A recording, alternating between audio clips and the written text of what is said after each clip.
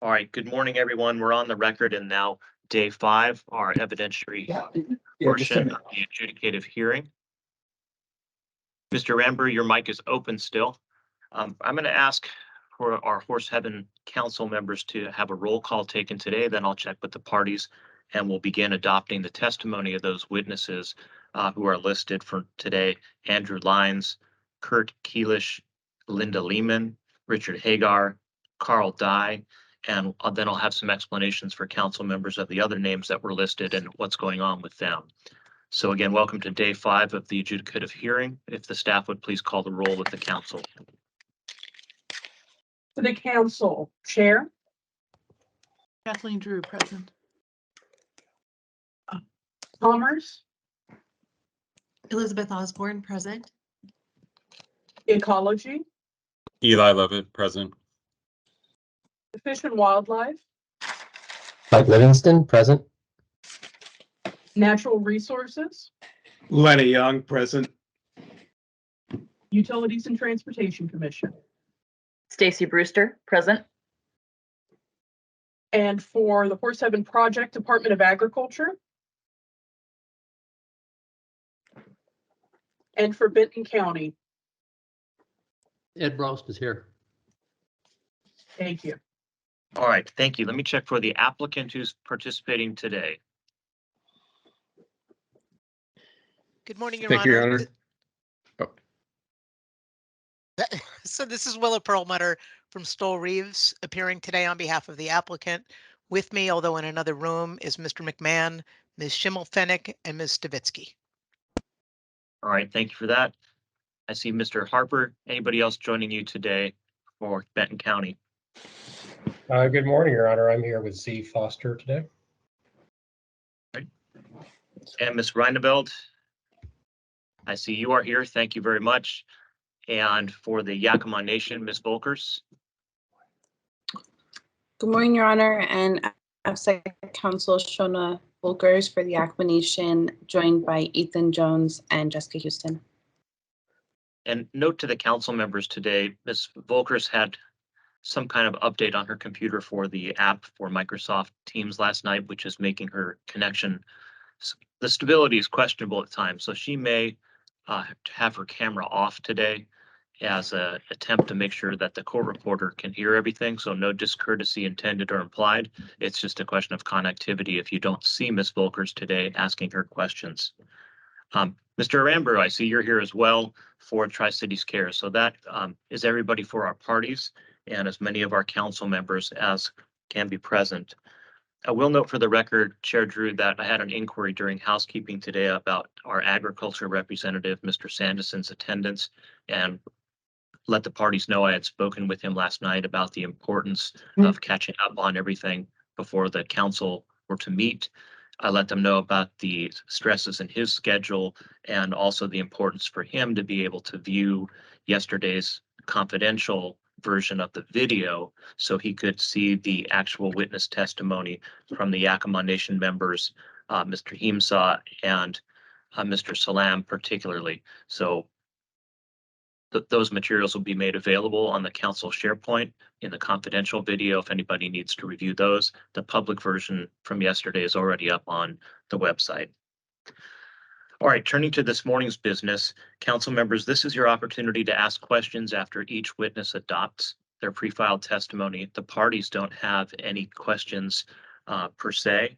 And I want to see, because we're having dwindling amounts of time left, if we can avoid the need to recall any of these witnesses, if at all possible. So I'm sure all of you have reviewed their testimony.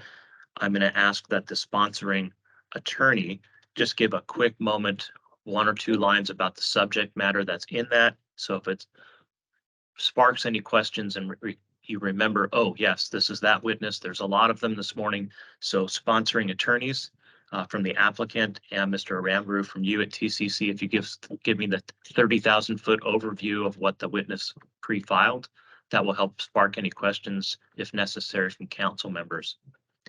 All right, let's turn to Mr. Andrew Lyons. Let's see if I can get you on my screen. I see you there. Good morning, sir. I'm Judge Torum. I'll ask you to adopt these pieces of witness pre-filed testimony. The exhibit numbers are 1037R, 1038, and 1039.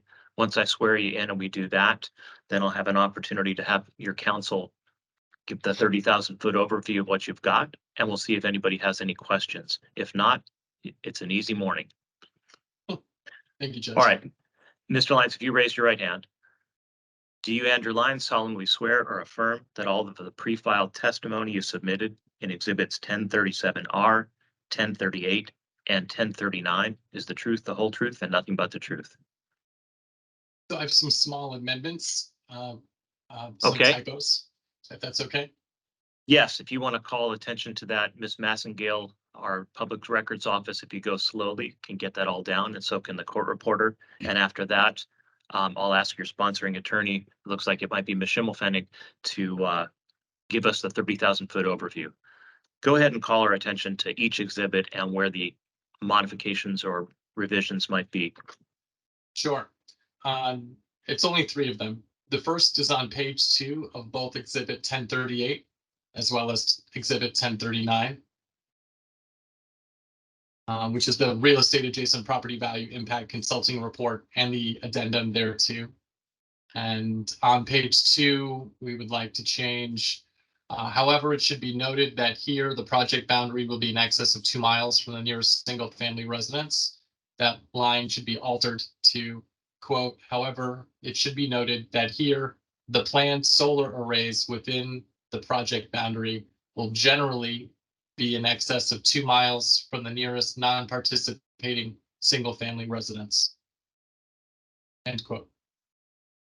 Okay, thank you. That'll be noted. The second correction is on page 17 of exhibit 1038. On the first bullet in the middle of the page, we want to change the word Illinois to Washington. And the sentence should now read, due to the limited number of existing larger utility scale projects in the state of Washington, we have incorporated other utility scale projects in other states. All right, so we're substituting Illinois for Washington on that sentence. Correct. Any other corrections? Yeah, last one. Page 39 of exhibit 1038. It's a few sentences on the top of the page. There's no other information on that page. And we're going to change the end of that sentence. So the sentence in its completion will now read, the days on market for the test area sale was 236 days, while the median days on market for the control area sales were 119 days, ranging from 62 to 221 days. While the test subject was higher than the control data indicated general list to sale price ratios of +6% to -18%, and the test sales ratio of -14% fell within the market parameters. End quote. All right, I think the court reporter captured all of that. All right, with those corrections and substitutions, you're adopting this as your testimony as per the oath. I am. All right. Ms. Schimmelfennig, a couple sentences so the council's, I think we're already oriented by some of the corrections, but just a very quick introduction to this witness, and then I'll see if Chair Drew and the council members have questions. Thank you, Your Honor. Mr. Lyons' testimony was submitted after rebuttal testimony was received about property values. His consulting company, Cohn Resnick, provided 2 reports. The first is a real estate adjacent property value impact report, and the second is a site-specific analysis for the Horse Heaven Hills. Based on that analysis, and even after making the corrections noted earlier, Mr. Lyons concludes that there's not going to be a measurable impact on property values. And I believe that remains the same even after those omissions. All right, thank you, Ms. Schimmelfennig, and I see Mr. Lyons is nodding in agreement with your quick summary. All right, Chair Drew, any questions for Mr. Lyons? I see no questions. Any other members of the council, if you'll raise your digital hand, I will be able to see if there's any questions for Mr. Lyons. And I'm not seeing any, Mr. Lyons, so must have been clear as to what was already in there, and the clarifications didn't raise any new questions. Did any party, particularly on the clarifications, have limited questions? On behalf of TCC, the the supplement here came rather quickly. We need to take a closer look at that material. I actually don't have his testimony in front of me because I didn't think it was necessary. So we will reserve the right to potentially ask some questions regarding the supplemental material. Understood. I'm pretty sure that the Illinois-Washington won't require any supplemental, but if you have questions, Mr. Aramburu, as to anything else that came up, let me know. And if at some point, it sounded like, Mr. Lyons, you were reading a corrected version. That's correct. All right, if you'll make sure Ms. Schimmelfennig can, at an appropriate time today, send a copy of that to all the parties. So particularly Mr. Aramburu doesn't have to rely on the rushed notes. That will help him know very quickly if he has any changes or questions that he didn't have previously. Mr. Absolutely. Aramburu, that I take it that will help. That would be very, very helpful. Thank you, counsel, and thank you, Judge. All right, that'll be done. Anything else from Mr. Lyons? All right, thank you, sir. Subject to just getting those other items out, we'll go from there. Mr. Harper, I saw your screen light up. I wasn't sure if that was just Microsoft Teams calling my attention to you. No, I'm just going to identify I didn't have questions, Your Honor. Perfect. Okay, Mr. Lyons, thank you very much. I'm going to move on to Mr. Keelish's testimony. Good morning, Kurt Keelish. How are you? Good morning. Very good. I have exhibits, I believe 5810, 5811, and 5812 that you'll be adopting today. Are those all the exhibits you're aware of, sir? Yes. All right, if you'll raise your right hand, we'll follow that same procedure you just saw. Do you, Kurt Keelish, solemnly swear or affirm that all of the pre-filed testimony in exhibits 5810, 5811, and 5812 are the truth, the whole truth, and nothing but the truth? Yes. All right. Mr. Aramburu is your sponsoring witness. I'm going to ask him to give a 1 or 2 sentence summary so the council can have their memories jogged as exactly why you're here. Mr. Aramburu. Mr. Keelish is a forensic appraiser. He's provided testimony concerning other testimony that was submitted by other witnesses that relate to the impact of wind turbines on nearby residences, concluding that certain material should not be relied upon, particularly the hone material that was previously discussed. All right, thank you for that. And we'll recall the Hone testimony from last week, back and forth in, I believe that was Morgan Shook's testimony. That's correct. Thank you. Chair Drew, council members, by a show of electronic hands, if any, let me know if there's any questions for Mr. Keelish. I'm not seeing any. Mr. Keelish, I think that's a reflection of some of the questions Mr. Shook got, and perhaps in context with your rebuttal testimony. Any other parties have anything else that comes up as a second thought today? I'm not seeing any. So, Mr. Keelish, I appreciate you taking the time to be here this morning. We're going to let you go as well. Good. Thank you. Thank All you, right, Kurt. have a great day. Mr. Aramburu, your next sponsored witness is Ms. Lehman. Get her testimony in front of me. So Linda Lehman, trying to see if we can get her on the screen so I can make eye contact. Yes. I did. We are here. Can you hear us? Sort of. Your microphone is a little bit garbled. We would need to be made a presenter, sir, to be able to turn on the camera. Okay, I think we've identified which participant that is, so we'll see if we can get the camera turned on. Thank you.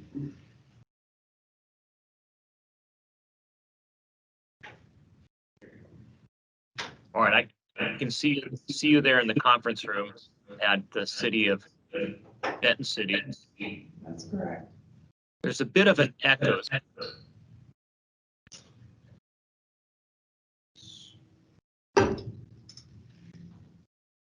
try to correct. All right, Ms. Lee. Perhaps. I think what we're going to try to do is exchange muting your end and muting my end. There might be an echo at some point. My understanding is you have testimony labeled as 5632R and Yes. 3 additional exhibits, 5820, 5821, and 5822. That's correct. So I'm going to give you the oath of witness and we'll adopt them as I think you've seen the prior witnesses.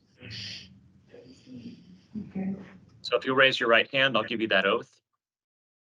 Do you, Linda Lehman, solemnly swear or affirm that the testimony contained in exhibits 5632, 5820, 5821, and 5822 are the truth, the whole truth, and nothing but the truth? And just wait 1 second, we'll take you off mute.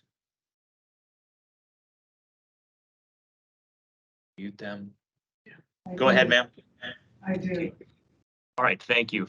We're going to go on my end and your end both back on mute and put Mr. Aramburu on to give us that 50,000 foot level. And we'll come back to you off mute once we see if the council members have questions. Okay, Ms. Lehman is the mayor of Benton City, and she has provided testimony concerning the impacts of the project on Benton City and the vicinity, including economic, residential, and other development.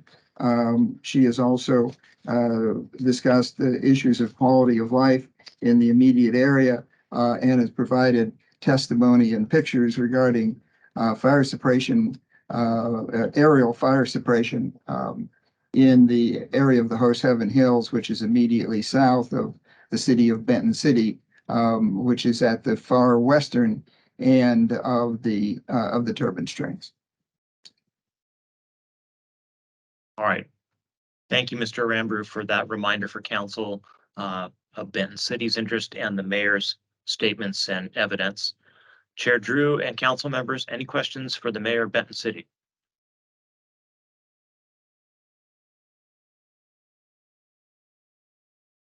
All right, seeing none, Ms. Lehman, thank you very much for making time this morning in the council chambers. I appreciate very much what Benton City has brought, and we understand what the visual impacts and other impacts you testified to are in the pre-filed testimony, as well as the pictorial items that came in. I imagine that tomorrow evening, we're going to hear from some residents of Benton County and Benton City in the public comment hearing. That'll be at 5:30 tomorrow night and also be streamed online. So I look forward to hearing from other residents in your local area about their views on the project tomorrow. All right, thank you very much. Thank you. Thank you, Ms. Lehman. Those exhibits are admitted to the record, as with the ones submitted by Mr. Lyons and Mr. Keelish. All right, we're going to move on to Richard Hagar. And once we get up, he is on my screen. Good morning, Mr. Hagar. We'll take your mic off mute and see if we don't have any echoes. While we're doing that, Mr. Hagar's testimony is number 5900, 5901, and 5902. Okay, and I see, Mr. Hagar, your microphone is now unmuted. Those are the only exhibits that you're sponsoring, is that correct? I didn't hear you, so I'm not sure if there's a volume issue.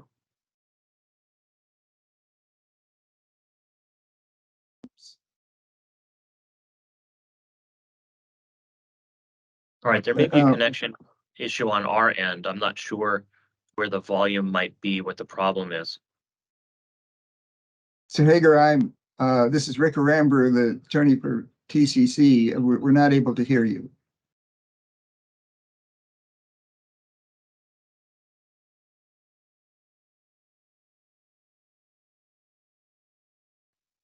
We may ask that Mr. Hagar disconnect and reconnect, and maybe that will, on occasion, that have you rebooted question from IT still proves correct.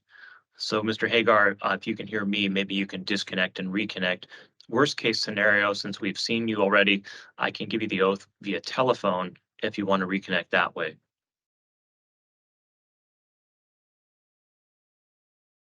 And as much as your microphone shows unmuted, we're still not hearing you, Mr. Hagar. So we'll find another way around this.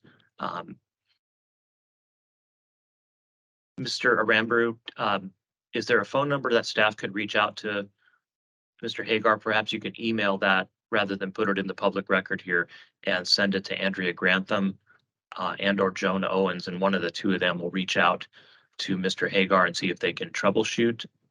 And on the chat screen there, Mr. Hagar, you should be able to see the call-in numbers. It's the 564-999-2000, and then those other numbers that follow, 791-534-263, then the pound will get you in by phone. All right, we'll come back to Mr. Hagar's formal adoption of his testimony once we can actually get an audio line. We're going to now ask if Carl Dye is present, the president of TriDeck. Staff's going to put you on the screen, Mr. Dye. Good morning. Let's see if your audio works. Good morning, Your Honor and Chair Drew. Hey, thank you very much. That works just fine. Mr. Dye, you've got one exhibit. It's number 5633. Any others that you're aware of? Your Honor, just to clarify, I'm not aware of that exhibit. I just went to the website looking at exhibits. It was kind of last minute that I put together. So if you're asking me to swear that that's what I testified to, could you send me a link maybe in the chat? I could look at it and we could come back in the order, please. All right, I'll ask to see if we can have that, or maybe just have it put up on the screen. Ms. Massengale may be able to share it. And we're looking, Ms. Massengale, for 5633. That was filed July 14th, according to my score sheet here at home.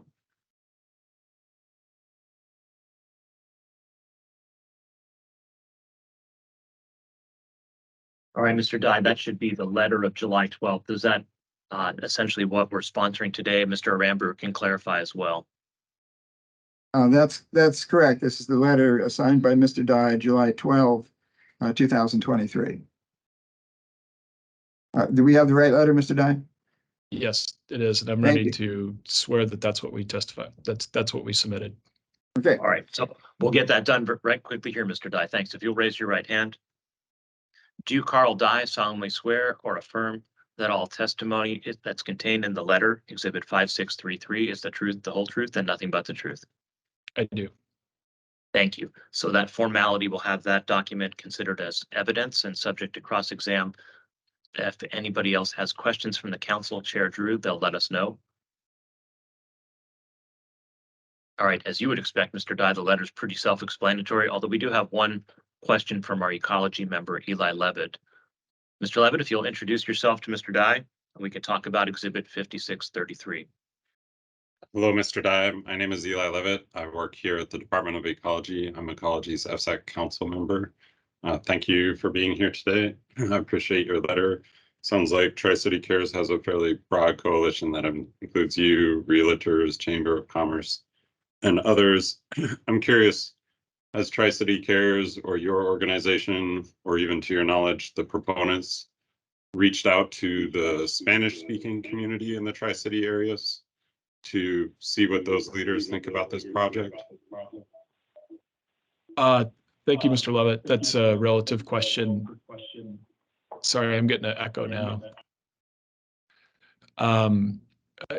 Not to our knowledge. So we have membership on our board at Tri-City Development Council, or TriDeck, from the Hispanic Chamber as an example. And, you know, our community is over 40% represented by the BIPOC community. And so to my knowledge, and from a community outreach perspective, we weren't aware of any community work or community engagement that had been done before the FSEC filing that initially asked for an accelerated EIS, you know, that which has been withdrawn, understanding that. But to our knowledge, there hasn't necessarily been any specific, you know, engagement with the Latinx community, which is, as I say, a large proportion of our community. And, you know, I think from an environmental justice and a social justice perspective, as far as impacts of development projects, I'd strongly ask FSEC to consider those as they move forward. Thank you for the question.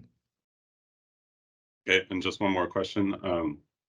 to your knowledge, has your organization, Tri-City Cares, or others who are part of this coalition had any conversation about what your criteria would be for a community-supported renewable energy project, let's say, that might have an impact of more than 1 or 2 acres? What does I understand that the group is against this specific project, but have these organizations had any conversations about what kinds of projects they could potentially support in the future?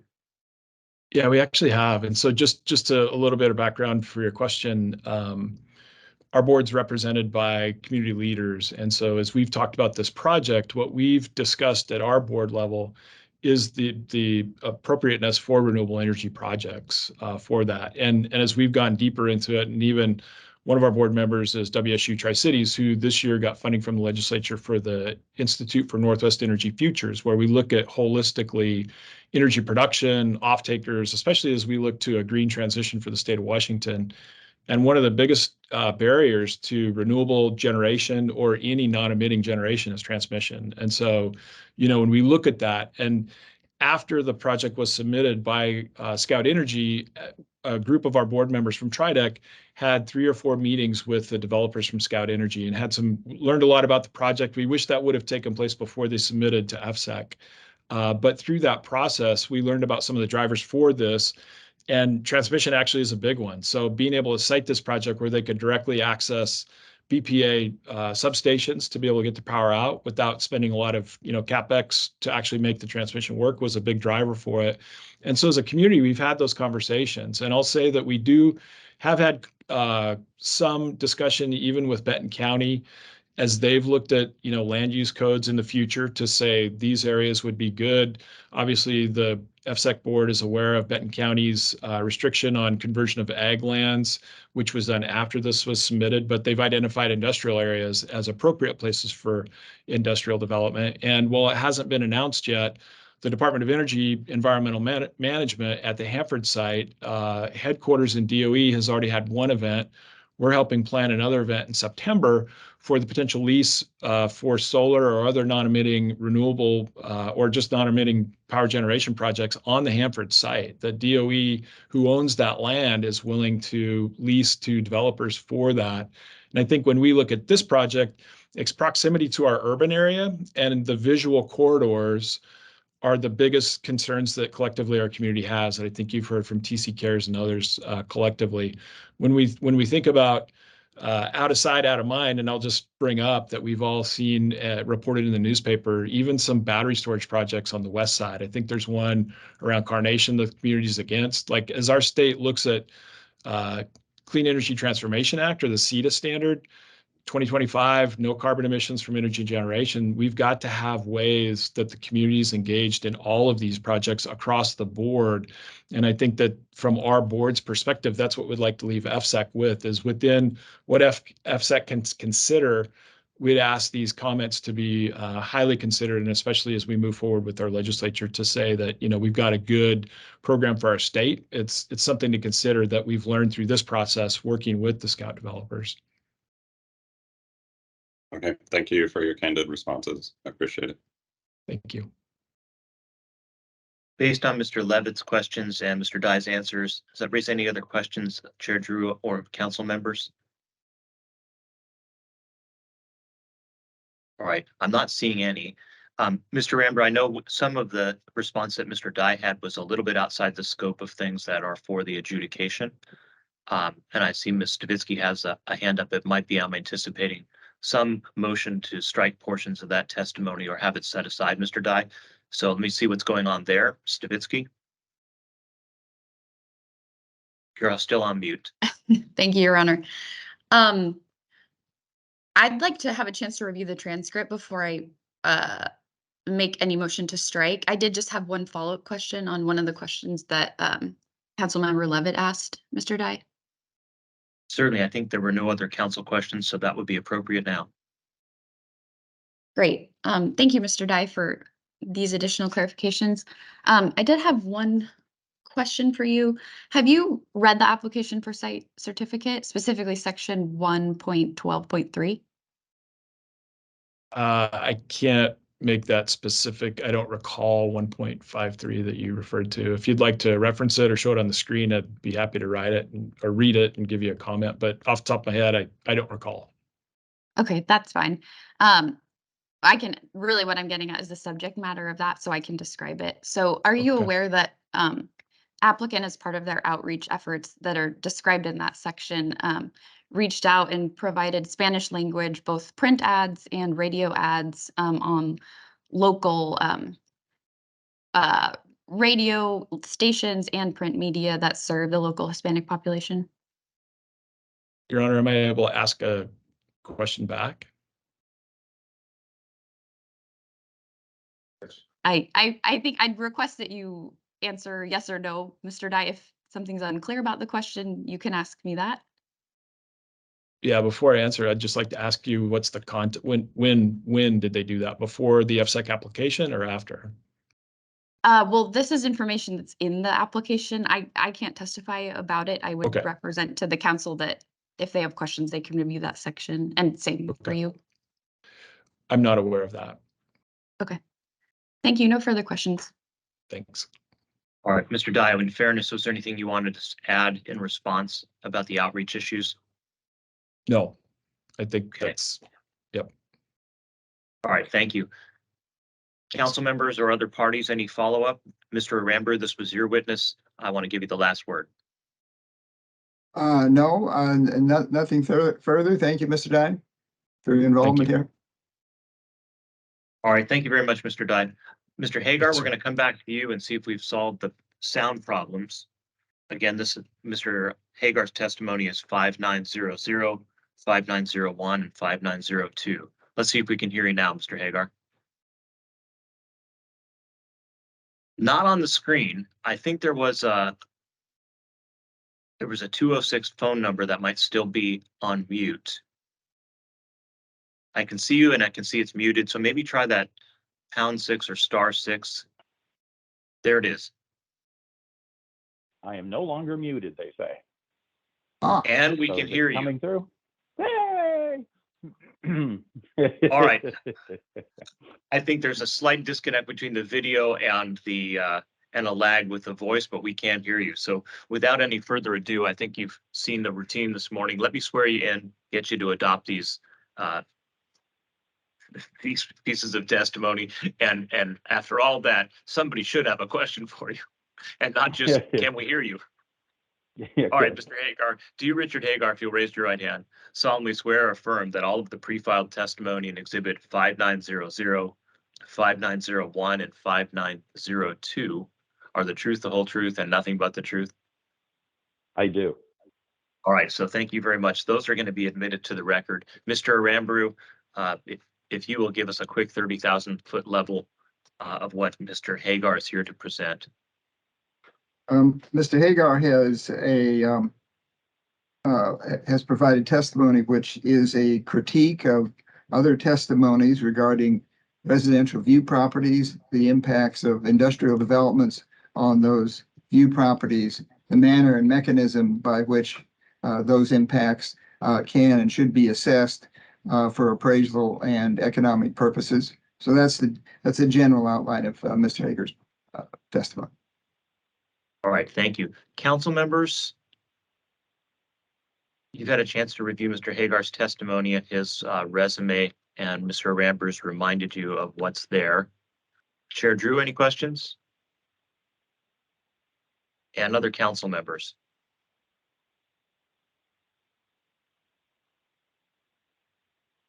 Mr. Hagar, I don't know for sure if you've, one question I think about on these valuation questions is the actual experience of buying and selling homes near or around these renewable energy facilities. And clearly there's not one other than the Nine Canyon in the immediate area in Benton County, Benton City. Do you have any experience with individual home sales around the Nine Canyon in the last couple of decades? No, I do not. Do you have any experience with actual sales of homes around any of Washington State's wind farms or other renewable energy facilities outside of the county? No, mine is, my experience is dealing with adverse conditions, whether those are power lines, power substations. I have done studies there in Benton County, or other negative impacts. And then taking that knowledge and looking at a lot of these studies, I find that these studies are very general. And you're also dealing with, give you an example of Ellensburg. You only have so many houses for sale at any given time. It's a shortage-driven market. So when people decide to move to Ellensburg, go to college and the like, they don't always have a choice of, can I get a home that looks at a windmill, or can I get a home that doesn't look at a windmill? There's very little choice. You either take what's available or you don't live there. So then for having these studies come along and say, gee, we see no impact on value, I could understand why they come to the conclusion. But have you talked to the individual people who are buying them? Have they said, I would rather not look at it? Or would you pay 5% more to not look at that? Those are the sort of questions and surveys that need to be performed, other than a lot of the statistical analysis that you're seeing, which is why you're seeing my testimony and questioning a lot of those outcomes. Thank you. I think that helps the council give adequate weight as they consider things to the Hone studies and some of the other testimony we had from Mr. Shook regarding values, and all of the other appraisal testimony, such as what Mr. Lyons was offering today. Council, does that add any other questions that might be posed to Mr. Hagar in that regard? All right, seeing none, Mr. Hagar, thanks for the clarification and for all the efforts to be here with us today. Council will read your testimony. It's now in the record. Thank you so much. Council, there's one other witness, Lonnie Click, who was listed today. Mr. Aramburu, I think, wants to share with you. He's not going to be able to adopt his testimony today. And Mr. Aramburu will explain to you why that may not even be possible later this week. Mr. Aramburu, if you could bring us up to speed on Mr. Click's schedule and what's keeping his attention. As indicated in Mr. Click's testimony, he is the Benton County District 1 Fire Chief. He has extensive background in emergency wildland fires, and I believe, at least partially because of that, he has gone over to Spokane to assist with the several fires that are in that community, including the large gray fire, 11,000 acres or so, and other fires in the community. We have been in contact with him. We do not know when he might return. Gray fire is only 10% contained, so it may be a while. So we would like to have Mr. Click appear before you if we get a chance later in the week. And there may be some questions of this witness. So we will endeavor to have him available for council questions regarding these issues, but we're not certain of that. And fighting fires in Spokane, my old hometown, is a priority for Mr. Click at this point. But we'll try to get him over here and have him available for council questions.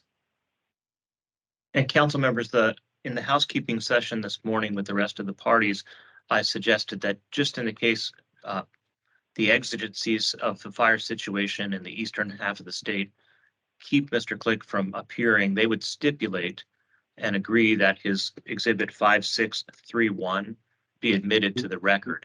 So if I don't hear any objections or any other further questions from council about that, Ms. Massengale can go ahead and mark by stipulation Mr. Click's testimony. If council members do have questions for Mr. Click, please read 5631 again. If you do have questions, I'd appreciate you sending those to me by email. I can share those with the parties. If there are no questions, then we don't have to bother Mr. Click at all. And Mr. Aramburu, given what we're looking at for him, if there are questions, he can simply be available by telephone as to having to get in front of a video screen. I think we would all love to see him, but we understand the exigencies and would rather have his attentions on the fires and get the questions to us later. Worst case scenario, if we have questions that need to be posed, we can submit his answers in writing at some point. Chair Drew? Yes, I do have a couple of quick questions for him, but I understand and appreciate the higher responsibility, so I can send those in writing. Mr. Rambo, I hope that will accommodate as best we can what's going on this week that is well beyond our control. Yes, we can work with that. And thank you, Chair Drew. We'll look at your questions and get answers from Mr. Clark. All right. Parties, if those questions and answers are submitted after the close of the hearing on August 25th, maybe we'll have a pre-hearing or post-hearing conference if necessary to discuss any concerns parties might have. I'm hoping there will be none, but if there are, we can address those in a post-hearing conference. Council, I think those are all the witnesses as I go back to my schedule for today that we're going to have testimony adopted with or without questions from parties. Did I miss anybody that we needed to take care of today? I did want to actually indicate, Mr. Rambo, you're formally withdrawing the testimony of Mr. Jim Sanders. Is that correct? That's correct. And so those exhibits, Ms. Massengale will mark as withdrawn. So council, you can disregard anything contained in Mr. Sanders' testimony. If Mr. Sanders makes a public comment tomorrow evening at 5:30, we can consider that as public comment. So I'm not sure if Mr. Sanders is on the sign-up list, but he won't be considered as testimony during the adjudication. All right, I think the next witness we're going to have is Eric Jansen. So I propose that we take a break until about 9:50. When we come back, we'll swear in Mr. Jansen. Ms. Perlmutter will give us the 30,000-foot view of his testimony, and then we'll see, we're anticipating cross-examination from Mr. Aramburu on behalf of TCC, Ms. Volkers on behalf of the Yakama Nation, and then Ms. Reineveld will also have questions on behalf of Council for the Environment, and then we'll see how long the redirect might be from Ms. Perlmutter on behalf of the applicant. When we come back, we'll be looking at his exhibits and we'll be having those adopted. As soon as we get to the questions, we'll know if we need to go into closed record session based on the confidentiality of the material in his testimony, and that might be subject to the questions. Council will come back at 9:50. That gives you about 8 minutes to stretch, and we'll take another break at an appropriate point during the Jansen testimony. Thank you. All right, good morning. We're back on the record in the Horse Heaven adjudication, and we're ready to take up the testimony now of Eric Jansen. Good morning, Mr. Jansen. I can see you there. Morning, Judge. We're going to have you adopt your testimony exhibits 1002T. That's a revised exhibit, and so is exhibit 1003. There's another rebuttal or reply testimony in there, 1022. Ms. Perlmutter, is that the pre-filed testimony we're going to have Mr. Jansen adopt? Yes, it is, Your Honor. All right, so Mr. Jansen, I'm going to swear you in, and then there's going to be some cross-examination that's scheduled. I'm just going to go back to that list. It looks like we have 3 parties out of the 5 here that are interested. I guess 3 out of 4. I'm going to start with Mr. Aramburu's cross-examination once we adopt your testimony, and then Ms. Volkers from the Yakama Nation will have some questions for you, and so will Sarah Reineveld, the Council for the Environment. I've let the council members know that Ms. Volkers is having a little bit of connectivity issues, so to help with the sound quality, she may have her video off. I don't know if you've met her before, but she might briefly be on screen for the first few questions, and if we have an audible issue, then we'll go ahead and have her turn off her camera. So you'll get to meet her, but it may not be face-to-face the whole time.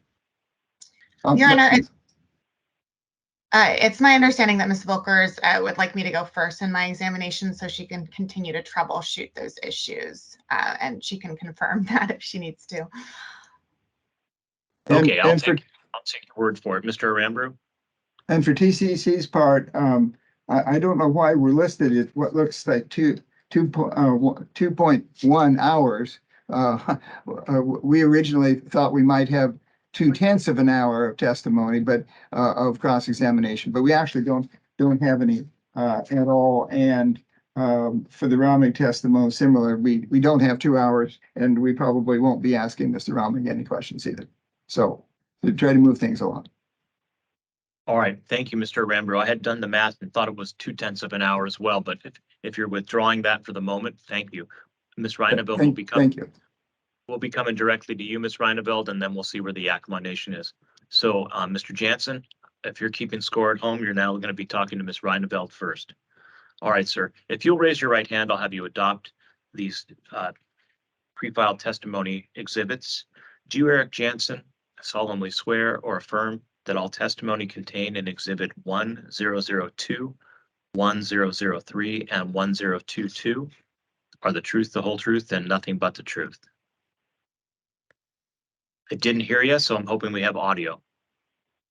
I do, Your Honor. All right, thank you. Any corrections or revisions that you want to point out? No, Your Honor. Thank you. All right. Ms. Perlmutter, I'm going to then tender the witness to them after you give the council members just a quick 30,000-foot overview of what Mr. Jansen is here to testify about. Thanks so much, Your Honor. Judge Tornum and members of the council, Mr. Jansen is going to be offered today to testify about the impact of the proposed project on local wildlife. His testimony relates specifically to Section 3.4 of the ASC, which is regarding habitat, vegetation, fish, and wildlife. And in addition, his testimony will relate to a number of appendices to the application, specifically Appendix K, which is biological reports, Appendix M, which is bird and bat conservation strategy, and his supplemental report, the supplemental reports regarding population viability analysis of the ferruginous hawk in eastern Washington, the multi-scale resource selection of ferruginous hawk nesting in eastern Washington and at the Horse Heaven Clean Energy Center in Benton County, Washington, and his supplemental report regarding cumulative effect to birds, bats, and land cover from renewable energy development in the Columbia Plateau ecoregion of eastern Oregon and Washington. And I was prepared to ask just a couple of introductory questions before tendering the witness. Mr. Jansen, what do you do for a living? Manager at Western Ecosystems Technology, based. I'm in Corvallis, Oregon. Our headquarters is based in Wyoming. And have you been working with Scout Clean Energy on the application for the project that's the subject of this adjudication? That's correct. I've been involved in the project since 2017. Did you participate in preparing the application for site certification? Portions of I was not the primary author, that was Tetra Tech, but I did participate in contributing and developing portions of the application. Thanks so much. At this point, I tender the witness for cross. Ms. Reineveld, we're going to come to you now, and Ms. Volkers will have questions afterwards. Good morning, Mr. Johnson. My name is Sarah Reineveld. As you know, I'm an Assistant Attorney General in the Environmental Protection Division, and I am counsel for the environment assigned to this matter, which represents the public and its interest in protecting the environment. I have some questions for you. So turning to your revised exhibit 1002 of your pre-filed testimony, you stated that the purpose of your testimony was to provide additional explanation and support for the wildlife and habitat related sections of the Horse Heaven Wind Farm application for site certification, correct? I believe so. Is this 1022 is the rebuttal to Mr. Nutzman? Is that correct? I'm talking about your pre-filed initial testimony. I apologize, Ms. Reineveld. That's correct. And as you stated before, you contributed to the development of Section 3.4, the Habitat, Vegetation, Fish, and Wildlife section of the revised application for site certification, correct? That's correct. And generally speaking, what was your contribution to the section? I provided red line edits and comments on Section 3.4, which for the record is Habitat, Vegetation, Fish, and Wildlife. Incorporated elements of my technical reports into the document, and generally edited and reviewed the section for consistency and context. Thank you. And I don't believe you spoke to it, but did you also contribute to Appendix L, which is the Wildlife and Habitat Mitigation Plan, which Council for the Environment has marked as Exhibit 3017X? I'm sorry, I couldn't hear your response. I'm sorry. I'll try to speak up. I apologize. That's correct. Yes. So turning to that Exhibit 3017X, specifically Appendix L, Attachment A, you authored a memo in response to David Kobus regarding WDFW data request for fruginous hawk nests and distance to project infrastructure received from the Washington Energy Facility Site Evaluation Council on November 18, 2021. Is that correct? I believe so, yes. I don't have the document in front of me, but I can, if I produced it, I can speak to it, yes. Okay, and if it would be helpful, Ms. Massengale, can we get that document pulled up in case the witness needs to refresh his memory? And just to refresh your memory, the objective of that assessment was to measure the distance from the nearest wind turbine or access road to the nearest fruginous hawk within 2 miles of the project as proposed in the application, correct? That's correct. Thank you for reminding me the distance assessment. I have that on screen now. Thank you. Great. So turning to the results section of that memo on page 2, you conducted a survey of the fruginous hawk, and that was between 2017 and 2019, correct? That's correct. And at that time, you documented 9 fruginous hawks nests within 2 miles of the proposed turbines, correct? That's correct. Those nests were considered physically present on the landscape. Ms. Reineveld? Mhm. I'm not sure if the sensitivity of the nature of the fruginous hawk nest data, but we're still in a public session, and I want to make sure if we need to go to a closed record session, you let me know.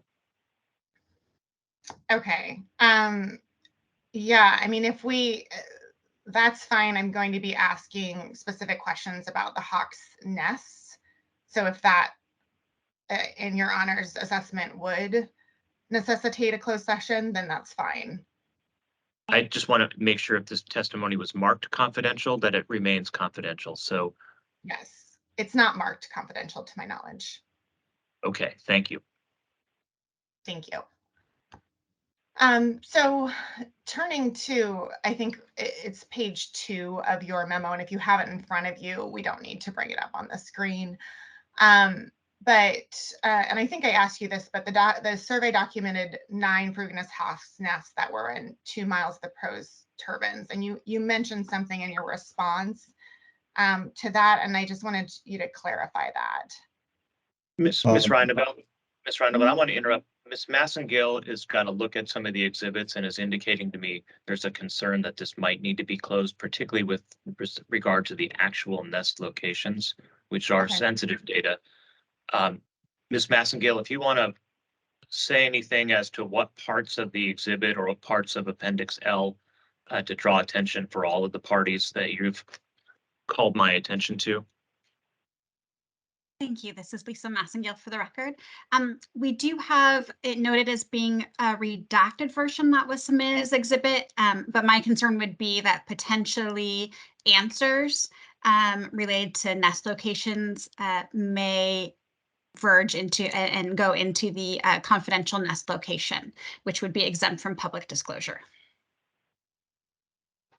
So I guess, Ms. Reineveld, we have a choice of making sure Mr. Jansen stays with generalities and that we make sure that any of the material that's not redacted or the redacted portions aren't discussed in the open record session. So if we can craft things and we can stay in open session, Mr. Jansen, have you seen the differences between the redacted and unredacted versions of the Appendix L and any testimony you might have submitted? I have not, Your Honor. But if I must keep it general, then I will try to stay within those bounds as close as I can. Your Honor, Right, if I may, Yes, please. I would suggest perhaps at this point, given the question and given the delicacy of threading this particular needle, that it might be appropriate just to go into confidential session. Do any That way, parties Mr. have? Do any parties have an objection to that or any other concern? I'd like to come back out of closed session, Ms. Reineveld, if the questions take us back away from the needle that we're trying to thread, as Ms. Perlmutter, I think, is accurately saying. I recognize the wildlife concerns are not necessarily all the data that the council's going to be considering can be discussed in the public for a variety of reasons.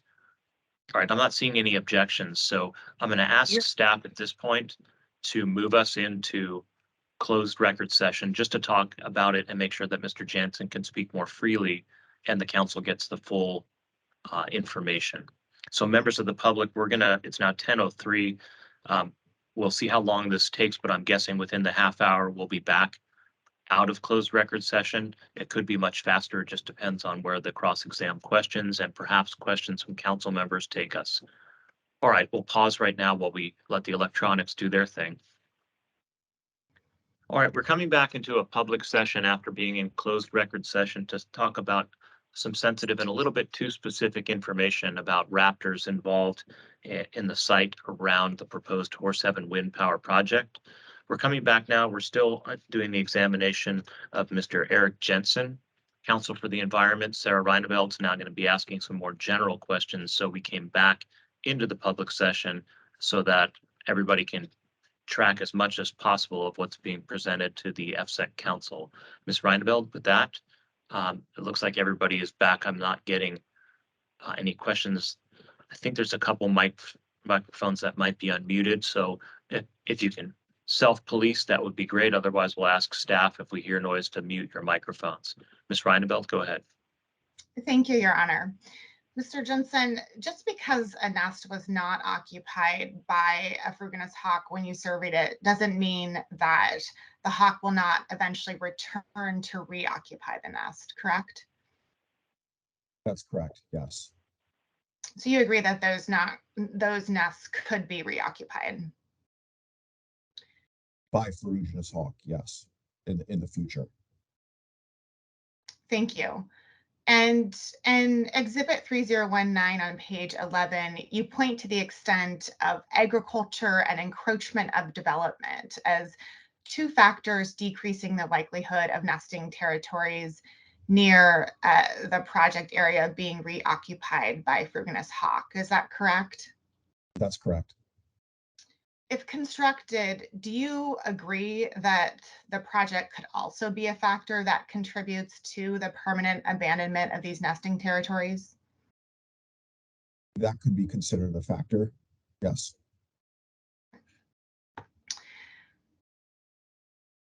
And I'd like to go back to the revised application. It's just for your reference, page 3194.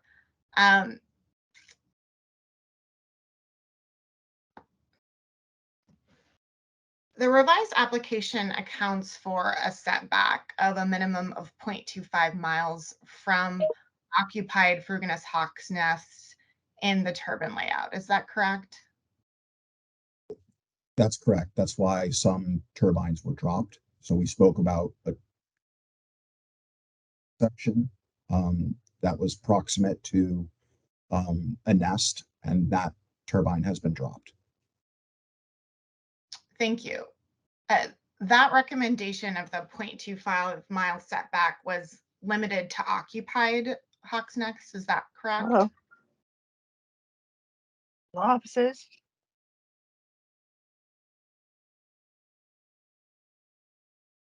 I believe that's correct. What was the basis of the revised application's recommendation for a 0.25 mile or greater setback? And specifically, if you can speak to the 0.25 mile setback.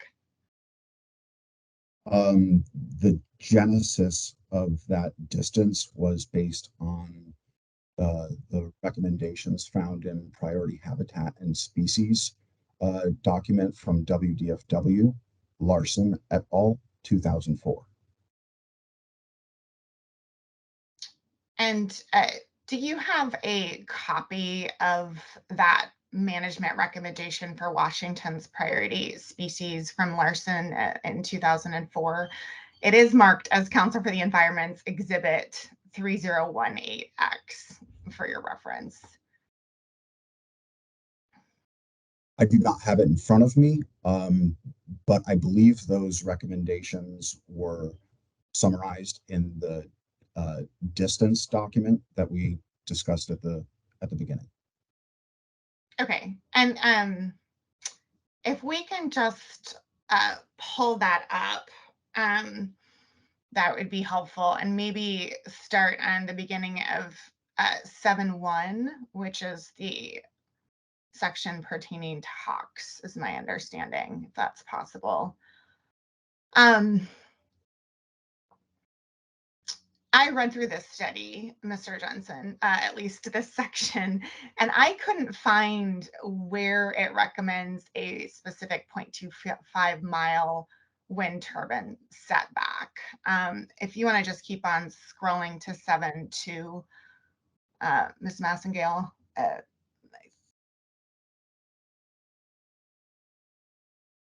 It's a little small for me.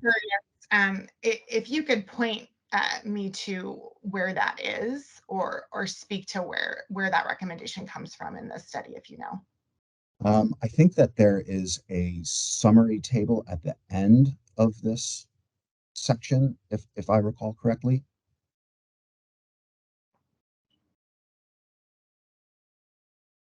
Is it in here? Here.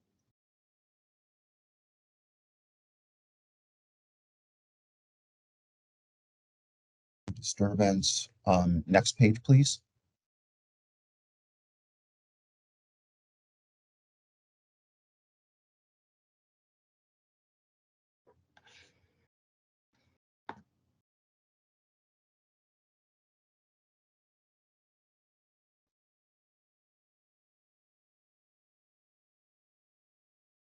It may have been taken from the no disturbance buffer of 400 meters around the periphery of squirrel colonies. I believe that.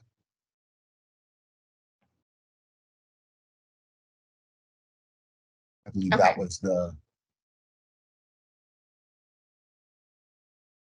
Maybe my disturbance document has it in there.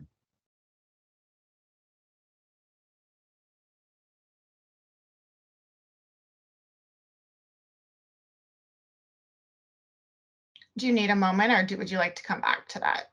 I do need a quick moment. Let me just do some quick math here. 3280. Certainly, take your time.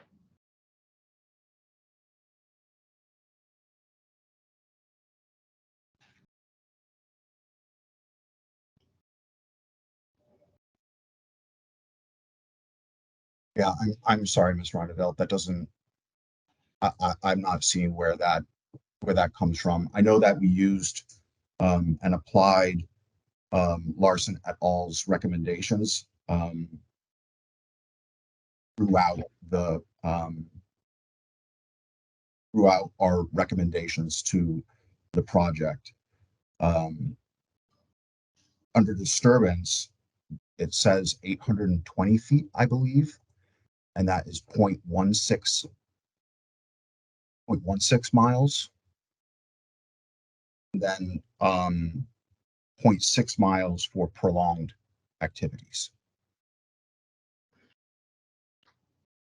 Okay, so you don't exactly know where the 0.25 mile wind turbine setback, what the source of that particular recommendation was? No, I'd have to dig, Ms. Rondevelt. Okay. Thank you.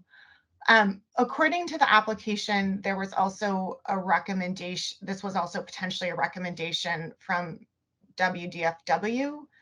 By WDFW, were you referring to the Larson study?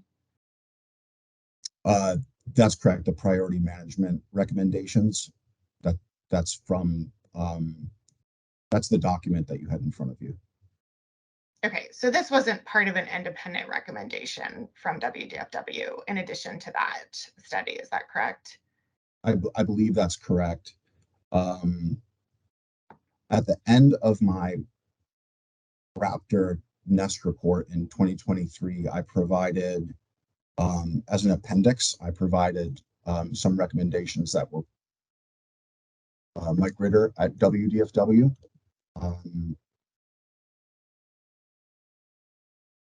And those are from the 2004 priority habitats and species recommendations. Thank you. So generally speaking, even if the Larson recommendations don't directly reference the 0.2 mile setback, you would agree that they are dated, is that correct? They were produced in 2004. Correct. So there is updated studies and data since then, is that correct? I believe that's correct. Okay. But these are the published studies and are provided, they're pointed to by WDFW when implementing their management recommendations for a number of species. Would you say that these recommendations from 2004 represent the best available science for setbacks for species like Fruginus hawk? I believe that there are additional data out there. We had meetings with WDFW just before the submittal of, and that's been a topic of conversation since then. And so I think best available science doesn't mean it's necessarily what's the newest. I think that there's old science out there that's still good science. I think collectively, this document from Larson contributes to best available science. Thank you. So I am assuming that you are aware of an August 9th, 2023 memo that's been dubbed the Moon Memo and has been admitted in this adjudication as Exhibit 4014X. And that is a memo to Amy Moon titled Horse Heaven Wind Farm Anticipated Project Modifications for Final Application Certification. That's correct. Yes, I'm aware of that. I just have some general questions about those recommendations.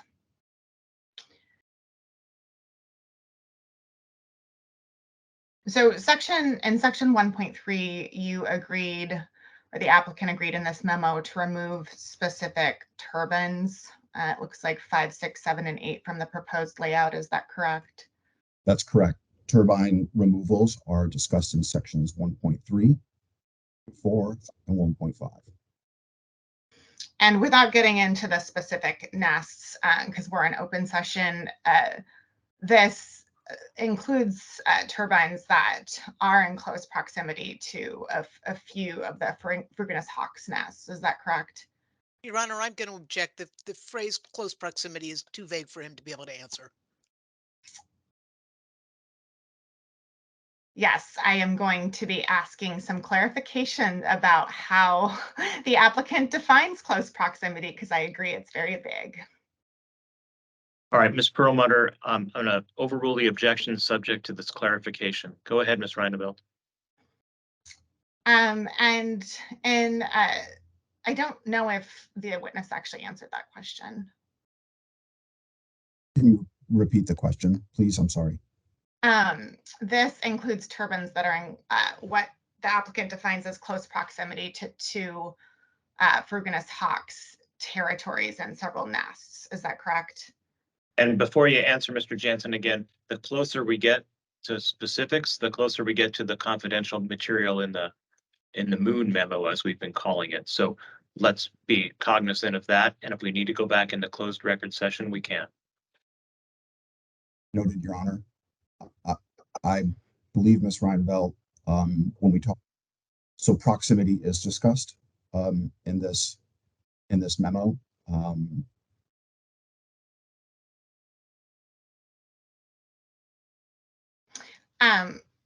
Yes, that actually wasn't my question. If we could just I can just ask it again. And I'm sorry, the witness is going kind of in and out, so I'm having a hard time hearing you, Mr. Jensen. But my question was that in 1.3, section 1.3 of the memo, that the applicant has agreed to remove certain turbines that are in close proximity to nesting territories. Is that correct? That's correct. And thank you for bringing up the redacted version. And section 1.4 of the memo, if you could turn there. The applicant has agreed to remove what we were referring to before as turbine 116, which the applicant defines as in closest proximity to a certain hawk's nest. Is that correct? That's correct. And from my understanding, this memo defines closest proximity as approximately 0.5 miles to the most recently occupied fruginous hawk's nest. Is that correct?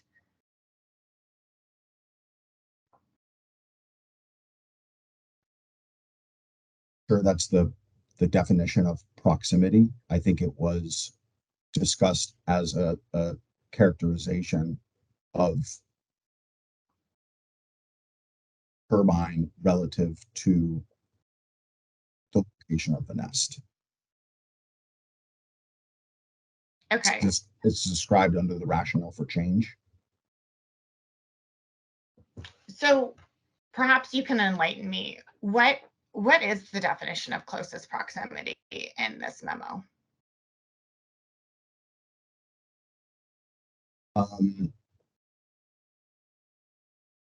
I don't think it specifically defines what closest proximity is.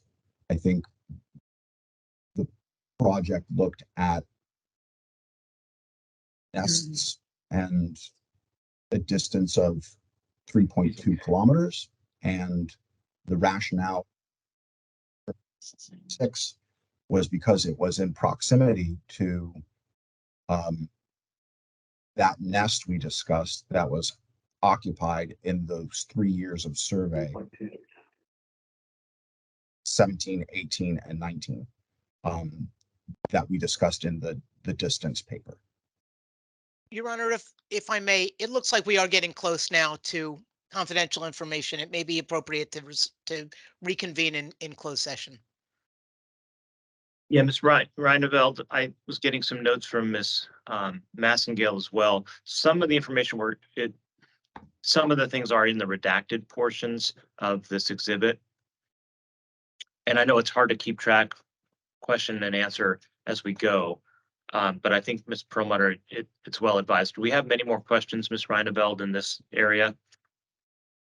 Regarding what closest proximity means in relation Yeah. to nests, I only have a few. I have probably 5. All right. And I think because we're getting into specific numbers and distances, I'm going to ask the public to indulge us one more time as we go to closed record session to make sure that Mr. Jansen's answers don't stray into things that have been redacted from the public for sensitive and confidential wildlife tracking information.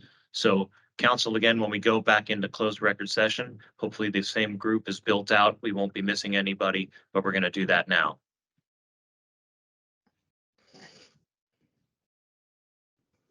All right, members of the public, we're back to finish the questions from Council for the Environment for Mr.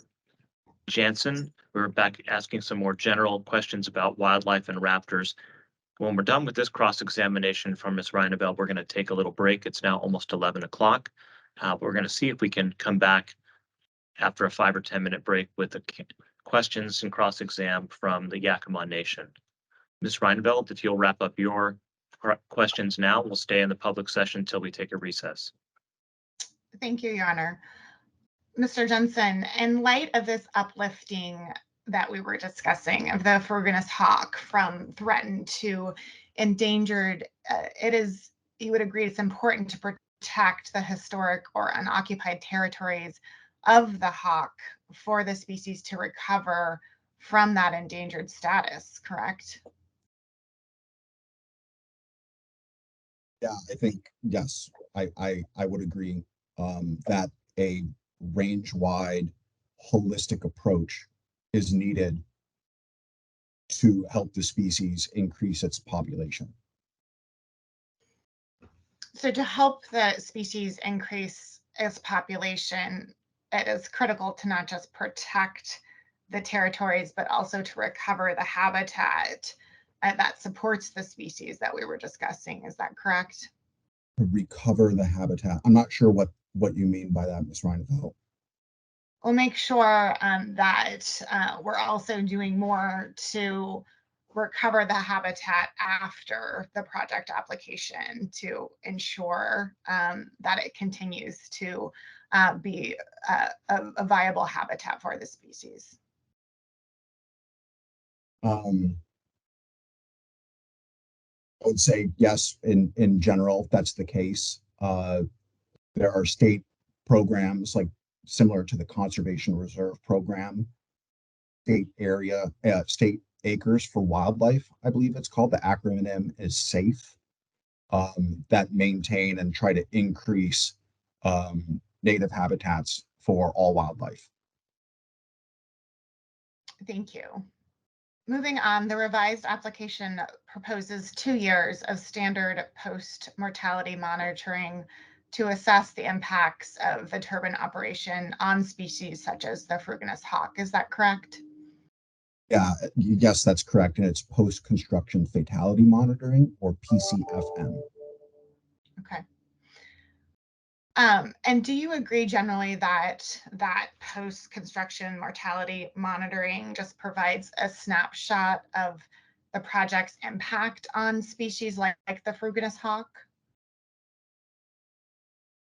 2 years of continuous post-construction fatality monitoring is consistent with precedent and has been applied at all wind projects in not only Washington, but typically nationwide.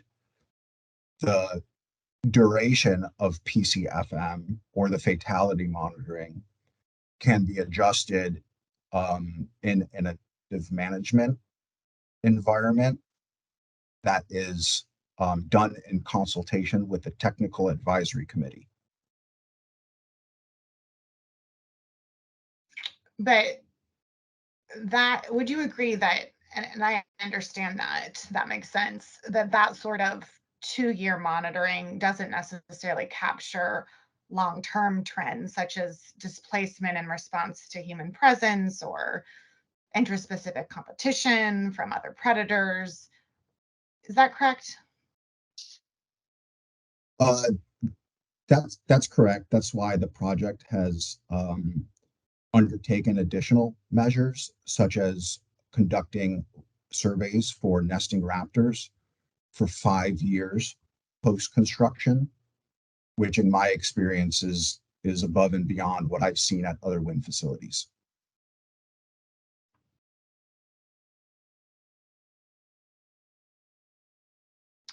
And you agree, though, that long-term monitoring could provide a perspective on the effectiveness of some of the mitigation measures that you've proposed to the viability of the nesting territories in the hawk. Is that correct? That's correct. The project has also undertaken a wild system that goes for the length of the project.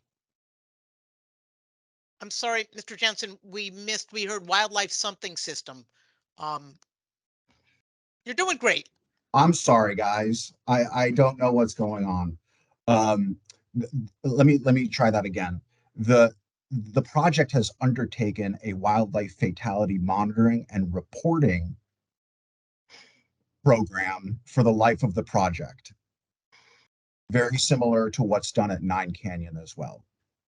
And again, I think the duration of any type of monitoring can be adjusted in an adaptive management framework undertaken in the TAC. Thank you. I Okay, appreciate your testimony, Mr. Jensen. I don't have any further questions for you at this time. sorry. Thank you, Ms. Reinveld.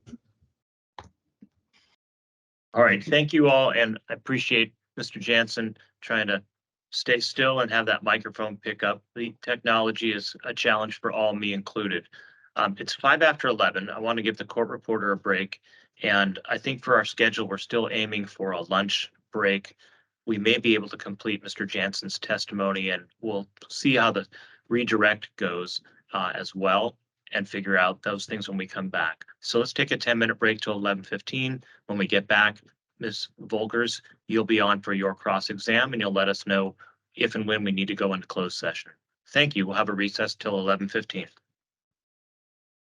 All right, we are back and ready, I think, in a public session here to take up the cross-examination of Eric Jensen as presented by Yakima Nation. Ms. Volkers, let's see how your audio quality is.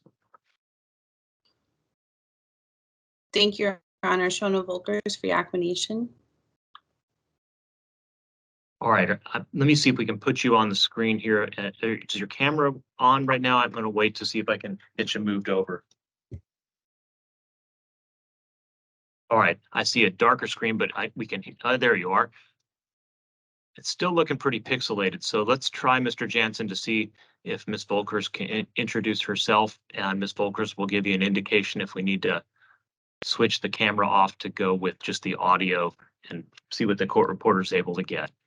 Ms. Volkers, your witness.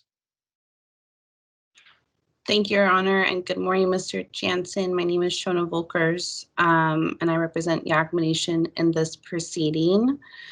I do apologize to you and the full council, but I am going to turn my video off so that I can be better heard. And so I appreciate your understanding, as I was really hoping to be able to remain on video for this. Your Honor, is that coming through clear? Yeah, I think that's going to help. So we understand the technical difficulties. Let's press on with the questions and see what Mr. Jansen has for you. Thank you. And I will ask Ms. Massengale to please pull up Exhibit 1003, which is part of Mr. Jansen's pre-val direct testimony.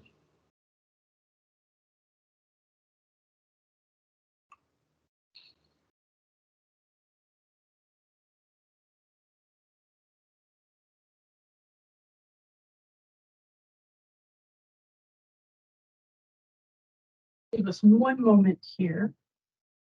All right, she's in the midst of pulling that up.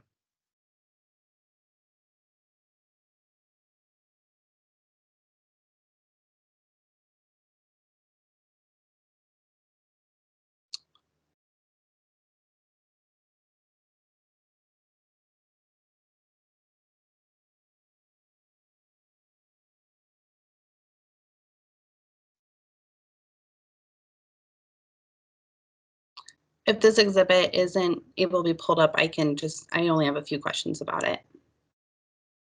No, it will be available just one moment. It's coming up. If you want to start your questions, it'll appear on the screen shortly. Mr. Jansen, does the resume contained in Exhibit 1003 include all of your publications?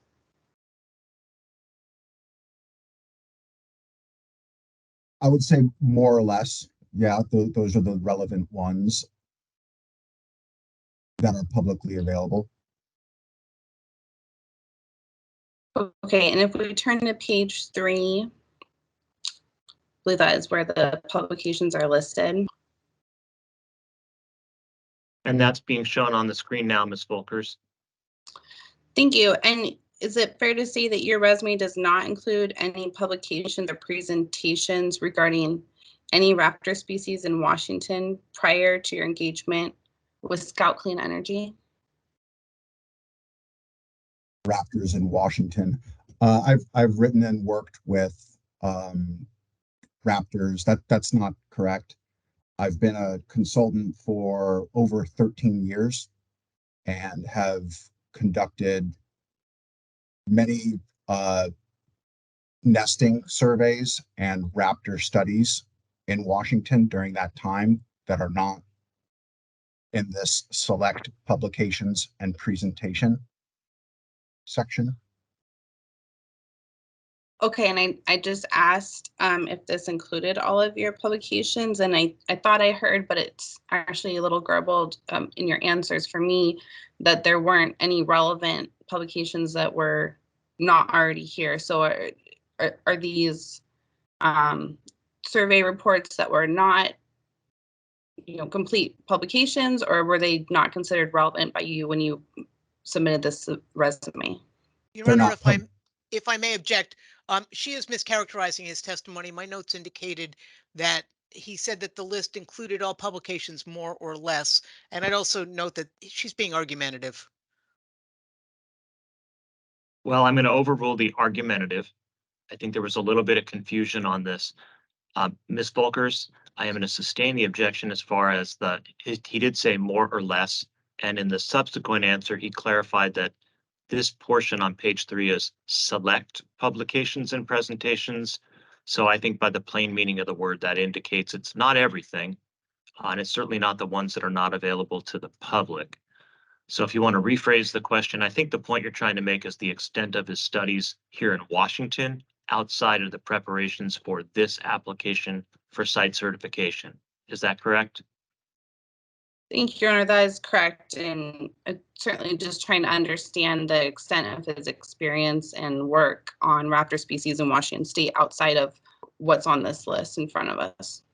All right. So Mr. Jansen, if you'd want to respond to just that focus, whatever's not listed here in general, if you can give us an idea and the council an idea of work you've done regarding raptors in Washington State, not listed here and not associated with the Horse Heaven project. Certainly. Thank you, Your Honor. Ms. Volkers, like I mentioned, I am a consultant for over 13 years. And during that time, I have studied and conducted surveys for raptors, raptor nest, raptor use extensively in Washington. I've worked at many of the wind facilities in Washington during that time. So this select publication and presentation section are only those work materials that are publicly available. For the other studies that I'm referencing, those were done for proposed projects and are not publicly available. Therefore, I did not list them on the resume. I really appreciate that clarification. So the other studies that you just referenced that are not included on the resume, were any of those not done for a project developer through a contract for that developer? Any of those not done? No, they were all done for some type of development project. That could either be a solar, is typically in renewable energy development, and those projects typically include solar, wind, geothermal, transmission.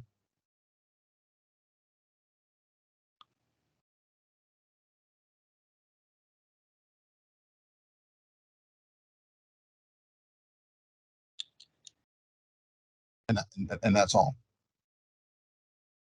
Okay, and in those studies, did you study the ferruginous hawks before your engagement with Scout Clean Energy on this project? Yes, that's correct. Is it fair to say, though, that you haven't published any peer-reviewed materials regarding the ferruginous hawks? That's correct. Ms. Massengill, I believe I'm done with that exhibit now. If you would, you can take it down if you'd like.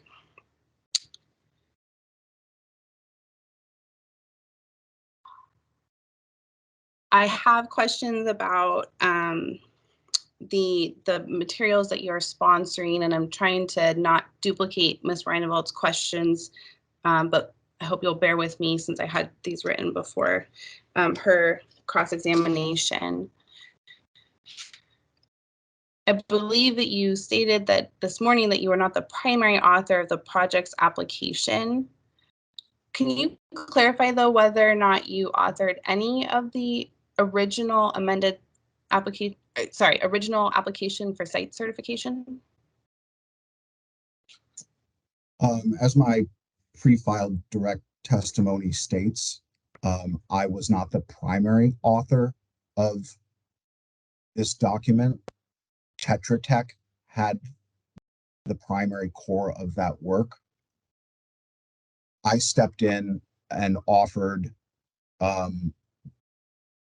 insights, given my history of technical reports at the project, and ensured the salient points in those technical reports were incorporated into the updated ASC. Okay, so before talking about the update ASC though, did you contribute to the original ASC? Oh, my apologies. Yes, in the same capacity, but it was not my primary scope of work in this project. Okay, so you contributed in a capacity to both the original and the updated ASC. Is that fair to say? That's fair to say, yes. Okay. Who else contributed to writing section 3.4 of the original ASC? There were a number of different biologists at Tetra Tech that I worked with. Troy Ramig, who you'll hear from later today, is a contributed in fair portions to that material. Project manager Linnea Folsom, as well as a botanist and other subject matter people at Tetra Tech contributed to that. But the original and updated ASC was not my primary scope of work.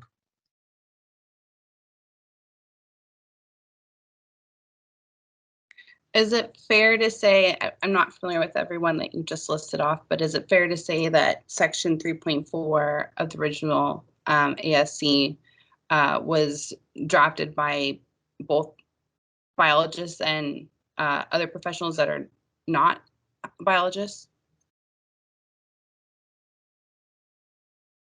I mean, yeah, Scout obviously had a hand since it's their application. And then other subject matter experts that I mentioned, wetland biologist, botanist, biologists, all collaborated the original and updated ASC.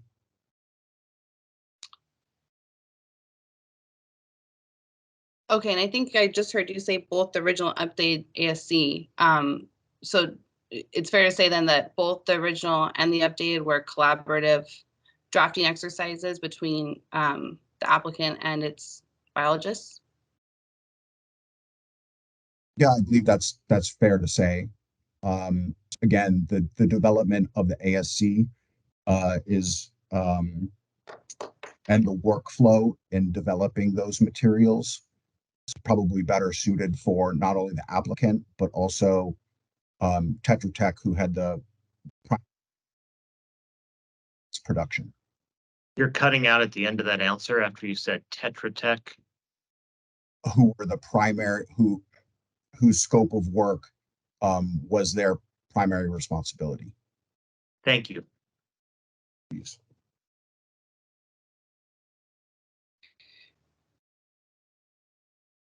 You've also identified the wildlife and habitat mitigation plan for this project as a document that you are sponsoring, correct? That's correct. Who all co-authored that mitigation plan? It's a more of a habitat and wildlife mitigation plan. It was conducted in the same collaborative spirit as the ASC, with biologists, botanists, all collaborating And of course, because it is the applicant's work product, it's their application. They also had an opportunity to provide input and review.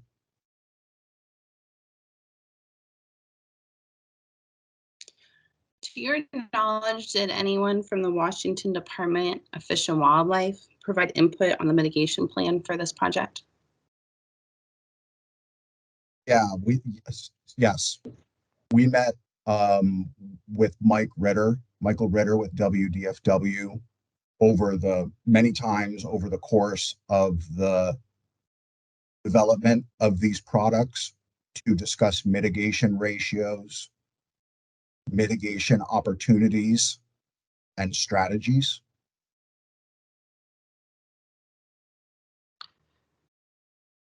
Would it be fair to characterize WDFW's input as feedback to the applicant on the habitat mitigation plan? Yes, I think their input can be considered feedback.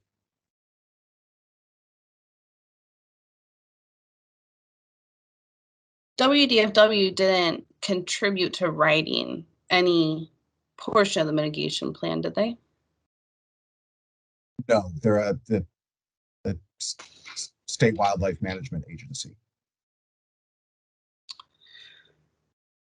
So then is it fair to say that all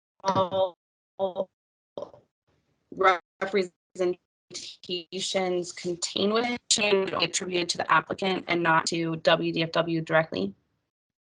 Ms. Volkers, I'd have to ask you to repeat that question. Something got garbled in the front and it sounded echoed. I thought it was something along the lines of, is it fair to say that everything in the application is attributed to the applicant and not to DFW? Is that fair? Was that the question, Ms. Volkers, or did you want to restate it? Thank you, Your Honor. Yes, my question is it fair to say that all of the representations contained within the mitigation plan should only be attributed to the applicant and not any of them attributed to WDFW? No, I don't believe that's the case. Again, we met with Mike Ritter many times to discuss impacts, impact classification, and the assignment of mitigation ratios. And in those discussions and in conversations, in screen sharing, those types of input and the discussions that we had with Mike are reflected in the habitat mitigation plan. Okay, so to be more specific though, if the habitat mitigation plan says one thing and attributes it to feedback from WDFW, how should we compare that against WDFW's own, something that WDFW authored themselves? What did WDFW author? Can you provide? Author or said, yeah. How should we compare the applicant's representations about WDFW's feedback in the mitigation plan with WDFW's own representations about anything that the agency has said? Yeah, I guess I can't square that discrepancy. You know, we incorporated WDFW's input again regarding wildlife impacts, mitigation options, mitigation ratios, and habitat classification directly into the report. If WDFW wants to say other things outside of that document or have other contradicting evidence, then they are welcome to.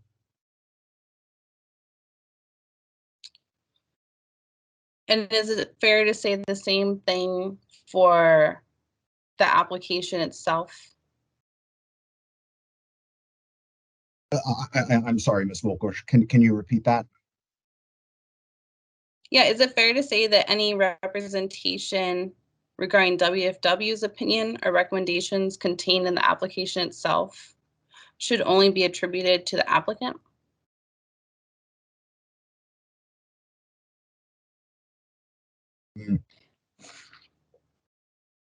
Sure, I follow, but I think that we can safely say that we followed their published management guidelines, as Ms. Reinveld and I discussed earlier, and then incorporated the information from our meetings with Mr. Ritter into the document.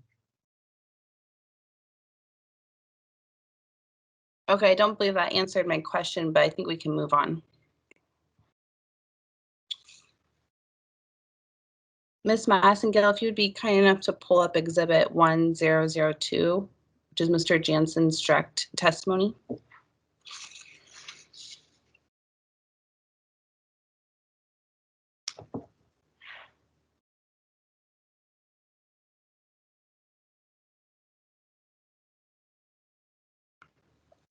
And if we could turn to page 6, please.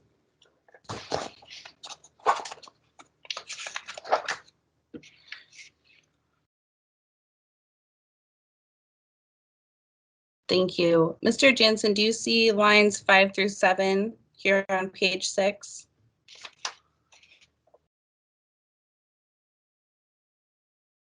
That's correct. Yes, I do. Okay. And it reads that emerging scientific research and other information were continuously incorporated to help inform surveys and recommendations to the client.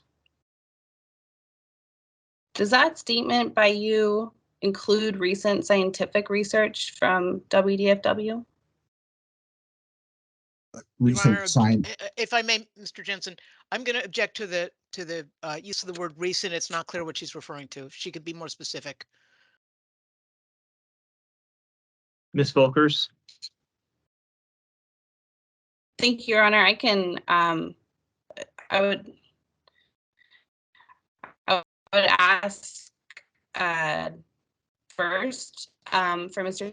Jansen to clarify what he meant by emerging scientific research, and then I think I can make sure to ask a specific question after that. All right, emerging scientific research first, Mr. Jensen. Sure, of course. Part of being a biologist, you try to stay. I try to stay on top of ongoing research that is done out there relevant to any number of species or additional analyses that are done. So include peer-reviewed studies in research articles or information in the gray literature regarding post-construction fatality monitoring or other types of information that may be in a GIS format, a geographic information systems format. So it's constantly digging around and looking what is out there, what's being done, and then helping to make my clients aware of this type of information and maybe how they can incorporate it into the project.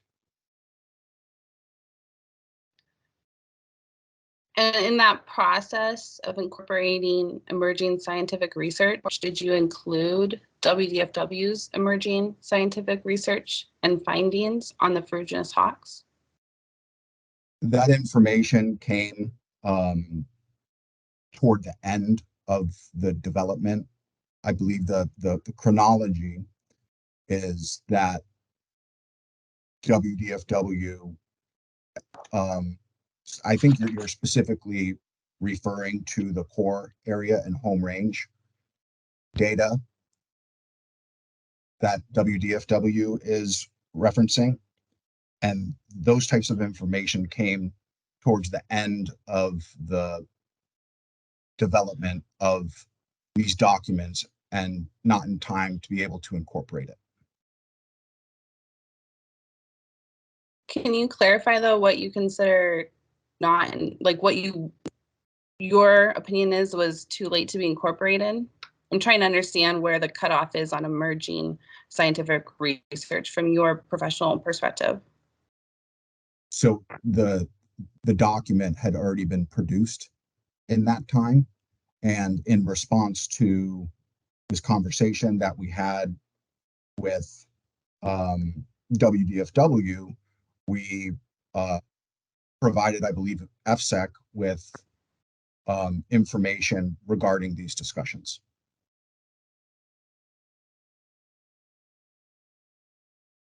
I'm sorry, what can you answer the question that I asked though about, you know, where you draw the line in emerging scientific research that you did or did not incorporate from WDFW? I can't. Okay. Do you consider your most recently published materials listed in your resume, including one from 2023, the emerging scientific research? Yes, yeah, I do. I think yes. And did you incorporate your own emerging scientific research into your recommendations to Scout Clean Energy on the project? So that document is in 2023 and the ASC was produced in 2021. So there's a little mismatch in the years. I'm sorry, but was that a yes or a no on incorporating your most recent research into your recommendations to Scout Clean Energy? Yes. Okay. So your research as recent as 2023 was incorporated, but not the most recent research and finding by WDFW. Is that a fair statement?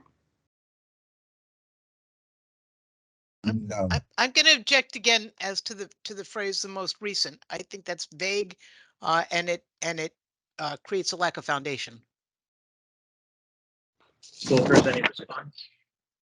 Your Honor, I didn't hear a clear answer to where to draw the line from Mr. Jansen. So I'm still trying to understand where he's drawing a professional line here to determine whether or not the statement in front of us is accurate. Your Honor, if I may respond. Yes. My dad has a habit of calling me up and asking if I received his last letter. And there's no way to answer that question. The same problem is evident here. Most recent is not a concept that can really be addressed by the witness. All right. Well, I'm glad your dad writes you letters, Ms. Perlmutter. Mr. Jansen, I've got to sustain the objection here, but I would like you to try to dial in and give specific dates, because I think Ms. Volkers is trying just to sort out when and where your research stops, what's emerging. If you could say as of a year, that will specify things for everyone, and we can move this line of questioning along. I don't think you're trying to withhold anything, don't get me wrong, but I think the questions have been a little bit vague, as Ms. Perlmutter points out. But generally, Ms. Volkers is trying to just draw a delineation of what was before and what's current, but we need a date from you as much as you can offer it. Ms. Volkers, if you want to clarify anything that I just said, rather than put words in your mouth, please let me know, and I'll have you pose a question as close as possible so we can get this done and move on. Thank you, Your Honor. I will. I don't disagree with what you said. I'm just trying to understand if there was a different standard applied for different research. So I'll try to ask the question a different way. Mr. Jansen, did you incorporate this WDFW's scientific findings and research that was shared with Scout Clean Energy within the last 2 years in your recommendations to your client on the project design?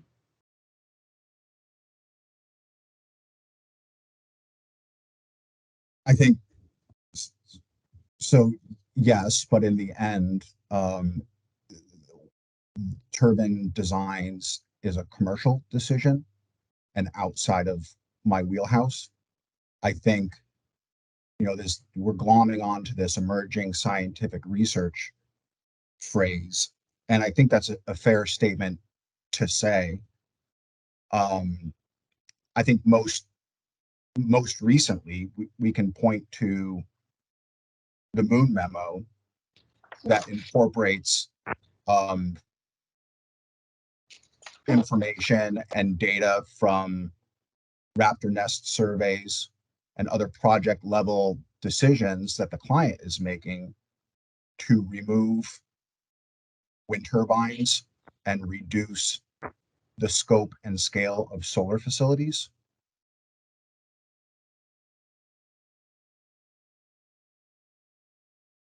Does that answer your question? I'm not trying to be evasive. I don't believe it did, but if we need to return to this, we can. I think it may be if we need to return to this in more specific terms on the research that WFW has been providing and the findings, we can do that at that time. Okay. On the next page, page 7 of your direct testimony. Oh, okay, I don't see on the screen, but it's lines 14 through 17. You also said that you referenced an integrated spatial data and information into the site design from the Arid Lands Initiative and the Wildlife Habitat Connectivity Working Group.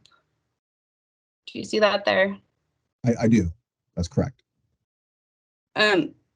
What exactly did you incorporate from the Arid Lands Initiative and Wildlife Habitat Connectivity of the actual project design? Your Honor, I missed that entire question. I was about to interject the same. I don't know, Ms. Volkers, what's happening there on your end, but that whole question was very garbled. You want to restate it, please? Yes, Your Honor, thank you. And if it doesn't come through this time, I will find a different solution. On page 7, lines 14 through 17, did you see that language that I read off about the incorporation of spatial data and information from the Arid Lands Initiative and Wildlife Habitat Connectivity Working Group? Yes. Okay. What exactly did you incorporate from the Arid Lands Initiative and Wildlife Habitat Connectivity Working Group in the project design? So those two pieces of important work model priority conservation areas and priority linkage areas, as well as other spatial data from sensitive species that were modeled within those two documents. In doing so, we found that there was a broad east-west connectivity along the escarpment of the Horseheaven Hills and through the center of the project, adjacent to the highway. And so using those data,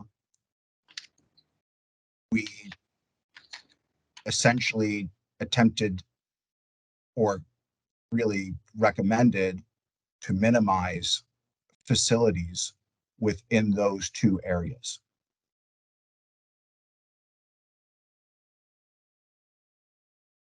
So was your recommendation to minimize or to avoid facilities within those two areas? Avoid is always the first step in minimizing impacts by not placing them there, but avoid and minimize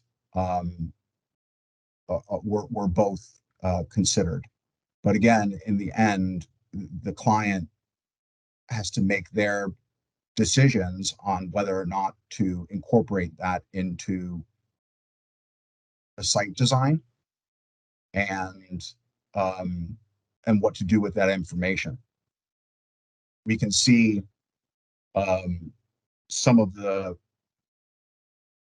results of these site design amendments in the most recent Moon memo. And this testimony in front of us was submitted before that memo was made available to the parties. And we'll get to the memo eventually, but I just want to focus on the project design that was in the ASC. It sounds like, but can you please clarify, were you making recommendations for avoidance of these habitat corridors that were ultimately not followed in the ASC? No, I don't think that's correct. Again, the ultimate decision about site design rests with a developer, and it's not up to me to play chess with the turbines. Understood. Is your professional opinion that these guidance documents were or were not integrated into the site design contained within the ASC? They were. I think if you look at the ASC as well as the habitat mitigation plan, that those two work products from ALI and the connectivity working group were integrated. Okay. Ms. Massengill, if you could please bring up exhibit 4016.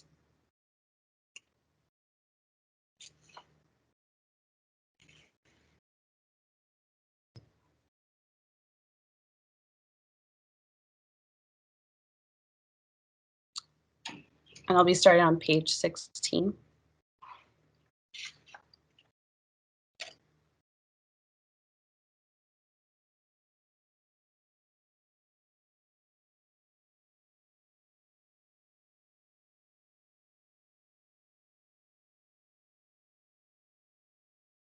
That sentence. It'll be just one moment. Your Honor, if we could take a 5-minute break, I would move myself to an entirely different device in the hope of having a better connection. Ms. Volkers, I think it might be fine at this point, given the hour. How much time do you have left in cross-exam? I do believe I'll be using the full hour that I asked for, so I do have a number of questions and documents to work through with Mr. Jansen. All right, and we started at about 11:15, so let's say you have about 20 to 30 minutes max left. Is that correct? Well, Your Honor, then I might need a little more time. Okay, so I think rather than take a 5-minute break and come back, I think I'd like to let the council members go for lunch and ask them to come back at 1 o'clock. By then, you'll have a chance to have solved your tech problems, we hope, and we'll have a chance for Ms. Massengale to get exhibit 4016 ready. So let's go ahead and do that. I want the parties to stay on for a moment for a pre-lunch housekeeping. I'll try to be quick, but I wanted to give you the ruling on the rebuttal and reply testimony so we know exactly what is available for tomorrow. So council members and members of the public, we're going to go ahead and go off the record for about a minute here, let other folks exit, and then we're going to resume back on the record with a ruling I need to make for the parties in kind of a short housekeeping session. We'll come back with everybody at 1 o'clock. All right, welcome back, everyone. It's 1 o'clock. I appreciate everybody taking a slightly abbreviated lunch, particularly the parties I spent some time with. Mr. Aramburu, in response to our discussion just prior to lunch and your noted objections as to the compressed schedule, I'm going to ask all parties to send me your notices of unavailability for September. and just go ahead and span the 30 days. Tell me the dates that you aren't and are available in case we decide later in the week to set up a supplemental hearing date.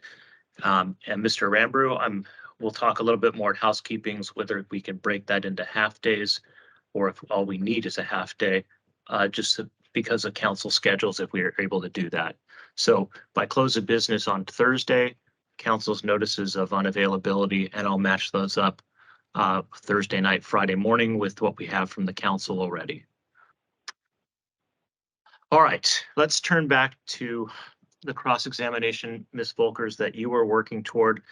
I had suggested maybe out of your 1 hour time frame, there was about 30 minutes of that time left.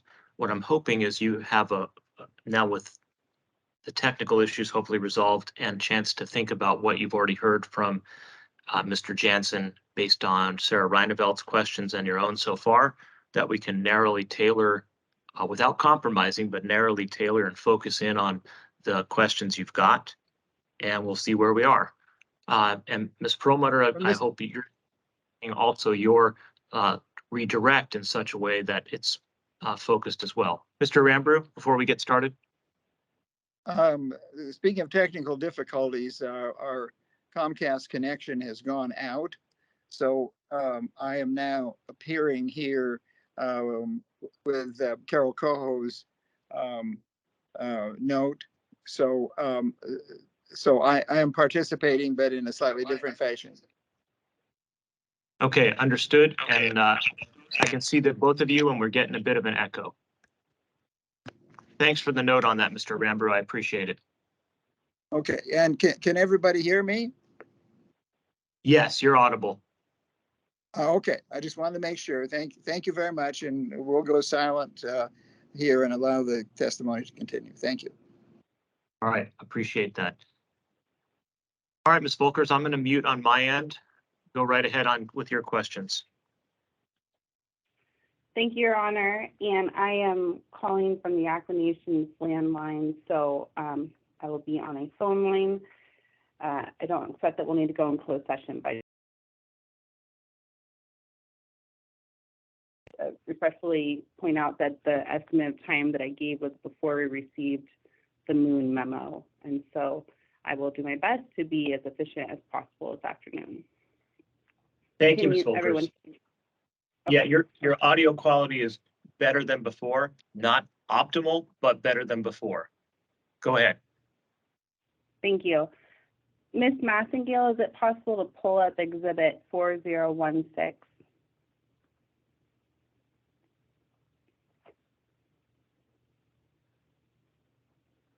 This is Lisa Massengale. Alex is going to be assisting with sharing her screen. Thank you, Ms. Shiley. If you could go to the top of this exhibit to start with so that Mr. Jansen can see what we're looking at.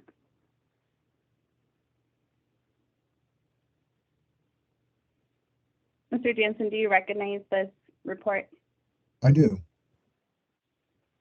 Have you reviewed it fully?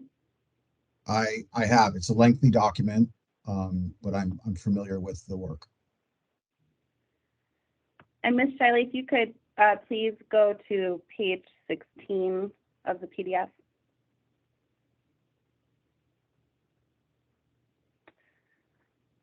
Mr. Jansen, I highlighted this paragraph on this exhibit. I believe that you already summarized a little bit of this report's findings before lunch, but can you please read the highlighted portion and let us know if you agree with that finding of the report?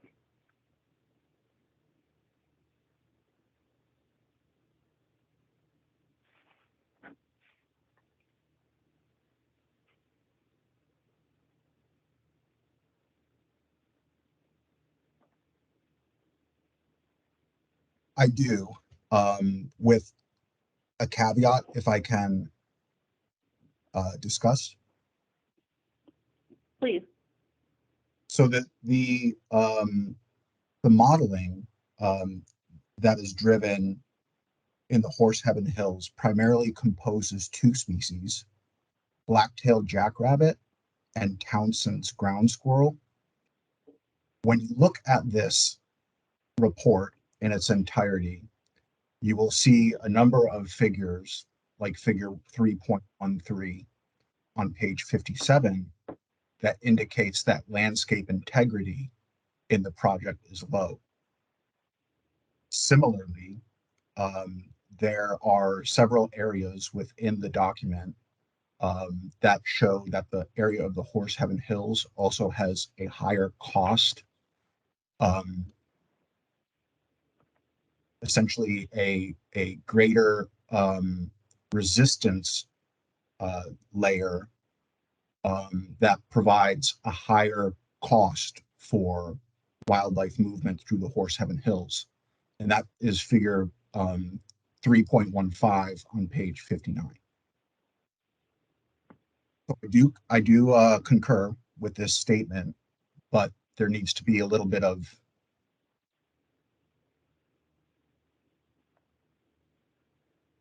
to the situation in the Horse Heaven Hills according to this modeling.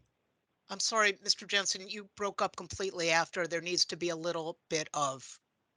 Text placed in the assessment of landscape integrity in the Horse Heaven Hills. If we could go to page 19 next, please.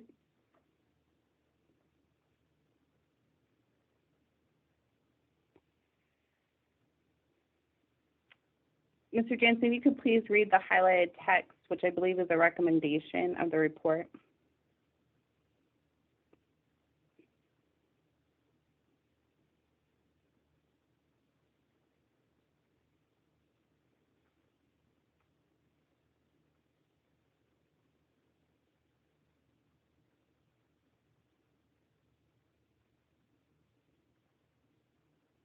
Okay, I've read it. Do you agree with the highlighted text? Yeah, I think landscape integrity on large spatial scales are inherently important for wildlife movement. And do you agree that future land use changes and infrastructure development projects, such as wind farms, warrant appropriate consideration of connectivity effects?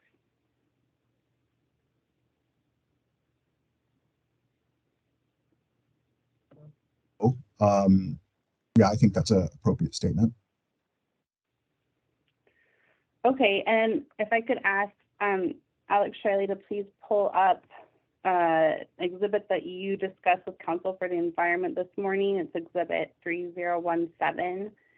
I believe the map that I'm looking for is on PDF page 38.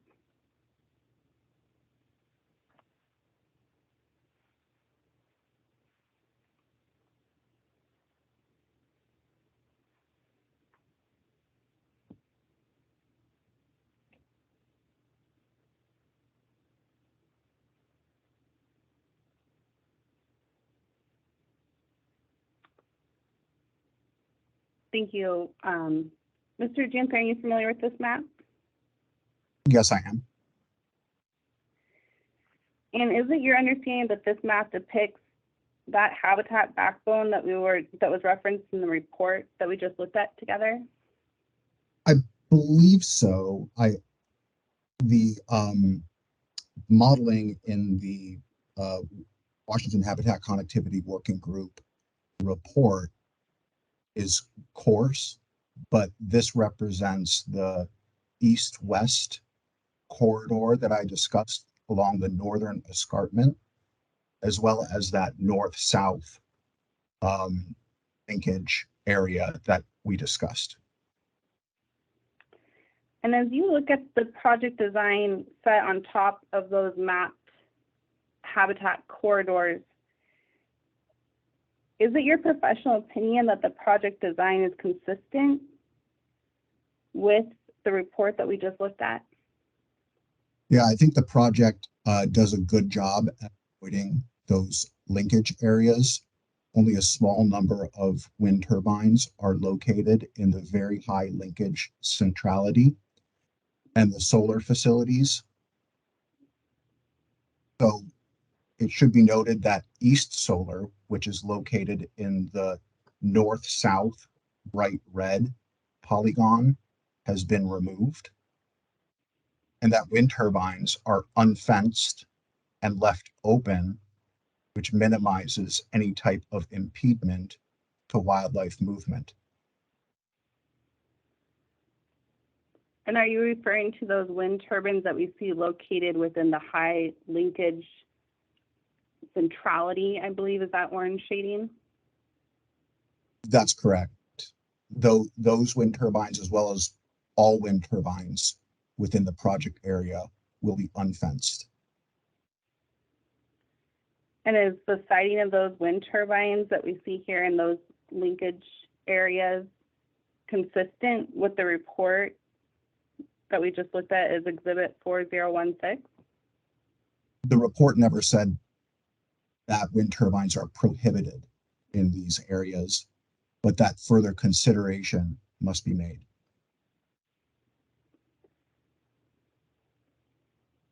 So was I a yes or a no that you considered this location of the turbines that we see in front of us to be consistent with the report in Exhibit 4016?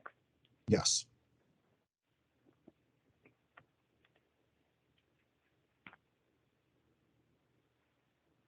Thank you. We can take that exhibit down now. Mr. Jansen, do you agree or disagree that at least one long-term monitoring study has found that raptor guilds at wind turbine farms change the composition because specialist species dependent on native habitats, such as the ferruginous hawk, decline, while other species tolerant of anthropogenic change increase? I think you're referring to WDFW's study authored by Mr. Watson that looked at that relationship. And that study actually found a commensurate decrease in bird communities in the control areas where there were no wind facilities. So the statistical relationship in that study was non-significant. However, I do agree generally in principle that anthropogenic impacts such as wind energy development and other forms of human development can change the raptor community and nesting community.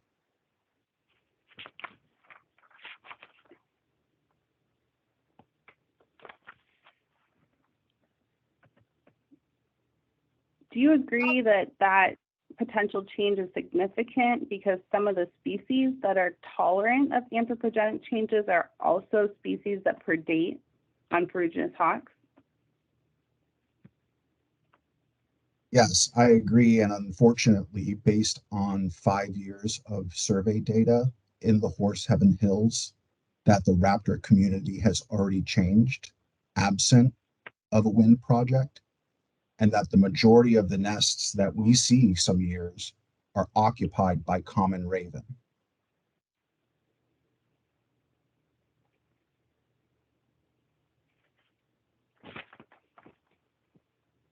And that includes ferruginous hawk nests as well, occupied.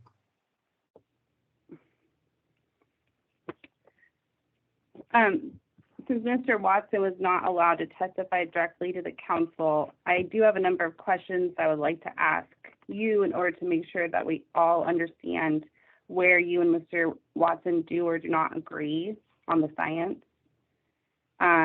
Before I pull up another document, though, I just want to ask a question to clarify, because I apologize, this may be a little repetitive of this morning, but I don't know that I got the clear answer. But to be clear, you are aware that WDFW has recommended that the applicant not cite any turbines within what WDFW has identified as core use areas of ferruginous hawk territories, correct? Yes, I'm aware of that. And that includes both historic and occupied territories, correct? I believe so. That was a recommendation that Mr. Watson provided based on a study conducted 2007 to 2014 in Northern Oregon and Southern Washington. Is it your understanding that that's the only study that he's relying upon to make that recommendation? There's probably more, but that's the most relevant for the for ferruginous hawk movement in Washington. There are other estimates from other areas within the bird's range. And is that the study, the one that you're referring to, is that the one that talks about the size of core use areas and home range areas, and that home ranges are larger than previously thought? That's correct.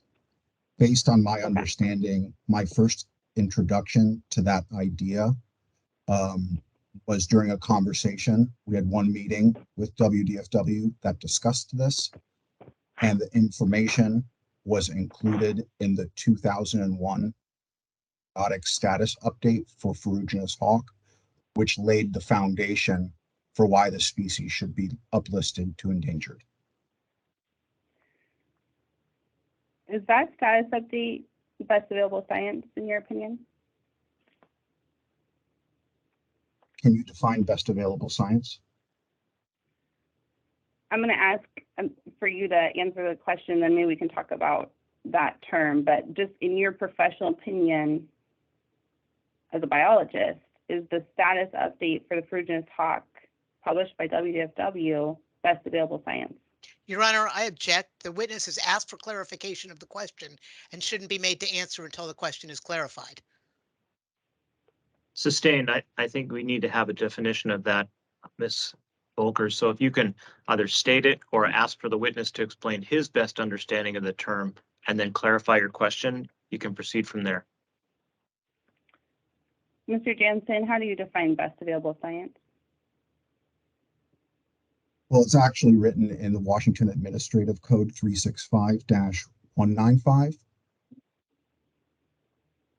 So it's been enshrined in the administrative codes.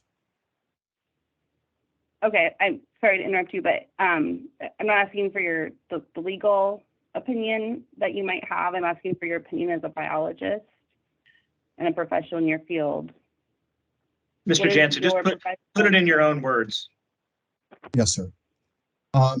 You know, I look at best available science as an aggregation of information from various reputable sources. WDFW would, of course, be one of them. I think that best available science includes not only peer-reviewed literature, but gray literature. I think that best available science includes site-specific data and information, and collectively can be used to inform land management and other management decisions.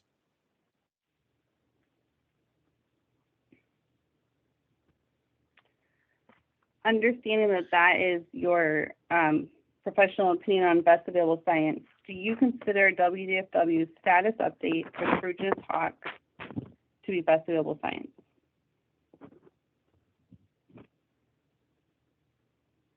Of yes. I'm sorry, that was garbled on my end. Was that a yes? I see that as a source of best available science. Yes. Okay. Thank you for clarification. So also hearing that definition of best available science, do you agree or disagree that the 2-mile core use area buffers recommended by WDFW for this project are based upon best available science? Not as implemented, Ms. Volkers. I think that it's a little bit more nuanced at the Horseheaven Hills, considering the landscape characteristics of existing development. A blanket application of a 2-mile radius, I think, doesn't include that context or consideration. And do you think the project design as it is currently proposed is consistent with best available science? I think with some of the modifications, it's increasing the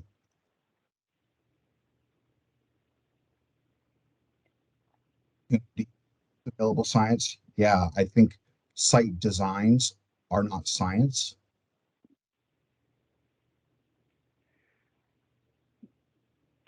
So understanding that we weren't able to ask WSW their opinion about those new project designs, if we even take into account all the project design modifications included in the Moon memo, is it your opinion that the project design is consistent with best available science? Yes.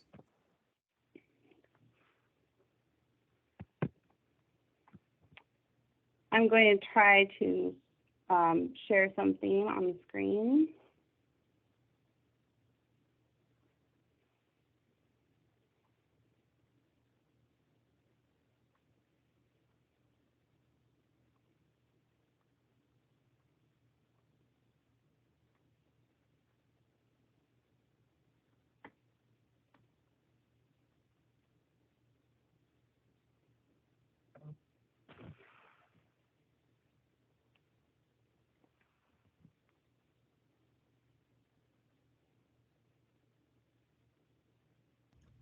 Your Honor, if I may just.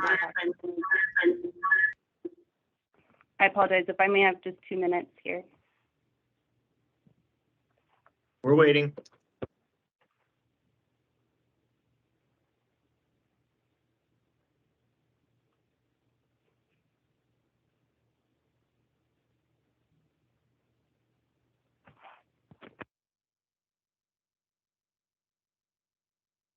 While we're waiting for Ms. Volkers, Ms. Reineveld, if you can hear me, we had a number of your exhibits for cross-exam that were mentioned this morning. I think 3 of them were 3017, 3018, and 3019. Did you have any others that you referenced in cross-examination that you sponsored that I've missed? I don't believe so. I believe that's an accurate list, Your Honor. Did you want to move their admission, or were they just used for purposes of cross and that's it? I'll move their admission. All right, while Ms. Volkers is working on her exhibit, do parties have any objection to the admission of 3017, 18, and 19? No, Your Honor. I'm not seeing any other objections, so we'll admit those and take care of that part of the housekeeping. Ms. Volkers will ask you the same question eventually about 4014 and 4016 whenever you're ready to display what you've got on the screen. Let's go ahead. Mr. Ambrue, did you have a concern? Apparently not.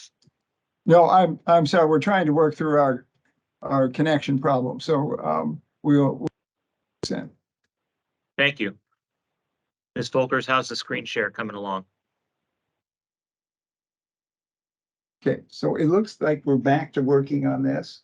Yes. So let's put that one back to the. Mr. Ambrue, we can hear you, so. Ms. Volkers, any updates? Thank you, Your Honor. I was trying to save Alex Shiley from having to share the deposition, but if it would be possible to bring up the deposition for Mr. Watson that's been admitted into the record and numbered this morning by Ms. Massengale, I would appreciate that. All right, we'll find it as we can here.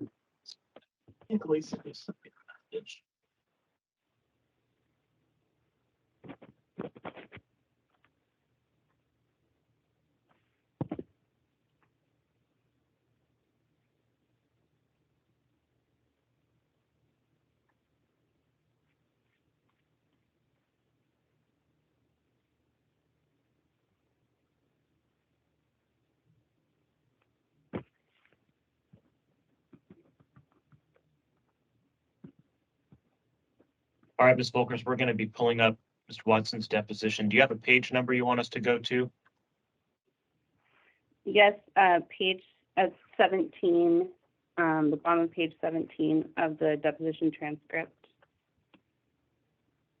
line 17.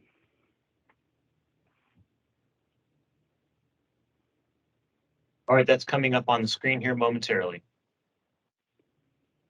Thank you so much.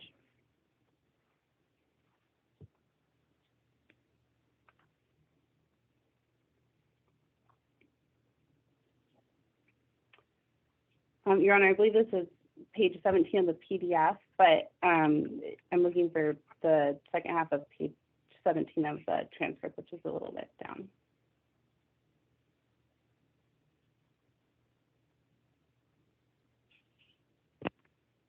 Thank you. So if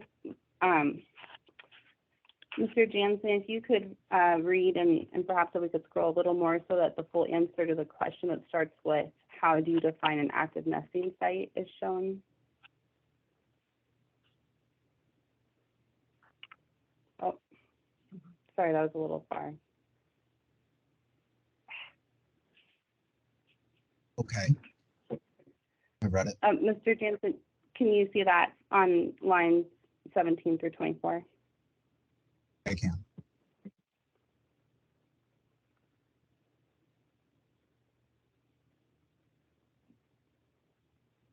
Yes. Do you agree with Mr. Watson's focus on entire territories rather than specific nesting sites? Yep, that's correct. We discussed both in the reports. Okay, and then if we could scroll down a few more pages to page 20 of the transcript.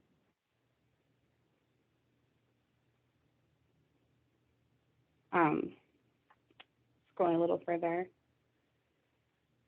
So the question that I asked of Mr. Watson was whether it was important to avoid siting wind projects close to occupied territories. And he gave a multifaceted answer that I think provides a pretty good summary of his concerns about wind energy development. And so I've asked that you read those first few paragraphs starting on line 9 there before I ask you another question. So from 9 to the next 3 pages? Those 3 paragraphs there. I think Oh. there's just one more line that's off the screen right now.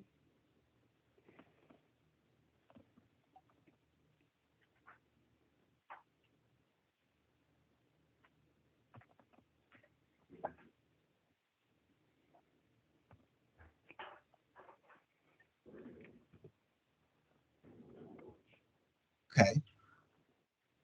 Do you agree with Mr. Watson that the fruit-nosed hawks are a specialized species in terms of their diet?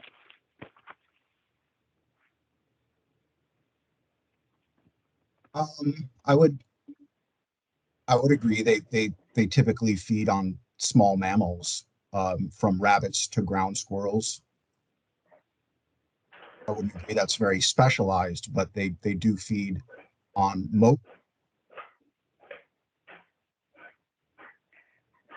I'm sorry, Mr. Jansen, you cut out after they do feed on. small mammals.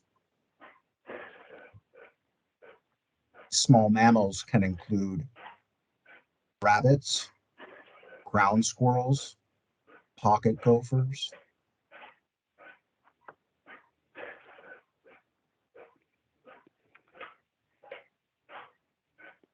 Do you agree with Mr. Watson that they are generally associated with shrub, steppe, and other native habitats? That is the classic relationship. I think it can be a little bit more dynamic than that, to also agricultural lands. But yes, they are typically associated with shrub, steppe, grassland matrices.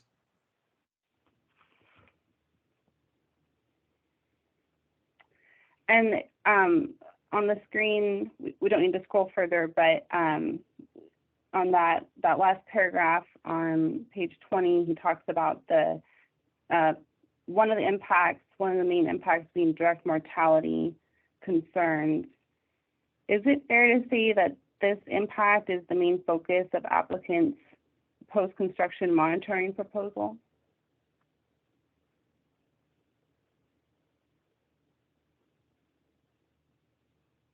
I don't believe that there's been a formal proposal per se.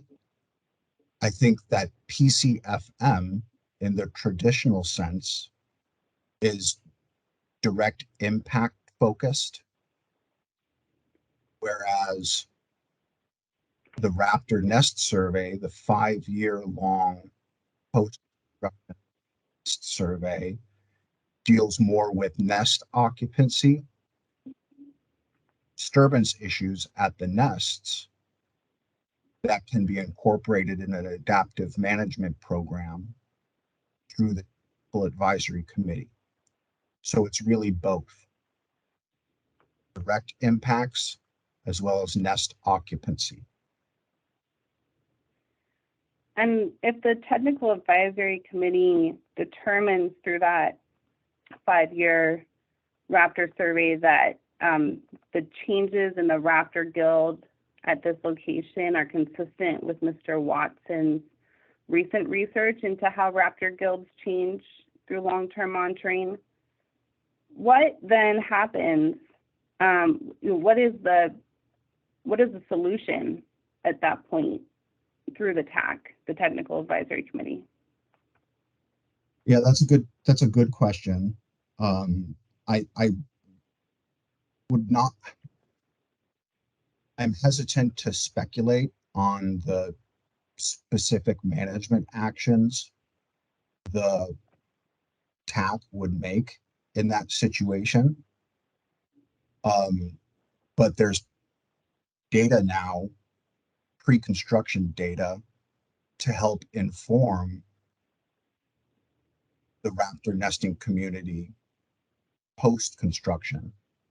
And so the management actions that the TAC could take, I would prefer not to speculate on that.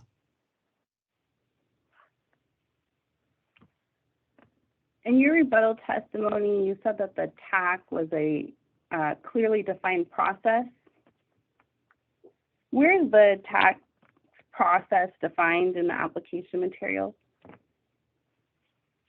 Well, I believe the TAC and its charter is discussed in the habitat management plan, I believe. And then there's been supplemental material provided to FSEC as well that discusses the potential charter and the purview of the TAC. Where is that supplemental material available to review? Once it leaves my desk, I don't know where it goes, Ms. Volkers. I'm sorry.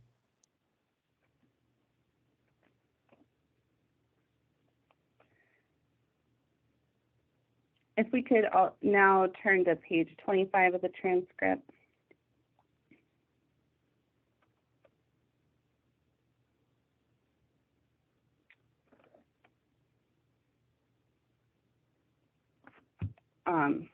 I apologize, one second. I don't think that's the exact page. 23 of the transcript itself, at the bottom of 23.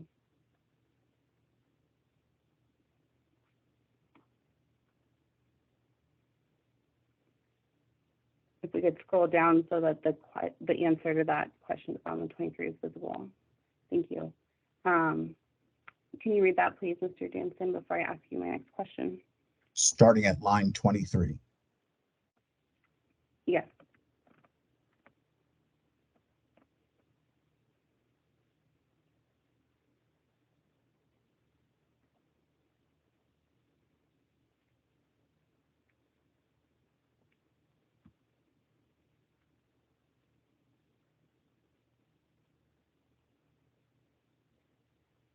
Okay. Do you agree or disagree with Mr. Watson that the edges of arid agricultural lands may be key foraging areas for ferruginous hawks, specifically for pocket gophers? Yeah, I believe that resource can be used by ferruginous hawk.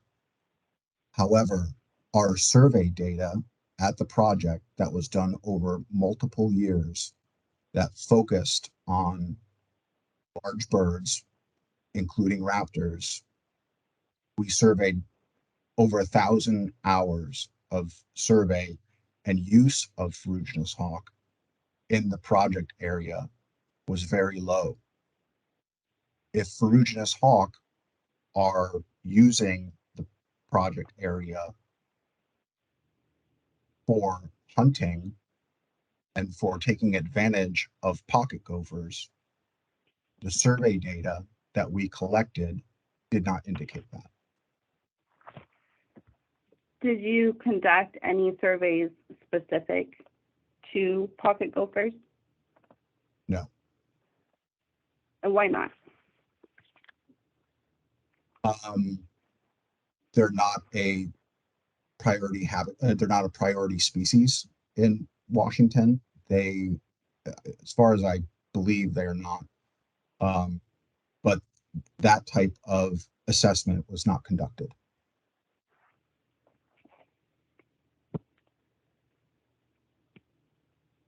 If we could switch now to Exhibit 1022, I have a few questions about your rebuttal testimony, starting on page 3.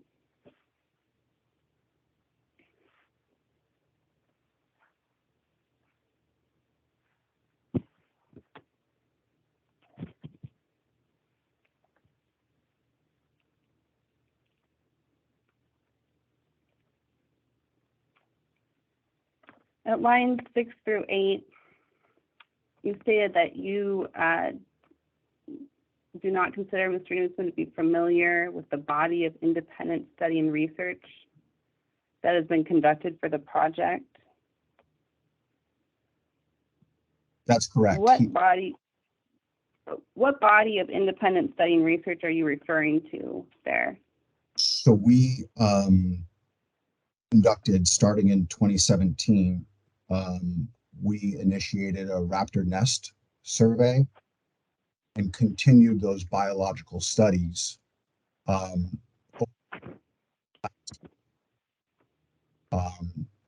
well, since 2017, I suppose, is more than 5 years. Mr. Jansen, you broke up again.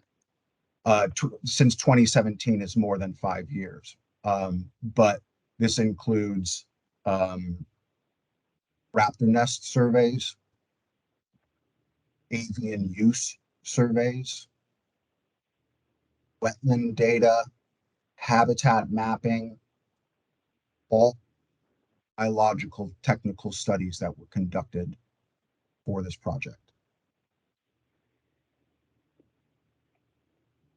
So is it fair to say that you're referring to your own research for this project when you discuss independent studies and research?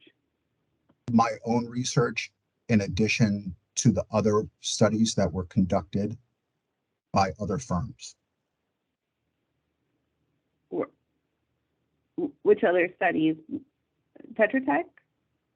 That's correct. I believe they did the habitat mapping, which is a fine scale delineation of habitat types at the project area. I believe that they did a rare plant survey, a wetland delineation survey.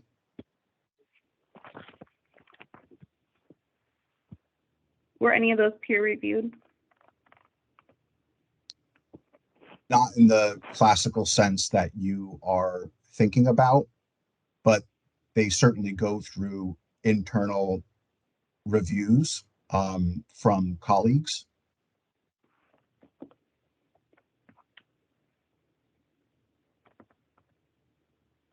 We review our reports with WDFW as well to provide them the opportunity to provide comments on study designs and things of that nature. And they typically do not offer much feedback unless there's something obviously wrong. And then if we could turn to page 4, the next page, please, at the top of page 4. Starting on line 2, you say that the project casts a wide net that integrated site-specific data, regional data, and expert opinion. You see that sentence there, Mr. I do. Jansen? Yes.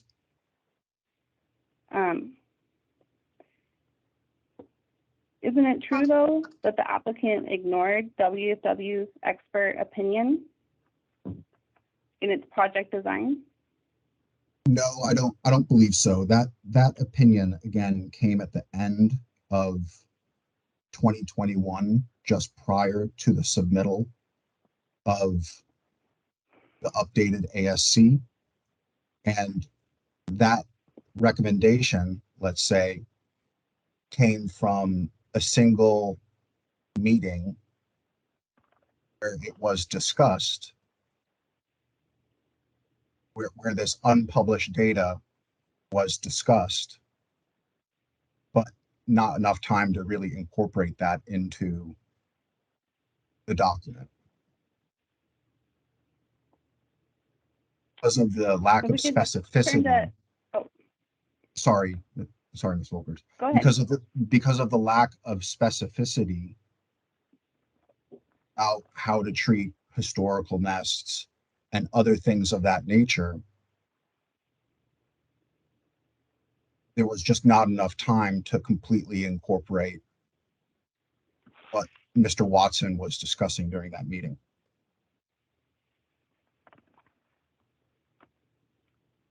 Is this merely a timing issue then, in terms of,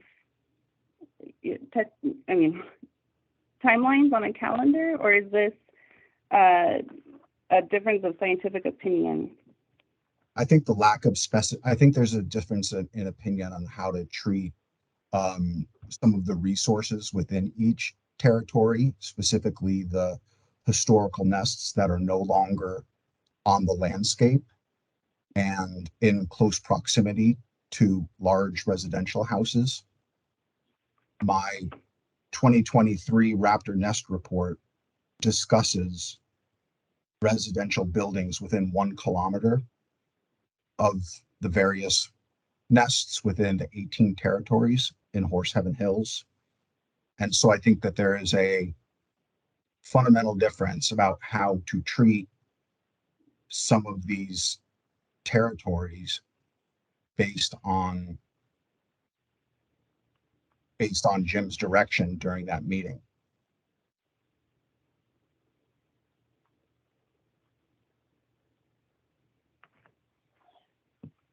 Are you aware that WDFW is actively working to update the outdated 2004 PHS guidelines?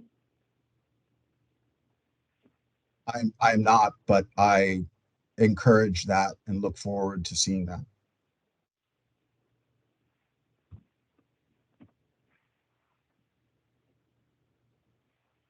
I'm going to ask that we switch to the final exhibit that was filed by Yakima Nation this morning, EX 4015, please. And Your Honor, while that's coming up, I'm going to object to any reference to this document. This is something that it's dated July 3rd. It was not produced to us until 6 o'clock this morning. It was sent to us with a link to a download. We've had no opportunity to question Mr. Watson, who of course was deposed on July 14th. We've had no opportunity to review this document. In any event, it's noted as a draft. This is, it's highly inappropriate for this witness to be questioned about a document that was produced to us under these circumstances. Your Honor, if I could respond. Yes, please. This is a document that was provided by WDFW in response to Yakima Nation's subpoena, which was never challenged by the applicant, and it was provided immediately following Mr. Watson's deposition. It is a clean copy of what was submitted as Exhibit 8 to Mr. Watson's deposition, which has already been admitted into the record. And I felt the need to bring a clean copy so that the council could have the most updated version, but this was produced in response to a subpoena the applicant did not challenge, and that I'm not going to be asking Mr. Jansen to speak to the specific provisions within it, but rather to the value of this document to the council's consideration. Your Honor, may I respond? I was going to ask you to. Thanks, Your Honor. First of all, whether something is provided, whether a party objected to a subpoena has no bearing whatsoever on the admissibility of a document. That's the first thing. The second thing is that Ms. Volkers has just represented that this was produced to the Yakima Nation, and quote, immediately following Mr. Watson's deposition. Again, that deposition took place on July 14th. We are here at August 22nd, and at 6 o'clock in the morning, we got a copy of this. If Ms. Volkers wants to ask about an exhibit to the deposition, that's a different story. But frankly, to the extent that she wants to ask him not about the substance of the document, but what his thoughts are generally about the idea of this document, which is what I'm hearing, then certainly that can be done without needing to put this document into evidence. Do you have any concern with her assertion that this was an exhibit to the deposition that was previously admitted? Was one of the things stipulated to in pre-hearing conference 4 or 5? Again, Your Honor, as you know, I didn't participate in those pre-hearing conferences. I'll tell you that this document came in, again, as I represented it, 2 minutes after 6 this morning. I certainly had other things on my mind and was not looking to see, it was not identified as an exhibit.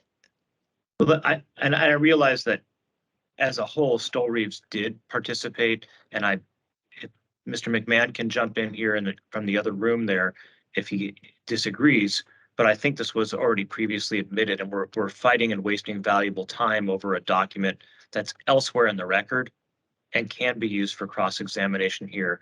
Mr. McMahon, do you disagree with that assessment? At least as to the document already being in the record? Your Honor. Okay, good, that works. Your Honor, Tim McMahon here. We do not believe this document was actually produced as an exhibit in the deposition at all. So that is the main concern we have, which is kind of fundamental. Ms. Volkers, I'm going to ask you to put that on the screen, just the front page of it. And then I'm going to work with Ms. Massingale's expertise, if she's still listening, to take a look at the corresponding deposition exhibit and confirm what I think is going on here. And then I apologize to the council and other members listening that we're spending some time on a evidentiary point, but I want to be clear if this document can be used today as Ms. Volkers is requesting or not. Ms. Volkers, which deposition again for Ms. Massingale so she can pull it up? Thank you, Your Honor. The same deposition that was on the screen, Mr. Watson's deposition, and I'm happy through our housekeeping conference to provide additional support for this, and including the emails from WFW's legal counsel, as well as the specific pages. I don't have it off the top of my head, but Mr. Watson referenced what was in front of him that day as Exhibit 8 and said that there was a more updated version of that exhibit that was clean of redline edits. And so immediately after the deposition, I asked for that from WFW's counsel. Ms. Perlmutter was at the deposition. She did ask questions for about an hour of Mr. Watson, and this I don't, again, intend to ask about very specific recommendations in this document, but I don't understand, based upon the representations of Mr. Watson and his legal counsel, that this is materially different than what was in front of everyone as Exhibit 8 in July. And I'm happy to follow up with the parties in Your Honor further in a housekeeping session, but I do want to at least ask this witness about his opinion about the update to the PHS guidelines. Okay, let's just stop the discussion here. It's gotten beyond legalese and the time constraints that we have. This witness is supposed to be on and off before 2:30, and we're using valuable time here. I still need to get back to other people for questions. I can see on the screen an indication that there was such an Exhibit 8. I would very much appreciate it if you would just ask the general question so we don't spend more time spinning around looking for a document that's potentially not the same document that was at the deposition. So let's see if we can ask your general questions and have Mr. Jansen give his response. And if he needs the document, we'll re-engage on this. Thank you, Your Honor. Mr. Jansen, have you reviewed any of the proposed updates to the 2004 PHS guidelines that WSW is working on? I have not, no. Mr. Watson testified that he had sent a draft, which is the exhibit that I referenced a minute ago, for internal review, and that he expected those new guidelines to be formally adopted as early as 4 months from his deposition in July, which would be before the end of this year and before the end of the council's review of this specific project application. In your professional opinion, is it important for the council to incorporate updated guidance from the Washington Department of Fish and Wildlife in their decision on this project?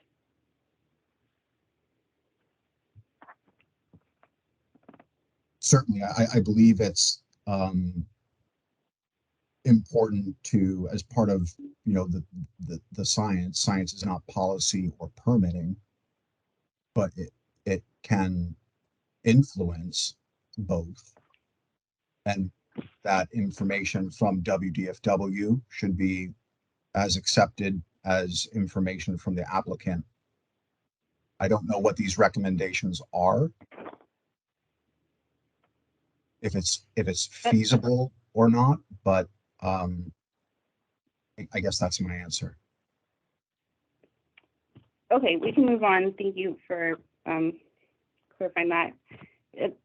The last exhibit that I'm going to ask to be shared on the screen is exhibit 4014, which has already been admitted.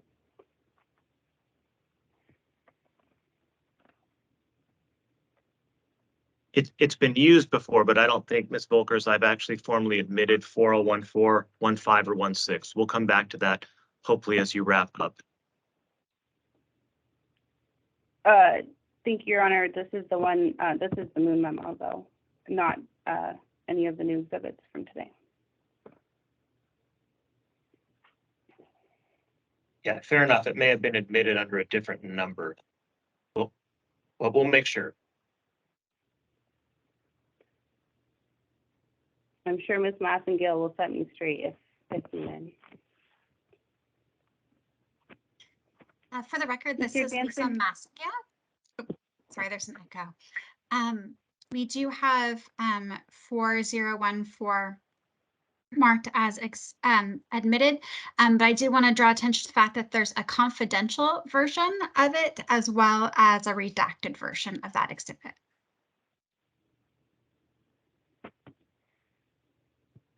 And I don't intend to ask anything about the confidential version that was discussed this morning in closed session.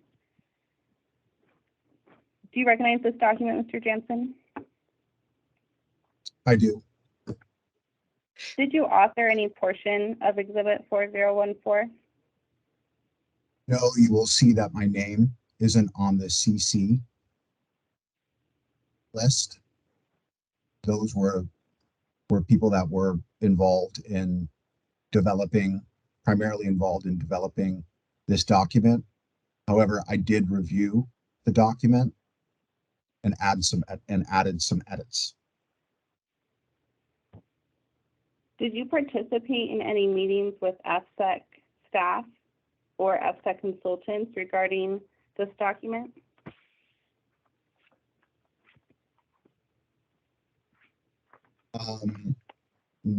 No, I don't believe so.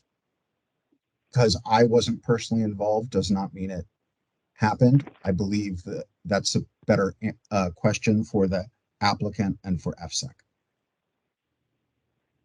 And looks like maybe a better question for Mr. Romick tomorrow.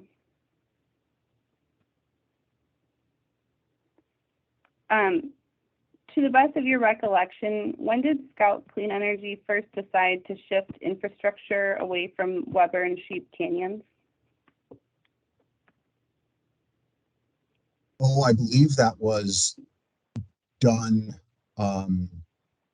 We discussed that issue with Mike Ritter during a site visit to the project, where we had, I believe it was sex consultant, WDFW, Tetra Tech, me, and I'm probably missing some other people.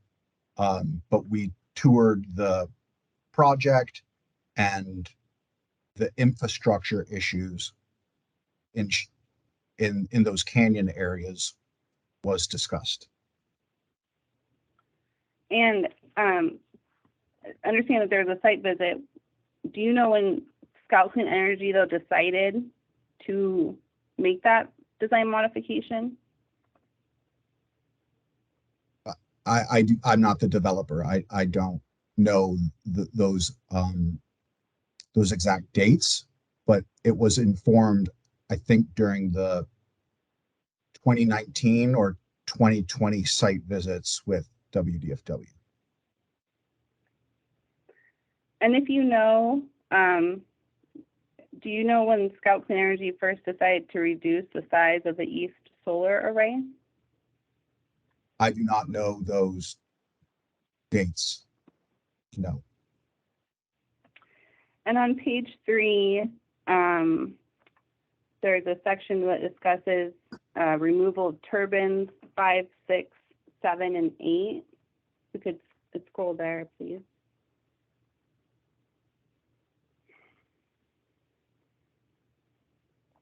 So yeah, section 1.3.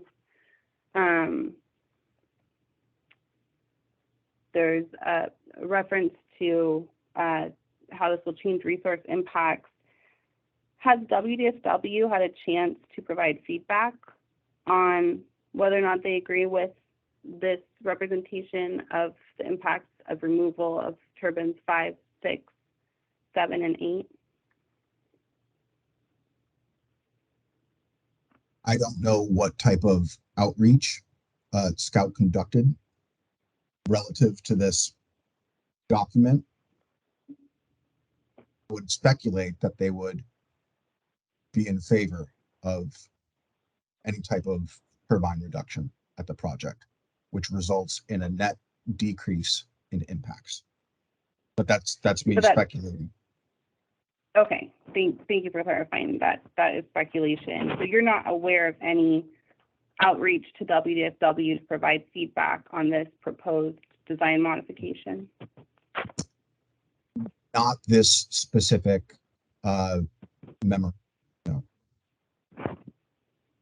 So is it fair to say that if I were to walk through additional sections and ask the same question, that you're not aware of any outreach to WDFW to obtain their feedback on any of the design modifications in this memo?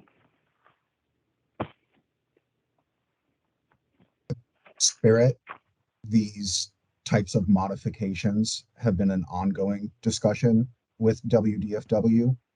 And again, that's in spirit to decrease net impacts at the project, reduce the footprint of the solar areas.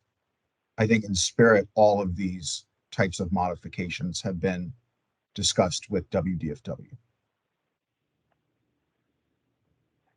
And I appreciate the spirit of the collaborative discussions that might have happened. I'm trying to better understand, having just recently taken depositions of multiple WDFW biologists on these exact topics, whether they were aware of this memo and whether or not they were able to respond to it in any way that you're aware of. I think this was the date of this memo. Could probably answer that question. I believe it was August 8th, which was after you deposed Ritter, Watson, Fedora. To your knowledge, does the applicant... Ms. Volkers, yes, this Your is Honor, I have Judge two more Torm. questions. We're right at 2 o'clock. I'm going to cut you off at 2:05. So focus in on what you really need, because you've gone well over the hour we anticipated, and we have a hard stop for Council for the Environment at 4:45 today. 5 more minutes. Thank you, Your Honor. I was just about to wrap up. Mr. Jansen, to your knowledge, does the applicant intend to make any further design alterations to the project? I believe that's outside my scope as a biologist and is better asked to the applicant itself. Okay, I don't have any further questions at this time. All right, thank you. We have been going for an hour. I want to give everybody a very quick stretch break. We'll be back at 2:05, and Ms. Perlmutter, hopefully you'll have a chance to narrow it way down as much as you can. 2:05, folks. Thanks. We're at recess. All right, thank you. We're back on the record here with Mr. Jansen's cross-examination as scheduled being complete. Ms. Perlmutter, any redirect? Yes, Your Honor. Hi, Go Mr. ahead. Jensen. Thanks for your patience this afternoon. I know that there's a few things that we need to clarify. First of all, can you just explain the difference between active nests and historic nests? Certainly. Active nests are, well, it's a little different, as it's a little difficult because they're not necessarily opposites. So an active nest, in my definition that we've used in the raptor nest survey reports, is a nest that is occupied by a ferruginous hawk and that has evidence of breeding nesting activity that includes young, eggs, eggshell fragments, or other sign of actively producing young. And what's a historic nest? Historical nests, thank you. Historical nests are typically nests that have once been occupied or active, that's on the landscape and found in WDFW's nest database that has been requested, has been made in public data requests to WDFW through their priority habitat and species database. These historical nests are typically in poor condition in the Horseheaven Hills. That indicates that recent nesting activity has not occurred at these nests. These nests, these historical locations can also be in good condition because other raptor species may have nested in those nests, or common raven may have nested in those nests. So those nests have been maintained and updated with fresh stick material. So let me say this to you and make sure I understand. So these historical nests might be nests that were built by ferruginous hawks, but some other bird just moves in. Initially, they were constructed by a ferruginous hawk, and they show the classic characteristics of ferruginous hawk nest construction. So they're either on the ground or on a cliff, or sometimes they're found in the trees, as we've documented at a territory that we talked about earlier today. Is there, and just explain to me, please, the idea of a setback as it applies to this project. What is a setback? Setback is a distance, so it's a spatial metric, and the distance that turbines or associated infrastructure are physically located from a nest. There can also be other types of restrictions, like temporal restrictions, that reduces activity around a nest during certain periods. So time periods. So setbacks can occur in both space and time. And are those addressed in the updated application? They're incorporated, yes, space and time is incorporated and reflects WDFW's management recommendations according to Larson et al. 2004. It Um, also go ahead. incorporates some of the personal communication that we DFW. For example, Ms. Reinfeldt asked earlier today about the 0.25 mile distance that was in the distance assessment memo that we discussed. And in looking back, I provided a poor answer back. That 2.25 mile distance came from personal communication with WDFW. And do the setbacks, the concept of setbacks, you talked about spatial and temporal setbacks, do those apply to what you've defined as active nests or historical nests in particular? How do those relate, please? We've tried to apply these setbacks to nests that have been occupied during the 5 years of survey at the project to hone in on those nests that are most sensitive based on the nesting history.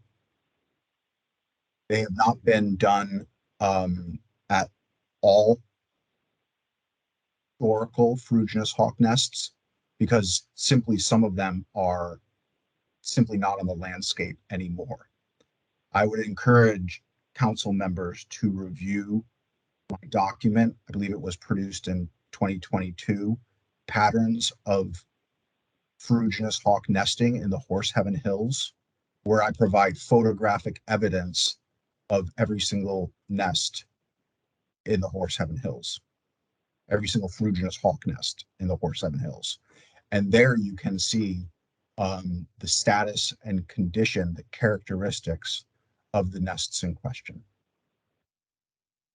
How often have you surveyed the project area for ferruginous hawks?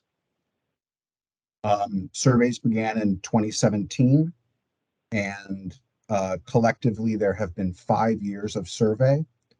We took some time off, of course, for Sorry, you broke up. You took some time off for what? COVID because of the travel restrictions. Have you reserved them since? Can you please repeat that? Have you resumed the surveys post-COVID? Yes, that's correct. We conducted surveys in 2022 and 2023, and we'll continue those surveys. When was the last time the survey disclosed a ferruginous hawk on the project site? We observed an individual flying in Weber Canyon this year. After close review of the historical nests in a helicopter, we saw no evidence of recent nest tending or nesting activity. The last time a bird was physically observed on a nest was in 2019. That was at the nest that I discussed earlier with Ms. Reinfeldt. Okay. And rather than going into confidential session, that's the nest that we discussed in confidential session? That's correct. Okay. Let me ask just one cleanup question. You talked about Identiflight and you said that was a brand name. What is Identiflight? Identiflight is essentially a system of cameras on top of a extendable pole that's mounted on a trailer. And what this system does is it identifies birds in flight and the target species, links in with the SCADA system at turbines to curtail operation of the turbine until species has moved out of the danger zone, which can be defined in different ways. The Identiflight technology typically has a surveillance radius of 1 kilometer and can effectively curtail in an area. One unit can effectively curtail about 5 turbines. And when you say sorry, you go. It is a machine learning technology, as I indicated earlier, that uses photographic recognition to identify a target species based on its input algorithm. So the more it sees a species, the better it is at identifying a species and effectively curtailing. When you have rare occurrences like ferruginous hawk in the Horseheaven Hills, I have seen at other projects that implement Identiflight false positives.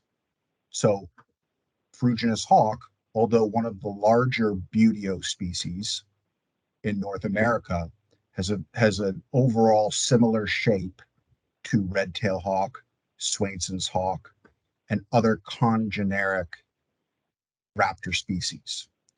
So the identification and the training mechanism in Identiflight, I fear, will come with a lot of false positives because of the rare occurrence of the species on the landscape. So let me quickly say that back to you and make sure I understand. First of all, when you talk about buteo species, what is that? I'm sorry. So buteo is the genus for ferruginous hawk. The scientific name is Buteo regalis, which means a regal broad-winged bird. And so that is, and there are other species within that Buteo genus, as I mentioned. Rough-legged hawk, red-tailed hawk, and Swainson's hawk are the common buteos in the project area. Your Honor, can the record reflect my witnesses speaking in Latin?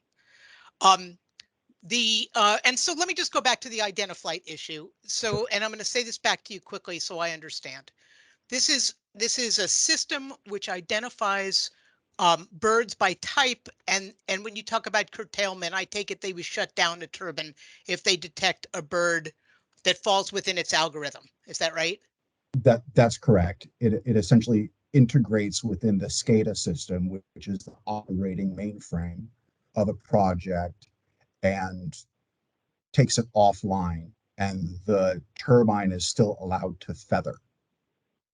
So feathering means it's still freewheel, but it's not actively generating electricity. We've seen project in Washington, actually, in Western Washington, where Identiflight is implemented, that negative interactions with the target species can still occur despite the use of Identiflight. So it's not a panacea. It's to avoid impacts at a project. It's a tool in the toolbox, and it's a bright, shiny object that people are keying in on, but it's definitely not the savior that everyone makes it out to be. It's a tool. Thanks. You talked briefly about, or there was some discussion about the recovery of a species. What does it mean to recover a species? I'll speak specifically to ferruginous hawk. WDFW has, in their recovery plan, which I believe was 1999 from Richardson et al., WDFW has specific recovery criteria, and that recovery criteria, I believe, is linked to the number of occupied territories within the state. So the recovery criteria is range wide in Washington and not necessarily site specific like a project area. To your knowledge, is the applicant required to recover the ferruginous hawk species? No, they're not.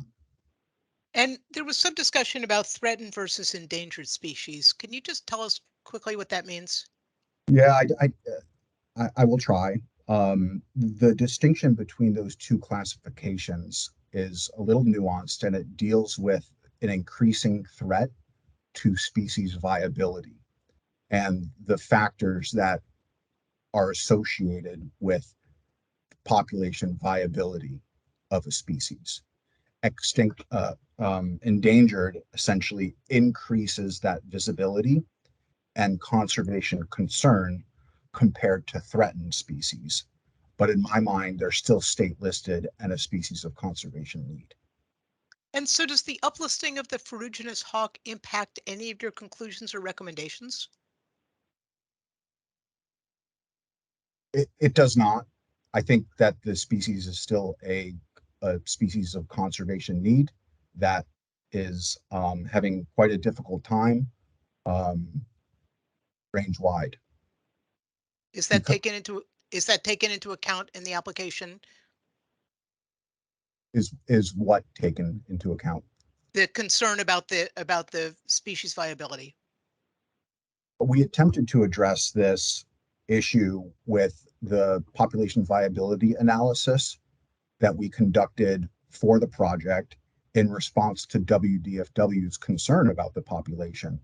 We wanted to model what factors, what sensitivity in the vital rates that affected population viability. So in its way, yes, population viability was addressed in the application through a supplemental. Oh, you cut out. Supplemental what? Report that has been submitted on the EPSEC website. Awesome. You testified that the project could be considered a factor in the abandonment of nests. Is that the only factor? No, unfortunately, the bird faces a myriad of conservation issues that influence nest failure, nest abandonment, and nest occupancy. Those are discussed in the 2021 periodic update from WDFW, and I've provided a summary of some of those stressors in my technical reports. Over 80% of native shrub steppe habitat in Washington has been eliminated due to agricultural conversion, and the increasing and expanding development of residential areas and essentially of residential areas, more specifically in the greater Tri-Cities area and ex-urban development, places conservation stress and affects nest failure, occupancy, and nest abandonment. There are many more: use of rodenticide, pesticides, shooting from an uninformed public, cold collisions, specific species. We lost after collisions. What did you say? Vehicle collisions, competition with con-specific species, declining prey populations based on a myriad of other factors, climate change, habitat version, drought, fire. I mean, there are a lot of conservation issues that this bird faces, not only in Washington, but throughout the species range in the Western United States. After the bird leaves Washington, after it's done nesting in Washington, research has shown, again from Mr. Watson, that the birds will disperse into the Intermountain West, throughout Colorado, the Intermountain West, Alberta, Utah, go far distances, and then our breeding population in Washington will overwinter in California. In this annual path, there are a number of hurdles that the bird has to negotiate. And you talked about residential development in the Tri-Cities area. Have you had an opportunity to look at that? Yeah, in depth, because it's been apparent to me since flying this area since 2017 that residential development has expanded within core areas of ferruginous hawk. So my 2023 raptor nest report identifies existing development within 1 kilometer of all historical nests. And those data show that some nests, the territories, the nests within these territories, residential areas have essentially been built on top of some of these nests. Other data indicates, so looking into the future, you can get on any type of real estate website there is, Redfin, Zillow, Realtor.com, and look at open real estate listings in the Horse Heaven Hills. Based on my recent analysis, there are over 591 acres for sale in the Horse Heaven Hills. And I believe over 60% of those acres are in shrub steppe habitat. When you compare impacts from project development, specifically in the micrositing corridor, you can see on table 3.4-14 of the updated ASC that 1 acre of dwarf shrub steppe will be impacted and 1 acre of sagebrush shrub steppe will be impacted for a total of 2 acres. And again, this is in the wind energy micrositing corridor. So when you try to place the impacts from project development in context with other sources of anthropogenic disturbance in the Horse Heaven Hills, you can see that there are relatively fewer impacts to habitat compared to, let's say, upcoming housing development in the Horse Heaven Hills.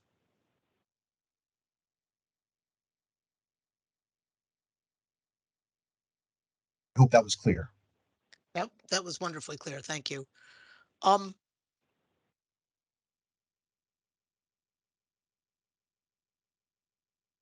You talked briefly, you indicated that you met with Mr. Ritter many times to talk about mitigation ratios, mitigation opportunities, and strategies. When you talk about mitigation, what does that mean?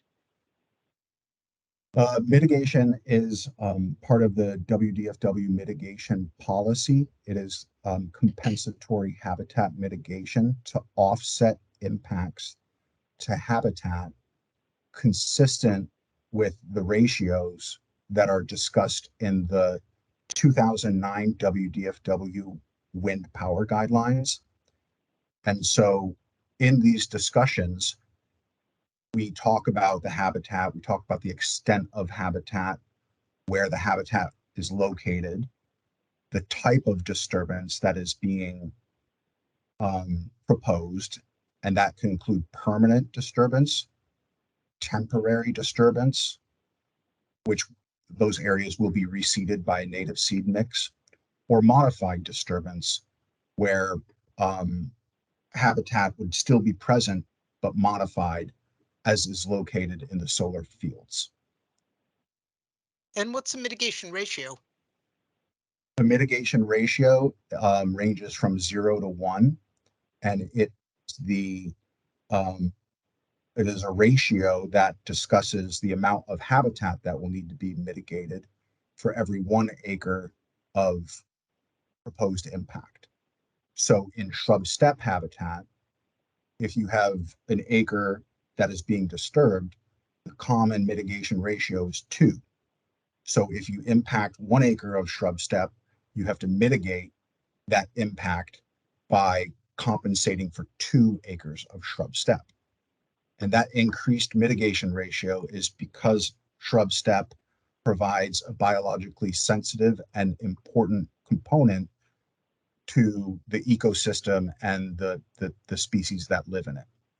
That is why siting of the project strategically avoided impacts to those areas because they're sensitive, because more needs to be mitigated, and impacts to those types of habitat, shrub steppe habitat, are difficult to implement but achievable, as is seen in other mitigation programs.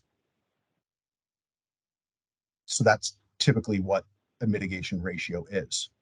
Moving further down the line, so you have shrub step up here and WDFW management recommendations in the wind power guidelines state that no mitigation is required for agricultural lands or value to wildlife species. So when you talk about compensation, mitigation compensation, what kind of what does compensation mean in that context? It can take a number of forms. You can provide habitat, physical real estate. This is all discussed in the wind power guidelines, but you can physically provide and protect habitat through a conservation easement or other real estate type endeavor. You can provide funding to WDFW to support their conservation efforts, and they would apply that funding to conserve like kind or in kind habitat resources. And so those are the types of mitigation options that are out there. And are those addressed in the habitat mitigation plan? They, I'm sorry. Your Honor. Your Honor. Your Honor, Shona Volkers, this is, I think, getting into new testimony, since we didn't ask about these mitigation specifics. So if that's where this is heading, then we are going to ask for additional time for a recross on these topics that are coming in as new testimony. Ms. Perlmutter, are we just about done with some of these mitigation issues? We're very close to it, Your Honor. Frankly, you've taken more time than I intended to spend on it, but it was raised by Ms. Volker in her questioning of Mr. Jansen. No, I understand that. I just wanted to see if we were coming to an end on it so it didn't expand beyond her cross-exam. That's pretty close to where I was going to stop on this issue. All right, thank you. What other questions do we have as we proceed? Mr. Jansen, you testified in a couple places. You talked about peer review studies. What does it mean to be peer reviewed? In a traditional sense, you would submit a paper to a scientific journal. So while these are found online and are essentially a gold standard, let's say, for scientific research. And peer review, essentially, once a journal receives your draft, they start submitting your draft to other members of the scientific community and subject matter experts in that particular topic to provide critique and comments on the research that you conducted. So what's the effect of having a study peer reviewed? The attempt is to sharpen the type of information that is out there. Unfortunately, not all scientific data out there. Every project has its own limitations. But the attempt is to provide the scientific community with as good of a product as it can. And you referred twice to something called gray literature. I've never heard that. What does that mean? Gray literature is typically where I fall in.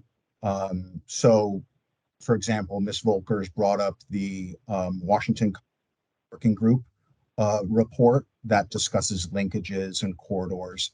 That could be an example of gray literature. WDFW's management guidelines is an example of gray literature. So it hasn't gone through the formal peer review process that I described. And Ms. Volkers asked you about this Washington Connected Landscapes Project report. Is that the kind of gray literature you're talking about? That would be included, correct. And whose report was that? Who put together the Washington Connected Landscapes Project report? I believe that was a collaborative project conducted by U.S. Fish and Wildlife Service, Washington Department of Natural Resources, as well as nonprofits like the Nature Conservancy. Your Honor, I think we may be done with my questioning. I'd like to take a minute to caucus with my colleagues and just make sure nobody's got anything else, but I think we're pretty close. All right, and while you do that caucusing, I'm going to survey the council members to put their electronic hands up so we know how many questions or how many members might have questions for this witness.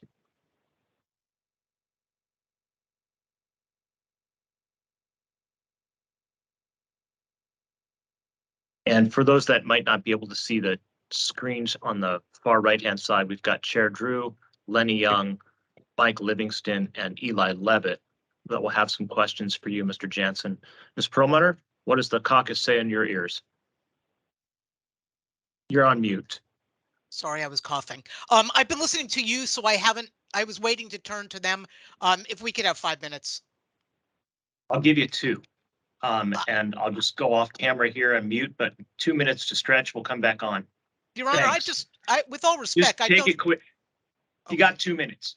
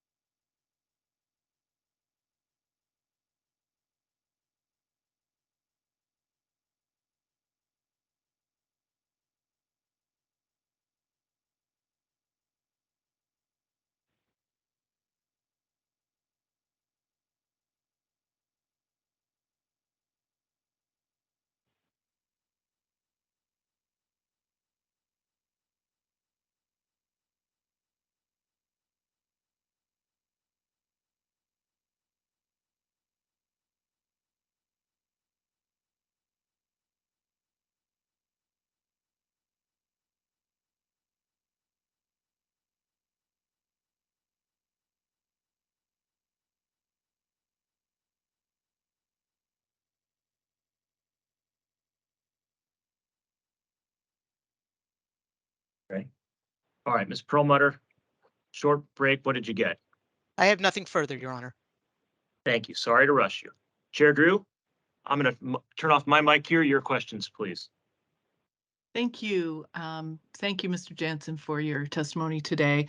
I wanted to ask specifically about curtailment as a management option. You mentioned the Identiflight technology, but are there other curtailment options? I did hear you in the confidential testimony. I don't think this is confidential. Use a term that is smart curtailment. Could you describe something that you think is smart curtailment that could potentially be considered in a project such as Horse Heaven Hills? Sure. Thank you for the question, Chair Drew. There are other technologies out there. I believe Detect has a curtailment system as well. But those two, Detect and Identiflight, are used most widely. Smart curtailment typically, and we apply this for bats in the Midwest a lot when dealing with threatened and endangered federal species. You can optimize a curtailment program based on time of day, as well as the time of the year when a species is most likely to be present. You can integrate project level data into a curtailment program that optimizes the effectiveness of a curtailment program.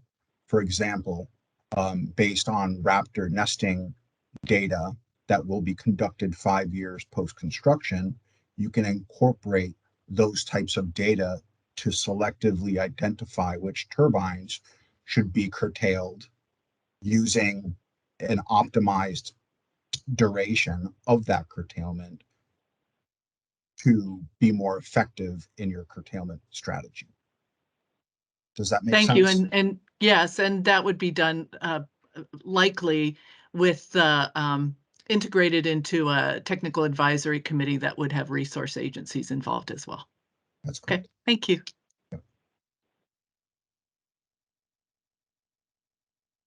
All right, I know we had 4 council members total before. We have Mr. Levitt and hang up. Ms. Grantham, did you have something? Apparently not. I did not. Ms. I do not know why my hand was raised. I apologize, Your Honor. All right, could have been an artifact in the system there. Mr. Levitt, let's come to you, and then Mr. Livingston, and then Mr. Young. Hello, Mr. Jansen. My name is Eli Levitt. I'm a section manager at the Washington Department of Ecology and Ecology's official FSAC council member. Thank you for your testimony today. I find the information we've learned from all the experts on this topic quite fascinating. I guess, the life of the project is 30 years. So, hypothetically, let's say it goes in 2030, wraps up around 2060. During that span, perhaps one topic we haven't gotten into detail about is lots of things can change. Increased temperatures, decreased water availability, increased risk of wildfire over time. How does that all factor into the health of the species we've discussed today? And I'm assuming, thank you for that question. I'm assuming you're referring to Frugianus hawk. Yes, primarily. Okay. Yeah, I think the crystal ball in that type of scenario that you've put forward with increasing climate change, maybe reduction in prey resources, wildfire, I think that would have to be integrated into a situationally dependent conversation with stakeholders in a technical advisory committee, which should be formed and active during the life of the project. So, for example, if there's an increased risk of wildfire during a particularly dry year, then maybe the project needs to modify some of its operations, or maybe and that's just one example that could be put forward. Maybe more firefighting resources need to be applied in specific areas based on a certain activity. I think the issue of climate change is an important one, and that's essentially the reason for projects like this, is to reduce fossil fuel emitting energy generation. Does that answer your question? Yes, I think so. Thank you. Okay. All right, Mr. Livingston, we'll come to you next. Thank you, Your Honor. Hi, Mr. Jensen. Mike Livingston, Washington Department of Fish and Wildlife. So regarding Frugianus hawk, I do have a few questions here. Try to get through them.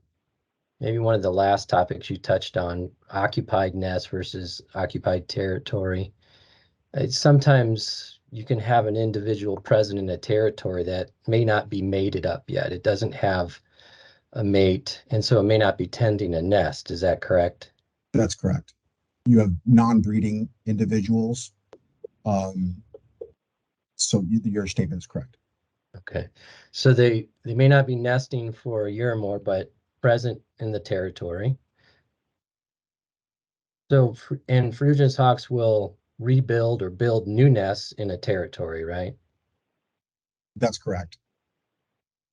So the use of territories, it seems to me the use of territories would be a good and important metric to use in relation to their presence in the project area. That's correct. Some territories are composed of multiple nests. And some territories, like the one we discussed in the closed session, is composed of just one nest. I believe that we discussed both territories and nests in the technical work. I just wanted my fellow council people to understand the difference, because sometimes a nest is unoccupied for a while, but there will be a bird there waiting to find a mate to then initiate nesting. And so it's important. Yeah, they're lonely. I can see. I agree, So- Mr. Livingston. I agree, Mr. Livingston. When we look at WDFW's data from when surveys for this species began in 1978 to the most recent statewide survey effort in 2016, when you look at the median year that territories were occupied in the Horse Heaven Hills, the median year was 1994. And this is using your PHS data. Yeah. So I think it was an exhibit 1022 in your rebuttal to Mr. Nutzman. You listed, and you talked about it actually a little while ago, you listed many factors that have contributed to the decline of frugivorous hawks. And I appreciate you listing those. This is probably more airtime than frugivorous hawks have had in the public eye, and for all of the factors that have contributed to their demise in some respects. In response to that, our Fish and Wildlife Commission recently uplisted them to from threatened to endangered because of the continuous declines. In a lot of those types of developments that you mentioned, the housing developments and whatnot, we do interact with the local city and county planners. We try to influence them on a regular basis to avoid impacts to priority habitat and species. The difference there between there and today is that we have an official vote as far as, for me, for Fish and Wildlife, and as well as the other council members. And in a lot of those other venues, all we can do is try to influence them. So, this is a really important point to make, that we have this weight upon some of us to try and figure out the right decision. So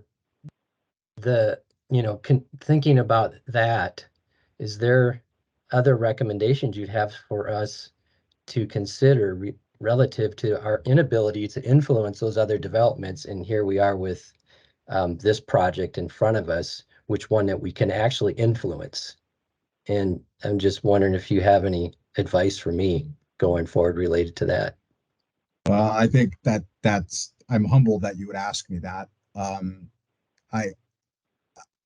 I think it's difficult. The conservation challenges that the bird faces are stiff, and this bird has a lot of issues against it, not only within its breeding range, but also in its overwintering range in California and all the middle times during its travel. I find it I found the residential development in the Horse Heaven Hills disheartening, where you have a median distance of 0.25 miles residential development to a nest, most with areas.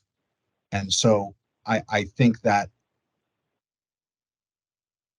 better interfacing with the developers in the Horse Heaven Hills could maybe influence the scope and scale of residential development, where over 500 acres are planned for sale this year, most within shrub steppe habitat. Maybe it's an education thing, that working with land developers and critical issue area ordinances and Benton County to stress the reduction in the scope and scale of human development within the Horse Heaven Hills. I don't have a simple answer for you. That question. I appreciate you giving me what you did give. So as a council member, I am very isolated as far as my ability to ask questions related to WDFW staff. I can't. And yet during this project, I've had some broader contextual questions about ferruginous hawks in particular that I'm hoping that maybe you could help me with if we could, try that anyway. So do you know how many hawks we have left in Washington State? The estimates vary. I believe I've gone over this in multiple documents. Your 2001 status update for the species states 48 breeding pairs, so 48 times 2. But then you have floaters, which are transitory and non-breeding individuals, as well as juveniles. Yeah. Okay. So, but those are small population numbers, Mr. Livingston. Yeah. Do you know what the core range of ferruginous hawks are in Washington State? Core range. It's the species distribution in Washington and where they're primarily located. I do. WDFW Richardson et al. In their recovery program delineated core breeding areas within Washington, and they range from the Rattlesnake Hills, so moving from west to east, the Rattlesnake Hills, Horse Heaven, Franklin County, and the Juniper Dunes area, the Washtukna Coulee in, I think it's near, I think is that Grant County, Columbia County. So there are core breeding areas where historical nesting has been focused. You broke up a little bit. Did you mention Benton County? Because that's I did. The Horse Yeah. Heaven Hills in Benton and Franklin are the two counties that WDFW mentions most often. But distribution of breeding individuals also occurs throughout the state in Rattlesnake Hills, Washtukna Coulee,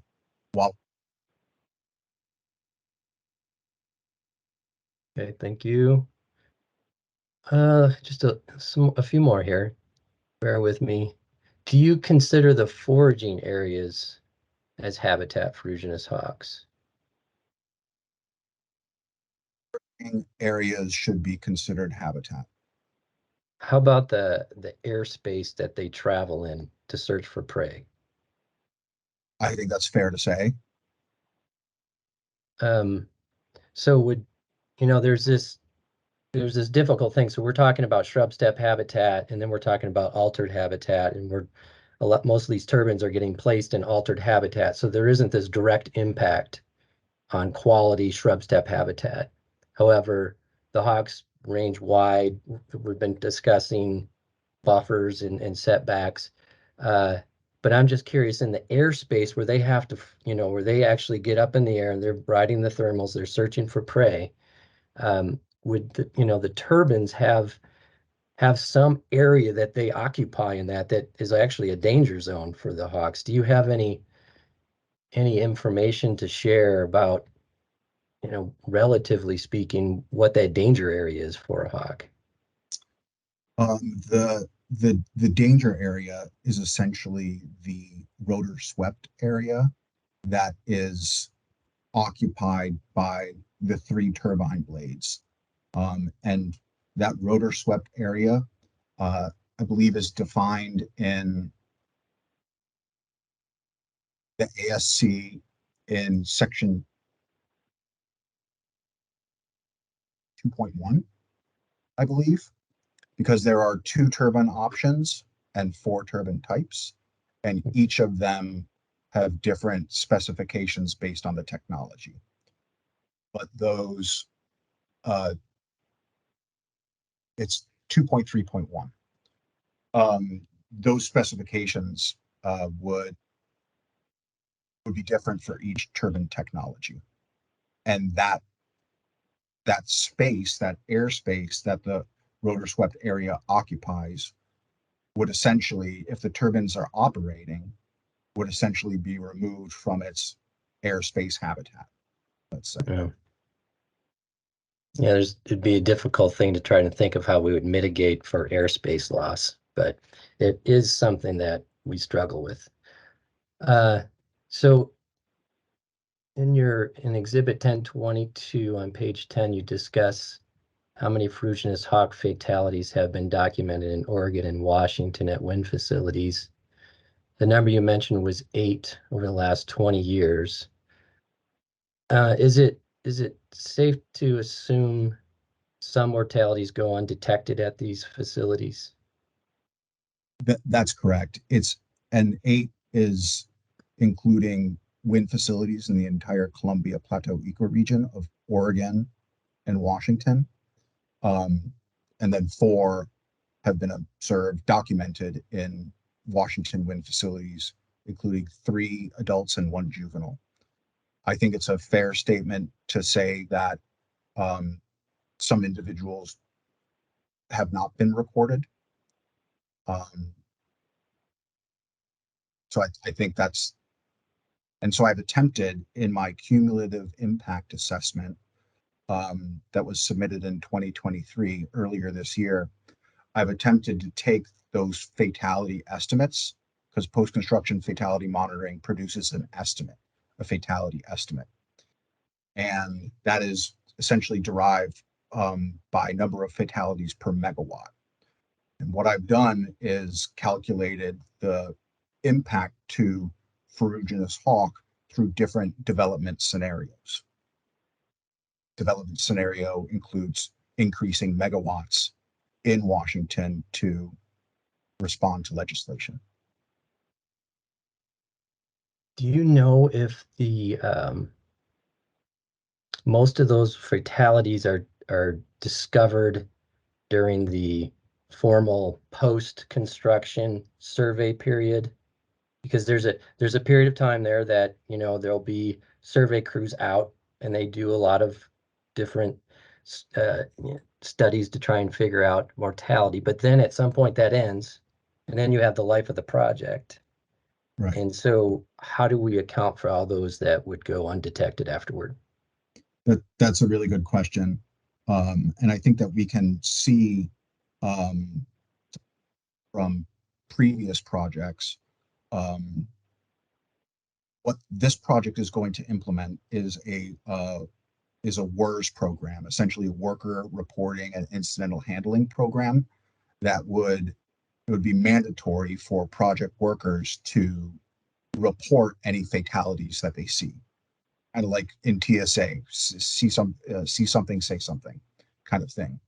You can see Nine Canyon through Energy Northwest has implemented that strategy and has mandatory annual reporting that's available to the public. What I've seen in my experience is that wildlife fatalities do get reported by operational staff. Many of the projects that I work on, golden eagle fatalities, because birds, and it's kind of a conspicuous event, are often reported by employees of the wind facility. So you are right in characterizing this intensive period of surveyors specifically looking for dead stuff. But then you have this extended monitoring program that occurs for the life of the project. Okay, thank you. Let's see. I'm getting close to the end here. Do you know if those, so you described what the Hawks core range is in Washington. Those larger project, well, let me ask it this way. Were those facilities in the core range of the Hawk in Washington, Oregon? Those facilities in the core range. The facilities where the fatalities occurred? Yeah, with that estimate of 8 out of the last 20 years.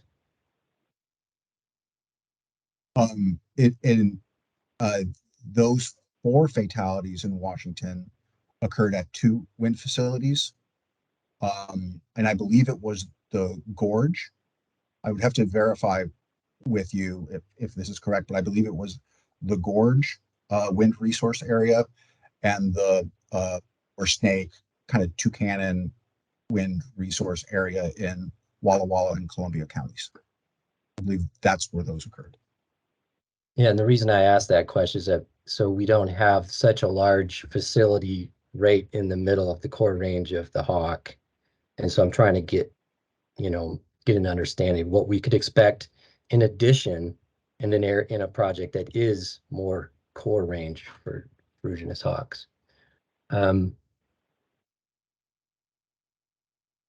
Let's see. So I guess I would just say, do you agree with the with a declining species, we need to exercise caution beyond what we normally would with a common species like a red-tailed hawk? I believe that's a fair statement. And here's my final one, I promise. So, so you took exception to Mr. Newsman's testimony where he suggested that the project could lead to the extirpation of the species, but would you agree that this project could contribute, given the declining nature and every death and mortality with such a small population is additive at some point? And so could you agree to the statement that this could contribute to the I am running out of words here, extirpation of the species? That's an interesting question. I think that any fatality that occurs to small places that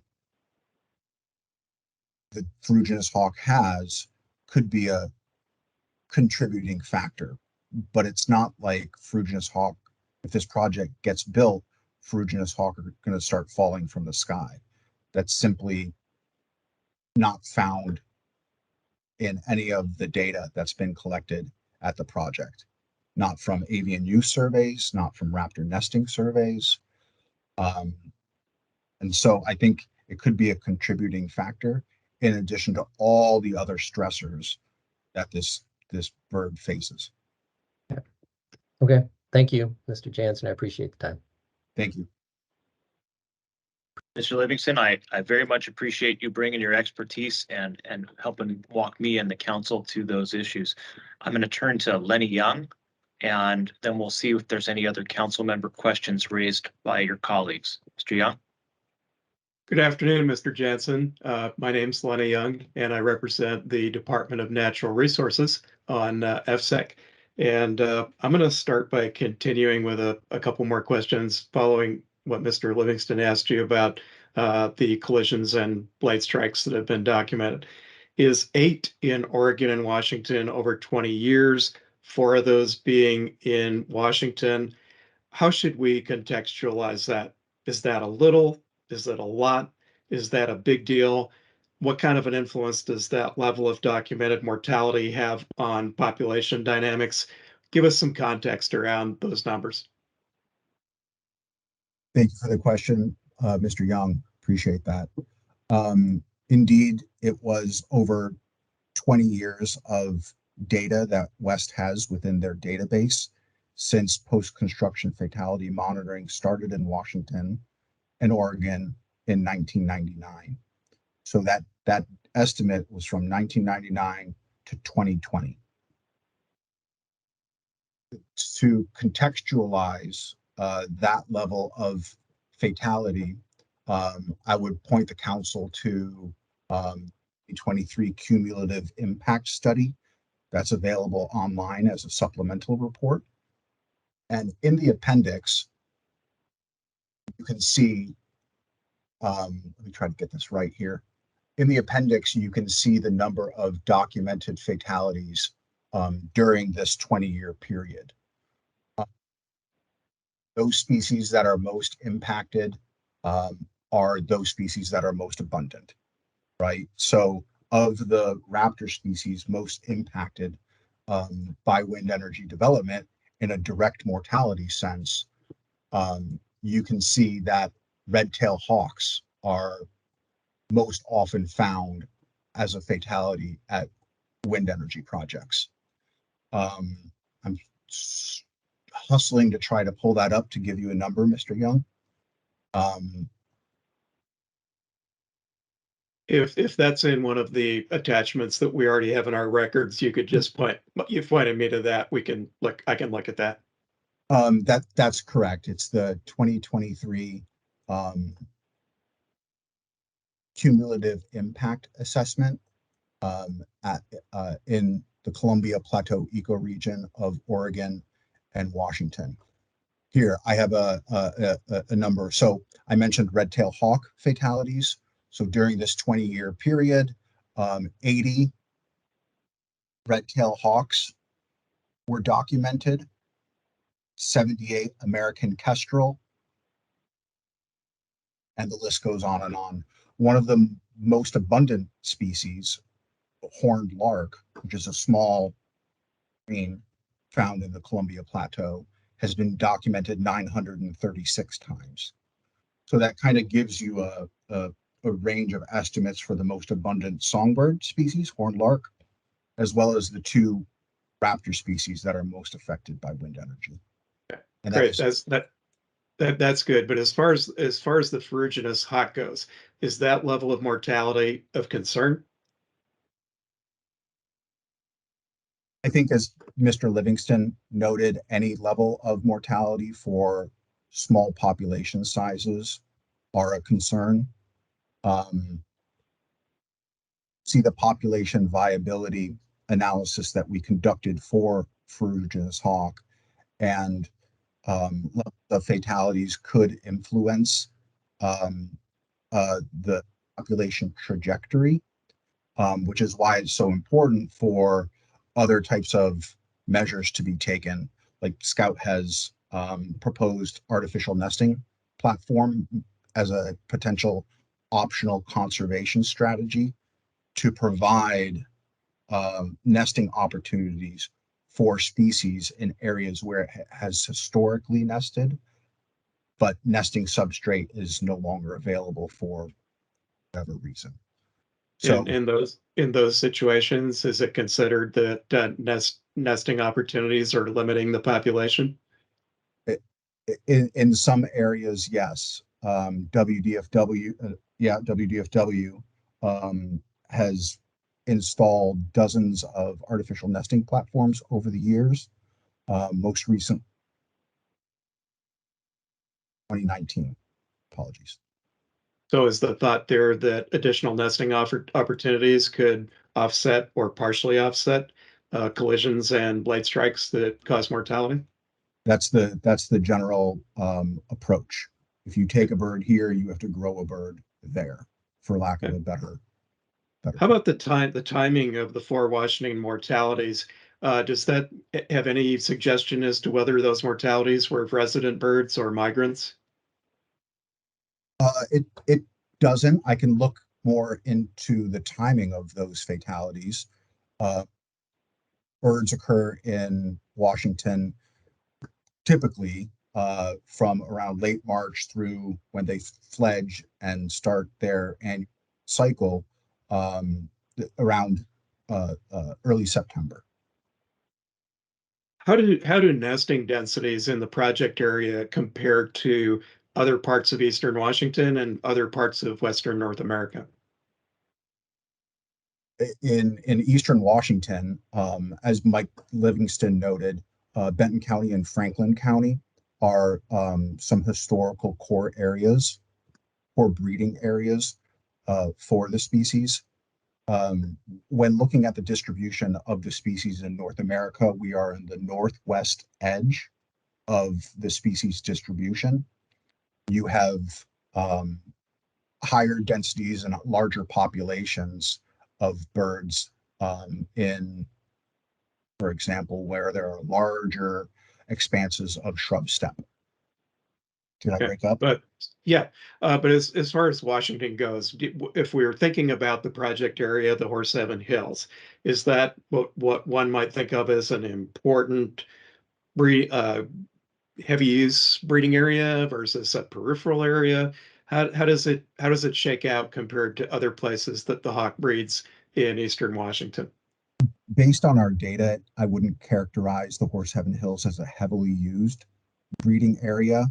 The majority of historical nests in the WDFW PHS database are considered gone, so no longer on the landscape or in remnant condition, which is essentially defined as a scattering of sticks on the ground. The occupancy rates of territories within the Horse Heaven Hills is below the statewide average that's discussed in Hayes and Watson, which I've mentioned a couple times. That's the 2001 periodic update.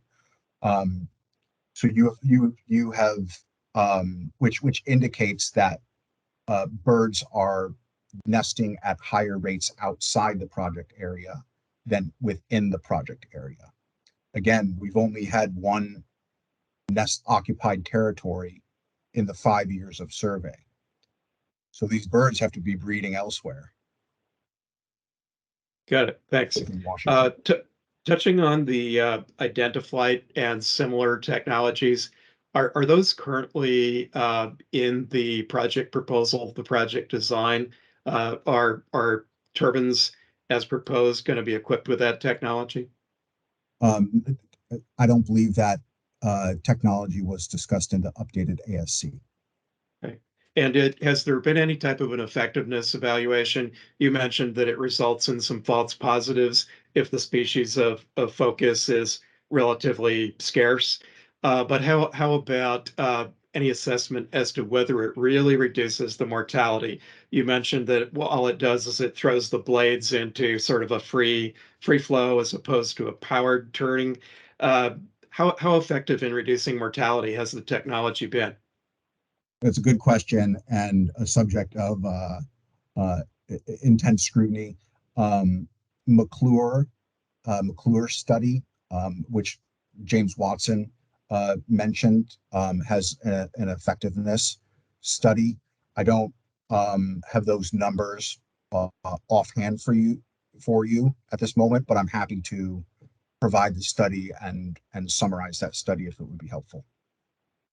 Okay, and my last question is about the PCFM. What do you really see as the relevance of PCFM to the decision that's in front of the council here in the near future? How is it relevant to the applicant's proposal?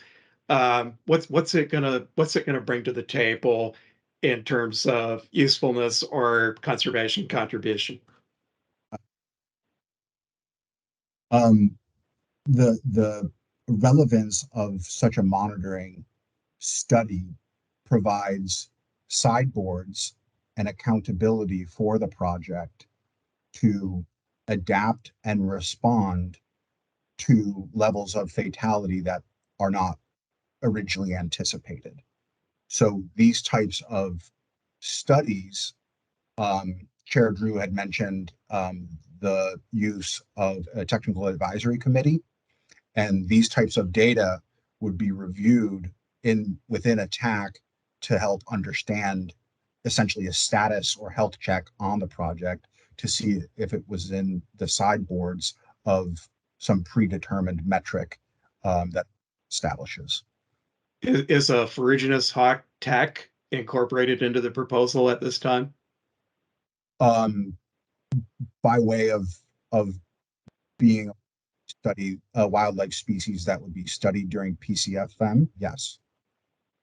Okay. And I don't want to push you beyond what you know on this, but how would you envision a monitoring benchmarked off of a preset level of mortality that would trigger some kind of a response? What types of conservation measures that could improve the situation might be triggered depending upon the results of PCFM? I can't speak to a certain percentage per se, because that should be developed a little bit further down the road. But there are several levers essentially that you can pull to activate additional conservation measures. It What could would be, those levers be? What additional conservation measures would those lead to? sure, you could, depending on the species affected, you could try to um, uh, implement additional compensatory mitigation, different types of conservation measures. Let's say um, uh, uh, you could implement maybe a carrion scavenging program, which I believe is already in the proposal because raptors feed on dead stuff. And so removing all the dead stuff removes that attraction at the project. You could artificial nesting platforms installed, let's say. There are certain types of measures that can be taken from a habitat perspective as well as a operational perspective, but those types of things should really be designed with specificity down the road based on project specific data. And my last question for you, as a wildlife biologist, and considering where your involvement in this project to date and where we stand today, is there anything you feel that our council should know that you haven't had the chance one way or another to put in front of us that you'd really like us to be thinking about as we go forward? I appreciate that. I could talk about this all day, but in the spirit of time, I think I will just leave you with this, that the Washington State University came up with a new site assessment tool for solar siting within Washington, and it's the least conflict solar siting project that's available online and open to the public. In looking at those data and the suitability rank for the project, solar siting suitability rank was considered moderately high to high within the proposed solar siting areas. And that includes 4 different primary elements, including solar suitability, farmland, ranch land, and conservation value. So I encourage the Oh, go ahead. Sorry, I cut you off. I encourage the council to be at least be familiar with that study. I'm sure the council's consultant is familiar with it. So is medium to high to high? Is high good or high bad? High's good. Okay. Thank you very much. If it was low, then there would be more of a conflict with the resources I mentioned. Really appreciate all your testimony and answering questions today. Thank you very much. Appreciate everyone's time. I know this went a little long. And I'm hoping, Mr. Jansen, it's not going to go a whole lot longer. I want to couch this for all the parties that might want to have recross or redirect. I think the council members asked some fantastic questions and really created a more developed record on what they need. Looking at the schedule, it's now almost 3:20. We have a hard stop today in an hour and 35, well, an hour and a half. We have Mr. Romig scheduled to testify. We're already cutting into Mr. Romig's time, and I can't imagine the pronghorn are going to get any less attention. If we want to start Mr. Romig today and finish, he'll be available tomorrow. Is that right, Mr. Perlmutter? That's correct. He's available tomorrow. All right, we have some efficiencies that I've identified that can be made up in tomorrow morning's schedule that I think will go much faster than what's listed. So with that in mind, I'm hoping we can at least start Mr. Romig's testimony today and respect the 4:45 stop time. Ms. Perlmutter, do you have any limited redirect based on council questions? Your Honor, I don't have limited or unlimited redirect. All right, 0 is 0, whether in Latin or not, right?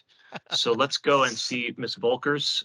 Any recross that you think you need to go into based on the council's or Ms. Perlmutter's previous questions for recross? Thank you, Your Honor. I do have a few areas I'd like to address based upon the council's questions. The first, and we don't need to pull it up yet, but the first thing I would like to clarify and ask Mr. Jansen about is his rebuttal testimony of Mark Nutzman. Councilman Livingston was correct that there was a question posed to Mr. Jansen about whether or not he agreed that the project would cause the extirpation of the ferruginous hawk in Washington. Mr. Jansen, you understand though that Mr. Newtsman never actually used the word extirpation in his direct testimony, correct? I don't have that in front of me, but if you say that, then that's fine. I can't find it in his testimony, and I expect that in the same way that the other parties, their legal counsel wrote the question to you. So I'm not trying to attribute the question to you. I just wanted to make sure that there wasn't anything that you were aware of where Mark Newtsman expressed an opinion that the project itself was going to cause the extirpation of the ferruginous hawk. You're not aware of that, right? Not at this time. I think the statement is still valid though in response to Mr. Livingston's question. And I don't disagree. I'm just trying to make sure that the council's clear on where the different biologists in this proceeding are on the same page. Do you know of anyone, be it Mr. Newtsman, Mr. McIver, or WDFW's experts who were deposed? Do you know of anyone that has taken the position in this proceeding that this project will cause the extirpation of the ferruginous hawks? Not that I'm aware of. Isn't it actually fair to say that all of the biologists testifying in this proceeding, including yourself, agree that there are a number of factors that contribute to the precarious position that the ferruginous hawk species is in today? I believe that's a fair statement. Is it fair to say then that the main difference between your perspective and that of Mr. Newtsman, Mr. McIver, and Mr. Watson is that you are looking at the project's potential short-term 5-year impacts, while the rest of the experts in this case are looking at what the ferruginous hawk needs long-term for recovery of the species? No, I don't think that's correct. You were asked about, and then I think also relied upon the Technical Advisory Committee and a number of your answers to the council. So if we could pull up your rebuttal testimony at this time, Exhibit 1022, I do want to ask a little more about your own testimony regarding the Technical Advisory Committee.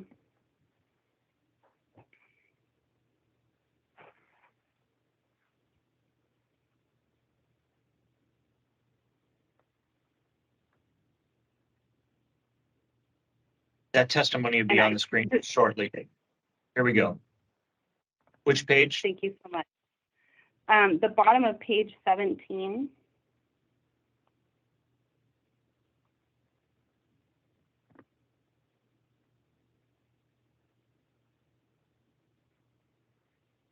And going into the next page. Thank you. Oh, the last question on page 17. The answer starts at line 20.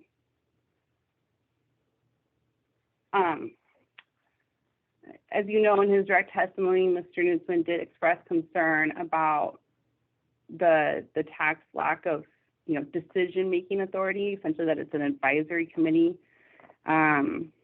which is in its name. Did you write that answer there that refers to a number of legal provisions? I did. Could you specifically point to where in the RCW Chapter 8050 the FSEC has the ability to delegate any decision-making or enforcement authority to the Technical Advisory Committee? Your Honor, if I may, first of all, I'm not sure that's a fair question of this witness, but additionally, this goes beyond even a generous reading of the council's questions. Ms. Volkers? Your Honor, if I may, the council or the witness has submitted testimony referencing FSEC's own laws in his opinion about the tax decision-making authority, and I'm just asking for a more specific citation because I haven't been able to find one. I think you'll have to take the testimony as it is. he's not going to be able to state any more specifics than is contained in this rebuttal testimony, and the WAC and the law are what they are. Let's move on to another question if you have one.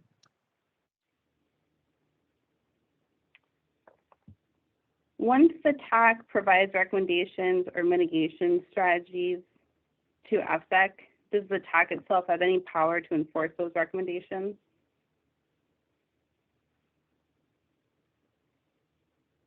Does the TAC have any enforcement? Correct. No, I think that's up to the permitting agency that's responsible for enforcing the conditions of the site certificate. So to the best of your knowledge, what would happen if there's a disagreement between a recommendation from the TAC and the project owner or certificate holder? I cannot speak. I think that is the relationship between FSEC and the Technical Advisory Committee. I can't deal with that. I can't effectively answer that hypothetical conflict resolution. And then on the next page, and this will be my final question, Your Honor. If we could scroll down a little bit to the end of Mr. Jansen's answer here. On line 6, Mr. Jansen, you testified that a number of project documents have been developed to clarify the intent and charter of the TAC with FSEC and Council for the Environment. What are those documents? I believe I responded to the same question earlier from you. Again, I developed those materials in coordination with Tetra Tech and Scout, and I couldn't really say where they are. Again, once it leaves my desk, I can't really speak to that.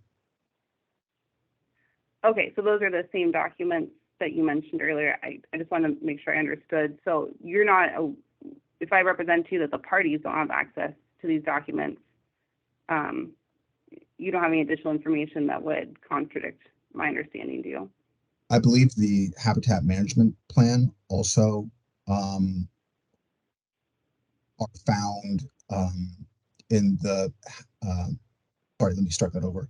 The discussion of the TAC is found in the habitat management plan, and the documents that I mention on line 6 of this page, I believe were developed in response to comments from FSEC during the development of the DEIS. Okay, I think that was a no to my question, but I'd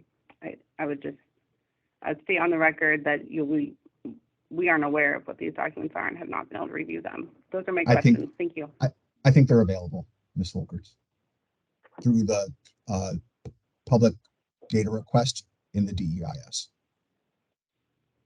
And Ms. Volkers, I'll ask that Mr. Jansen and Ms. Perlmutter work to make sure that the Yakima Nation knows exactly what those documents are here, but we'll do that in some behind the scenes informing between parties. I know that's been collaborative and cooperative, and I appreciate that.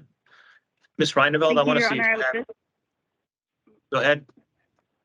I'm just hoping for the names of the documents so we can determine if we even have them and then go from there. So that's my request, and I'm happy to follow up with Ms. Perlmutter directly, but without having the names of the documents, I don't know if we have the complete record in front of us.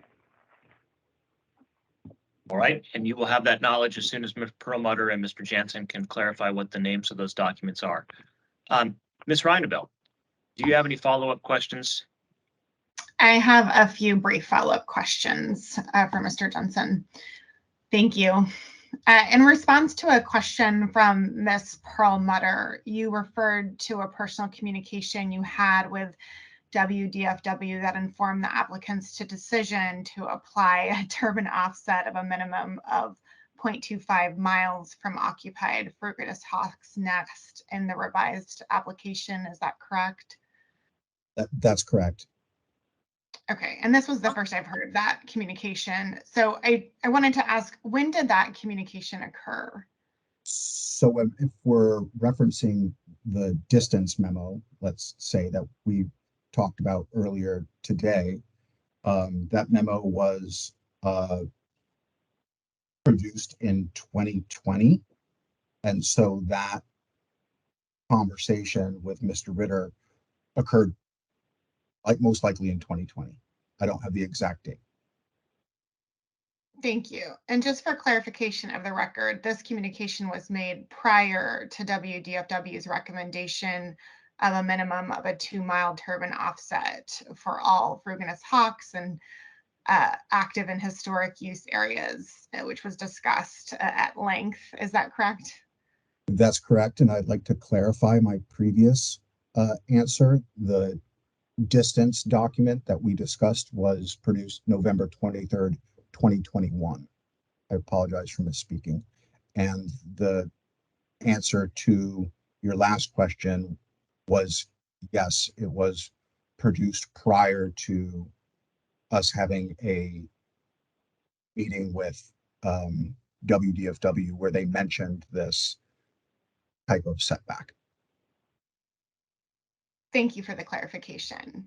And just for clarification of the record, that doesn't change your testimony agreeing that the 2-mile offset recommendation is WDFW's current recommendation for Frugitus hawk offsets. Is that correct?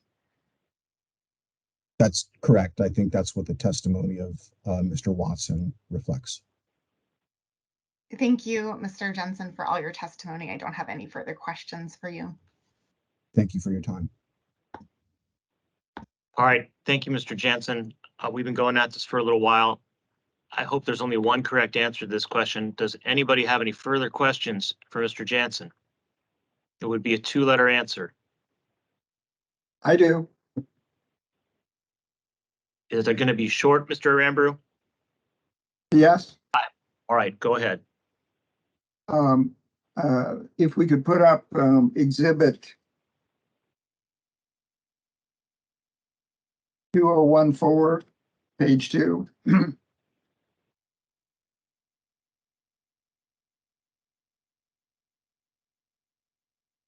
Just one moment, I'm pulling it up.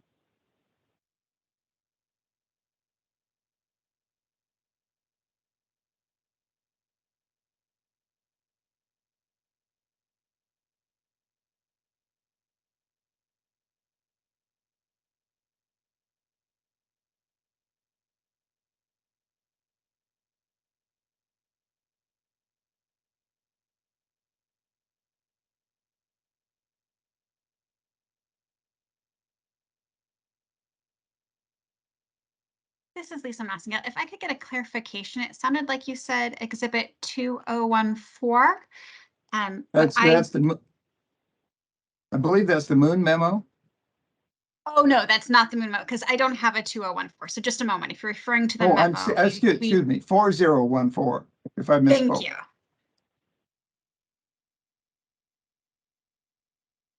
And just to clarify, is it okay to bring up the redacted version of that? That would be correct. And to page 2, please. Thank you.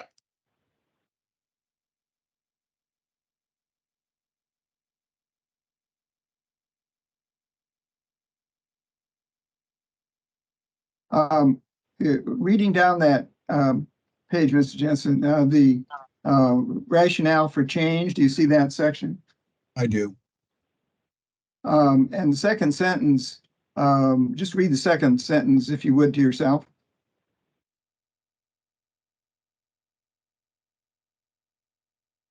Okay. This refers to a settlement agreement. Have you seen such a settlement agreement? I have. You have? That's correct. I think this was discussed earlier in the proceedings. And who is that settlement agreement with? That was, I'm going to object as to any testimony pertaining to a settlement agreement. There firstly has been no settlement agreement entered in this matter, and I would object to any further testimony or questioning around it. I was coming off mic to do exactly that. The objection sustained. Mr. Rambrew, there is no settlement agreement in front of the council, and we're not going to talk about any negotiations. Do you have another question? Were you consulted with regard to a possible settlement agreement? Okay, Mr. Rambrew, I said we're not going to talk about any negotiations. It's irrelevant until it's filed with the council. Okay, no further questions. All right, thank you. I'm going to ask that we put tomorrow's proposed schedule up on the screen. Mr. Jansen, thank you very much. We have, thank you, Your Honor. Mr. I'll be gone now. Thank you. All right, thank you very much. We are supposed to have Mr. Ramig today until 4:45, and we will start Troy Ramig's testimony after a break. We're probably going to come back at 4:40, 3:45 and have 1 hour firm to get started with that. Tomorrow's schedule, frankly, is, in my estimation, can be shortened up. And here's my proposal to the parties and for the council. Tomorrow's housekeeping will start at 8:45. There's just not that much to do, so we're going to cut 15 minutes off. We're going to have the swearing in should be done with Ms. Campbell very quickly unless council has questions I'm not anticipating. Hopefully by 9:10, we should have Mr. Wiley ready to go. The questions have already been circulated. Chair Drew will ask them, and we'll see where Mr. Wiley goes. But I think between 9:10 and 9:35, we should be able to complete Mr. Wiley, even with any limited recross. Maybe I'm over optimistic, but I'd like to have Ms. Cook ready to go. And I know Mr. Harper's going to have her listening, hopefully around 9:35. My hope is that we'll then be able to turn to the Crouppen and Sharp testimonies. If we can get them started before the break at 10:15, we will. But if not, I fully anticipate we won't be going till 12:45, given some of the limitations on the testimony that my orders issued yesterday, today, and even previously have laid out. So we'll see where cross-exam goes and redirect on those. So I'm hoping Mr. Ramig will be made available to complete things before the lunch hour, and that we can not go beyond that 2:45 p.m. With Ms. McLean. It's also possible that I'll hear in the housekeeping tomorrow that one or more of Ms. Volker's witnesses might be able to testify. And if so, Ms. Volkers will try to see where Ms. McLean can wrap up and where they might be fit in, still leaving a solid break of 2 to 3 hours between end of adjudication tomorrow and beginning of the public comment hearing. So those are the comments for scheduling. If the parties have comments on that, I'll take them at housekeeping tomorrow, but I want to set those expectations for council members, or at least anticipations for what tomorrow may hold. Let's take a break until 3:45. I'm killing the court reporter here, and we'll come back and go for 1 more hour today. Thank you. All right, good afternoon, everyone. We're back for the last hour of today. Mr. Ramig, we're going to get started with your testimony and have you adopt a number of exhibits. Good afternoon. I think you've been listening in and are well familiar with the drill by now. But I'm going to list off the number of exhibits, and Ms. Perlmutter, if you'll make sure that I've got them all.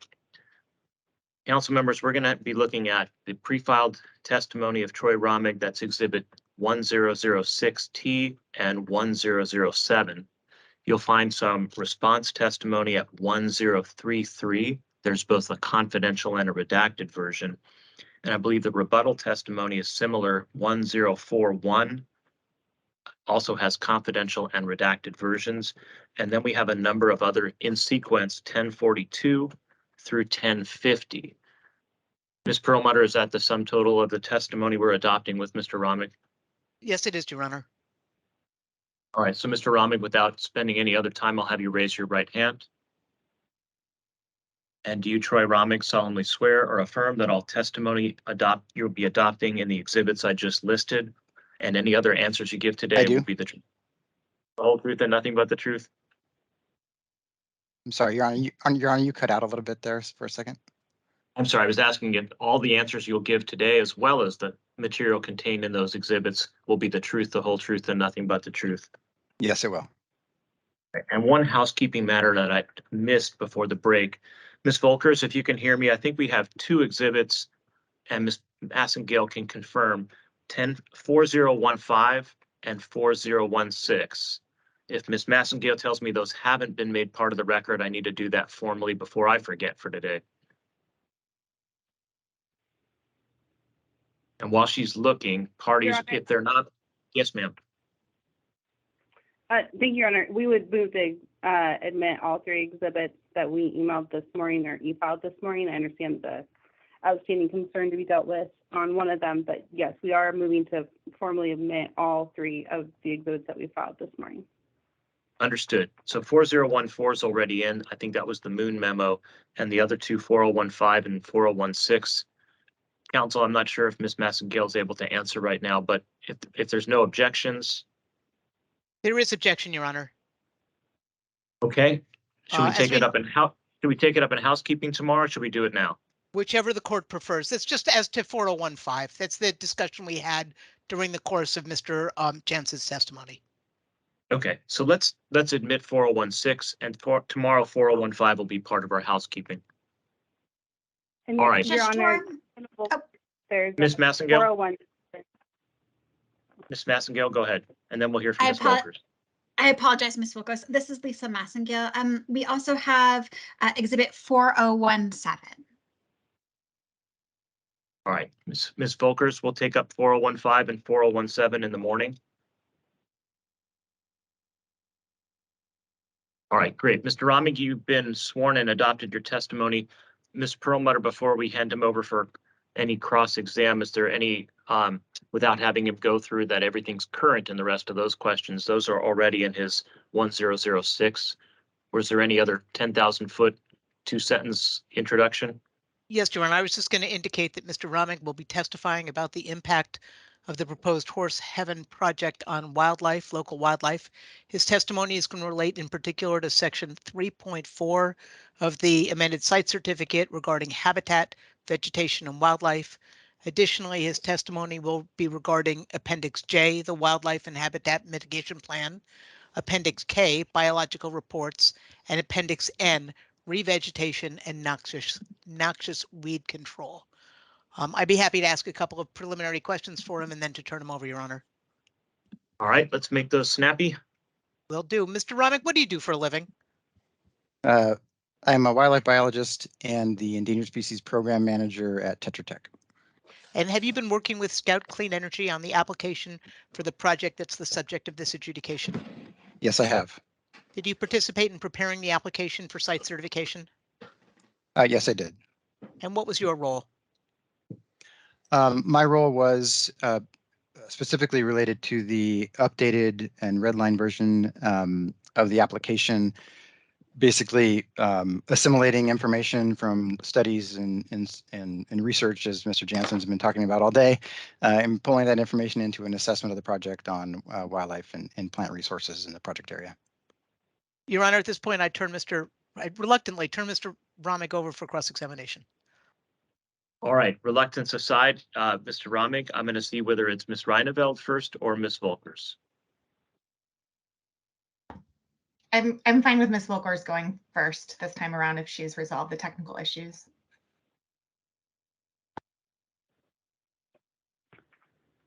Your Honor, I was going to similarly defer. I think it's just been a long day for everyone, but I can at least begin the questions that I have for Mr. Ramig today.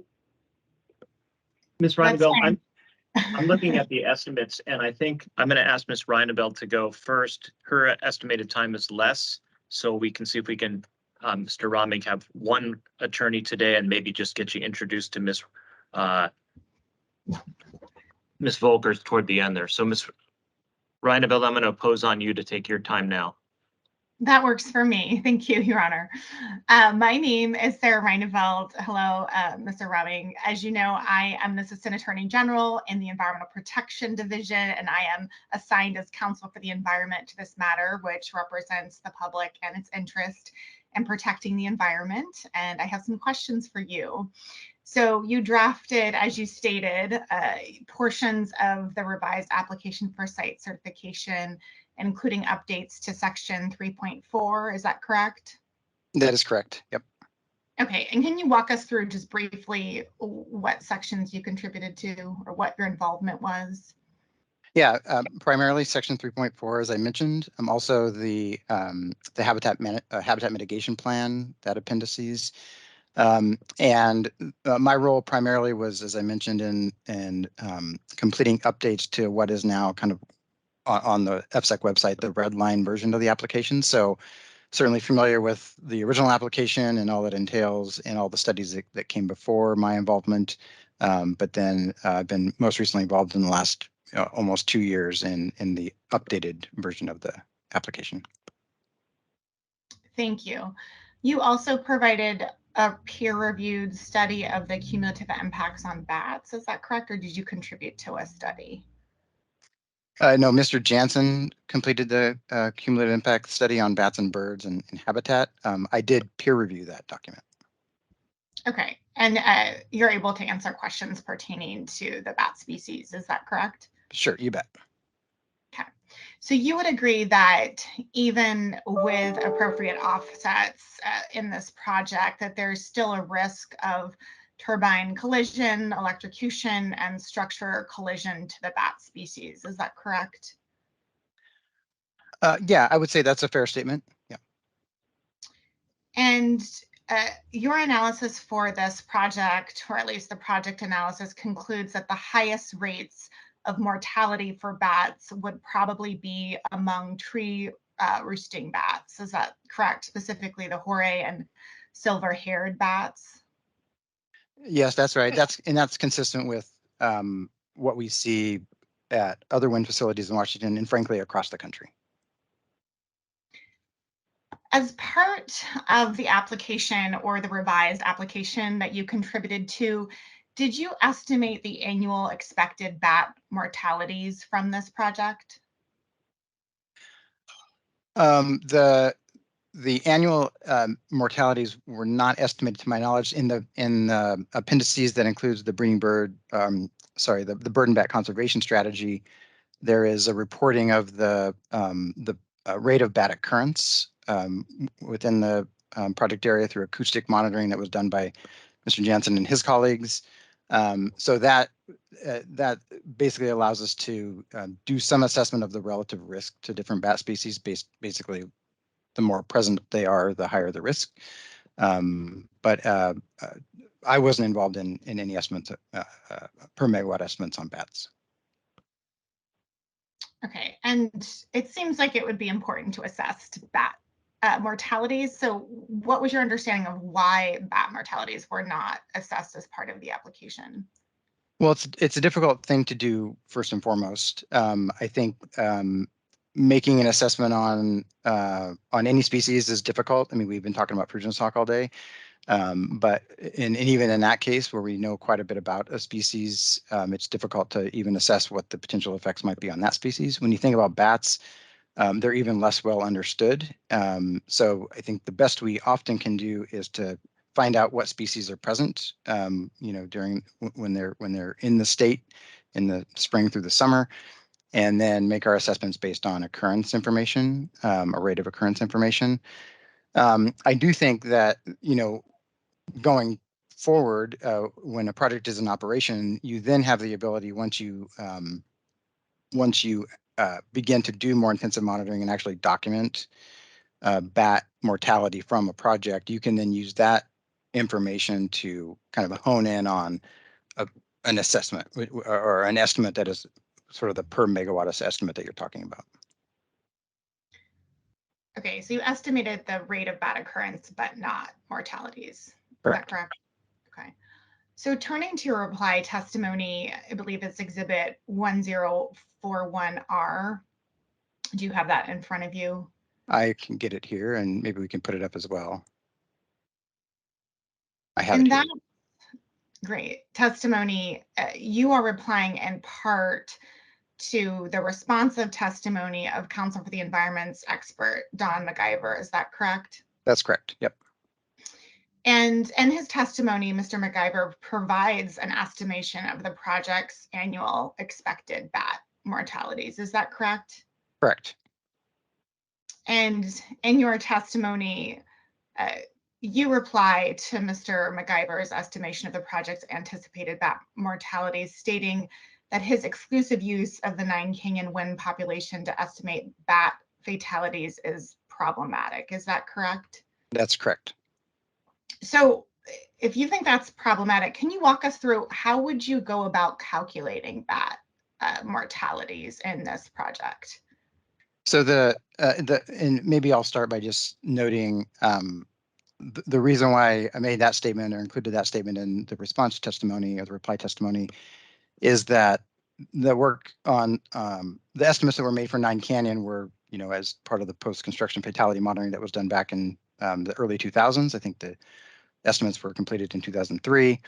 And since then, 20 years later, we have learned a lot about how to do a better job of estimating potential fatality or actual fatality of bats from wind energy projects. And the methodologies have changed.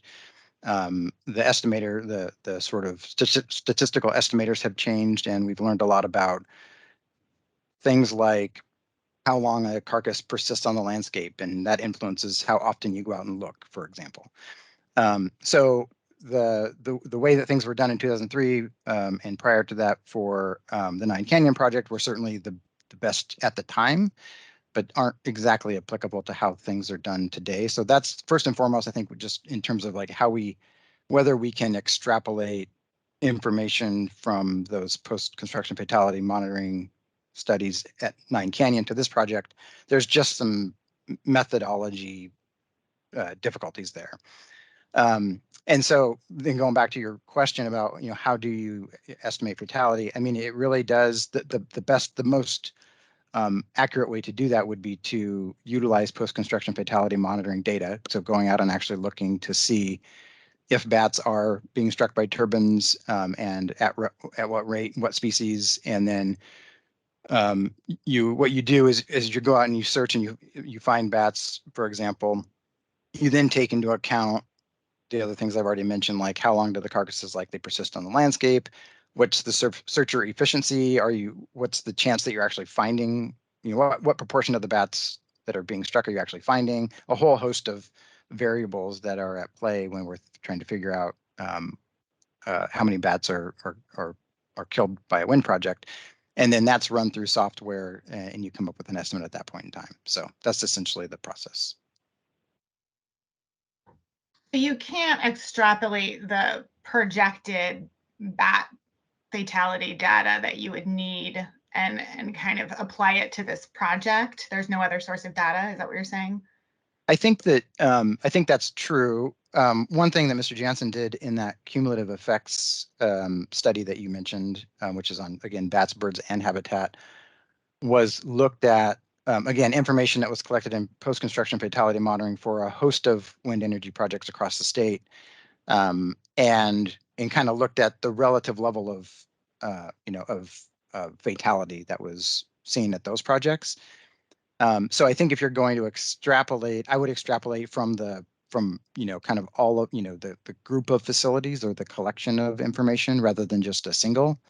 And that's just, when you think about, statistical validity and sample size, like having more information is better than having a single point of information. So if I were to extrapolate, I would probably look at that, the cumulative data set versus a single project. And did you attempt to extrapolate in your reply the number of bat fatalities? I believe we did. Let me look. I believe I did. Let me scroll down here a minute here just to refamiliarize myself. And I think we used the roughly one bat per megawatt metric as we were calculating that information. Again, opposed to over 2 bats per megawatt, which was what was seen in Nine Canyon. So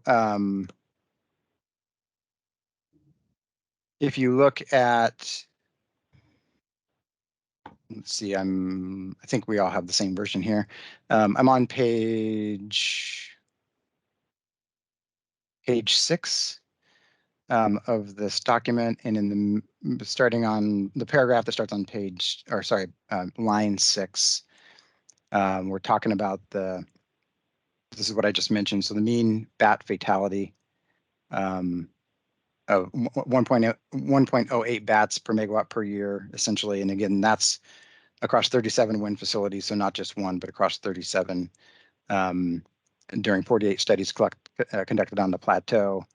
And that's the resulting number of bats with the total installed capacity across the state. So I actually, now that I'm looking at this, I don't actually think we did the math on 1.03 bats per megawatt and then applied it to this project. I may be misremembering there, but that could be easily done. Okay, well, wouldn't it be helpful to do so to understand the bat fatalities projected in this project per year? Yeah, that's something that I think could be done. Again, a matter of timing here. I think this cumulative work that Mr. Jansen did was done, it was completed earlier this year. So when you think about that relative to when the application, even the revised application, which was submitted in December of 2021, we've been talking a lot about timelines and matter of process and when things happened. I think, that wasn't included in the application, frankly, because this cumulative analysis was not completed yet. Okay, and sitting here today, you're kind of looking at the data and potentially, can you do a calculation in terms of the bat fatalities per year from this project? Is there a rough that you can provide us with? I would prefer not to do math in public, I think, as someone said on a previous thing. But nonetheless, I think even whether you're thinking about like total number of bats that are potentially affected by the project, I think the metric of bats per megawatt is sort of become industry standard in terms of how we think about bats that are impacted on the project. And so even if we were, say, in implementation, if the project was operating and we were perhaps during the post-construction fatality monitoring collecting information, and then a technical advisory committee was asking themselves, is this too much or are we within the realm? I think we would be thinking on a per megawatt basis anyway, rather than a total number of bats estimate. Does that make sense? Yeah, it does make sense. And just for clarification of the record, the verbal record, what is that estimation? Well, the cumulative, when we assessed, particularly Mr. Jansen assessed in the cumulative work that he did across the 37 wind facilities on the Columbia Plateau ecoregion in 48 studies across those 37 facilities, it was 1.08 megawatts per bat per year, and that's in the reply testimony. Thank you. Moving on, do you know where those bats come from geographically, or how widely this impact would be spread across the regional population? Yeah, I mean, these bats they're migratory, and they occur across the country, frankly. The two species, hoary bats and silverhead bats that you mentioned. So there are widely distributed species. The bats that come there that are here in Washington, they're primarily going to be moving up and down the West Coast, probably west of the Rockies, and maybe even spending some time in the Rockies. They're actually, frankly, that's an example of, I think with bats, especially migratory bat species, they're difficult species to study. So that's not a question that we exactly know the answer to, frankly. And, I would say related to that, and this is, I think, come up in Mr. McIver's testimony, et cetera. We also don't have a good handle on the population size of these species. So there's a lot unknown about migratory tree bats, except for where they're spending their time during the breeding season, a little less about where they're spending their time during the non-breeding season, and where they travel in between is a bit of a mystery. There are hard species to survey for. Based on the studies conducted for this project, there's little to no evidence to suggest either the horay or silver-haired bats breed in the project area. Is that correct? That's true. Yeah, there are really no or few opportunities to breed or roosting sites, for example. So they'd be foraging primarily within the project area. And would you agree that hoary and silver-haired bat mortalities at the project would contribute to cumulative impacts to the species? Absolutely, yes. Are you familiar with the Washington State Wildlife Action Plan, which is Council for the Environment's exhibits 3020 and 3021? I am, yes. Were you aware that the Washington State Wildlife Action Plan has identified both horay and silver-haired bats as species of greatest conservation need? Yes. And just from your understanding, what does that mean? I think it simply is just identifying species that are trending downward, for lack of a better word. I mean, they're species. They're not.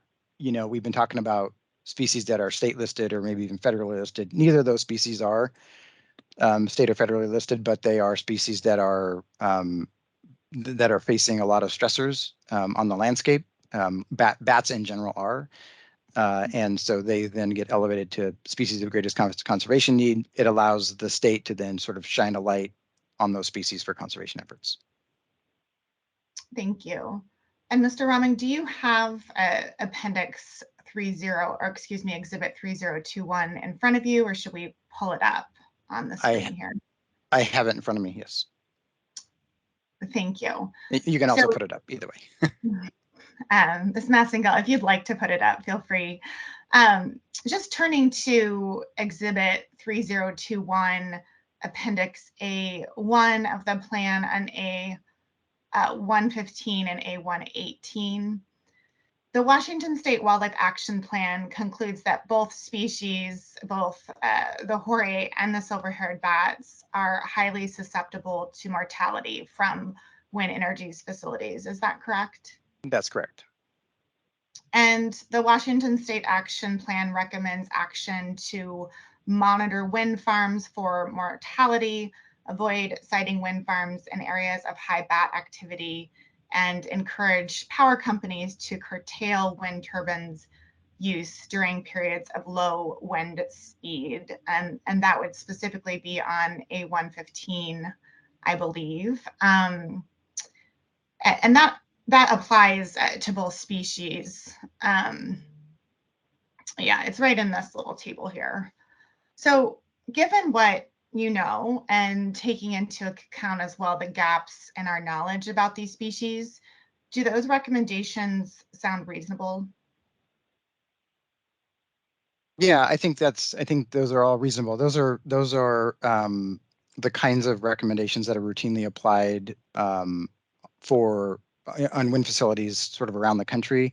Actually, not so much yet for hoary bats or silverhead bats, but certainly for other bat species, Indiana bats, other federally listed species like Indiana bats, northern long-eared bats, etc.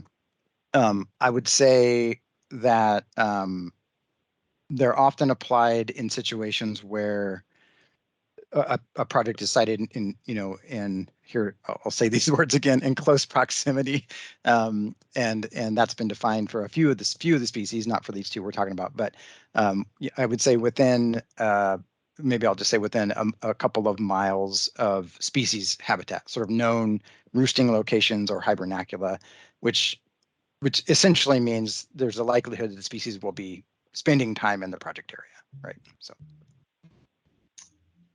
And the action plan, it also mentions curtailment, and you spoke a little bit to that, but in your testimony, your reply testimony in Exhibit 1041R, You agree, correct, that turbine curtailment could be an important measure to mitigate these impacts on bats? I think that's a fair statement. Again, earlier we were discussing this related to fruitinous hawks. I think curtailment is, if the turbines are turned off, you're reducing risk, right? I think the challenge is to make sure that it's done in a smart way, so that it's targeted and informed by data collection during operations. So I would just sort of throw on those caveats with that statement. Thank you. Specifically, you state in your reply testimony on page 7, which I believe is up on the screen, you agree that new smart or optimized curtailment could have the ability to reduce hoary bat mortality while also increasing energy production. Is that correct? That's correct.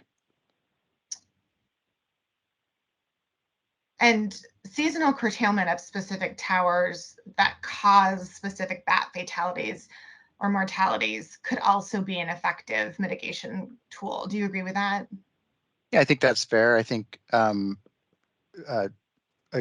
again, targeted curtailment on individual or small groups of turbines, certainly only doing it when the bats are there makes sense, so seasonally. And then you already mentioned the idea of,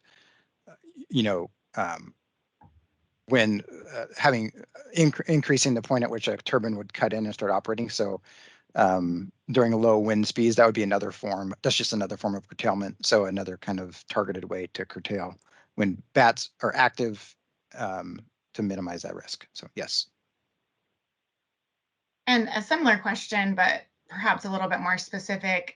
You reviewed and replied to the responsive testimony of Mr. MacIver, and specifically, Mr. MacIver proposed in that testimony that applicant consider curtailment of the monitoring indicates that when specific towers are kind of disproportionately responsible for mortality events. Would you agree that curtailment is reasonable in those circumstances and could be a helpful mitigation tool? Yes, I think that's exactly right. I would, rather than doing sort of blanket curtailment, I would certainly recommend sort of data-driven decisions about curtailment. The revised application from my review does not agree to curtail specific turbines that cause bat fatalities or mortalities. Is that correct? That's correct. Yep. And instead, it leaves these decisions to specialists in a kind of post-constructive TAC. Is that correct? That's right. And we've discussed it before, but this is an advisory committee, correct? It is. That's correct. It's an advisory committee. And there's no guarantee that the advisory committee will utilize curtailment. Is that correct? I wouldn't say there's a guarantee, although I would imagine that, if it's a fully and well-functioning advisory committee, they would be considering all options. Thank you. Your Honor, the rest of my questions are pertaining to the antelope. I don't have very many of them. They're not very specific, but I don't know if you would like to go into closed session. If you think we're going to stray into things that are protected under the confidentiality agreements, then we should do that. Ms. Perlmutter, I'm going to ask your opinion as well as the sponsoring attorney. I think we should, Your Honor. All right, so Ms. Reinveld, you were going to say? Yeah, I'm just looking at my questions. I'm mainly asking just whether or not the, GPS collar data was incorporated in those sorts of things. But yeah, I mean, maybe out of the abundance of questions. Okay. Let's go ahead and move into a closed session. We'll pick up with the pronghorn questions within that session and come back out as soon as possible. All right, we're back in the public session. Mr. Romig, I think you've already met Shona Volkers a couple other times today. So barring any further technical difficulties, she's going to press on with her exam at this time. Thank you, Your Honor, and good afternoon, Mr. Romig. We have met before, but I'm Shona Volkers, and apologies for not being on camera, but I'm actually going to ask if if Lisa Massengill or Alex Shiley is able to bring an exhibit back onto the screen, I'd like to ask you a few questions about exhibit 4014, which was discussed earlier today. And my hope is that we could kind of wrap up discussion about the moon memo so that we can get back to the pronghorn in your testimony tomorrow. Is that something that we could bring up on the screen? Exhibit I am 4014. sure it's on its way here. Which page? Just the first page to start with. Do you recognize this document, Mr. Jansen? For the record, Mr. Remick, but yes, I do. No problem. Apologies. I did ask Mr. Jansen about this. I'm sure you were watching for that portion. So some of my questions to you are the same. And my hope is that you'd have more information because you are listed on this memo. Did you contribute to writing this document? I did. Which portions of Exhibit 4014 did you write?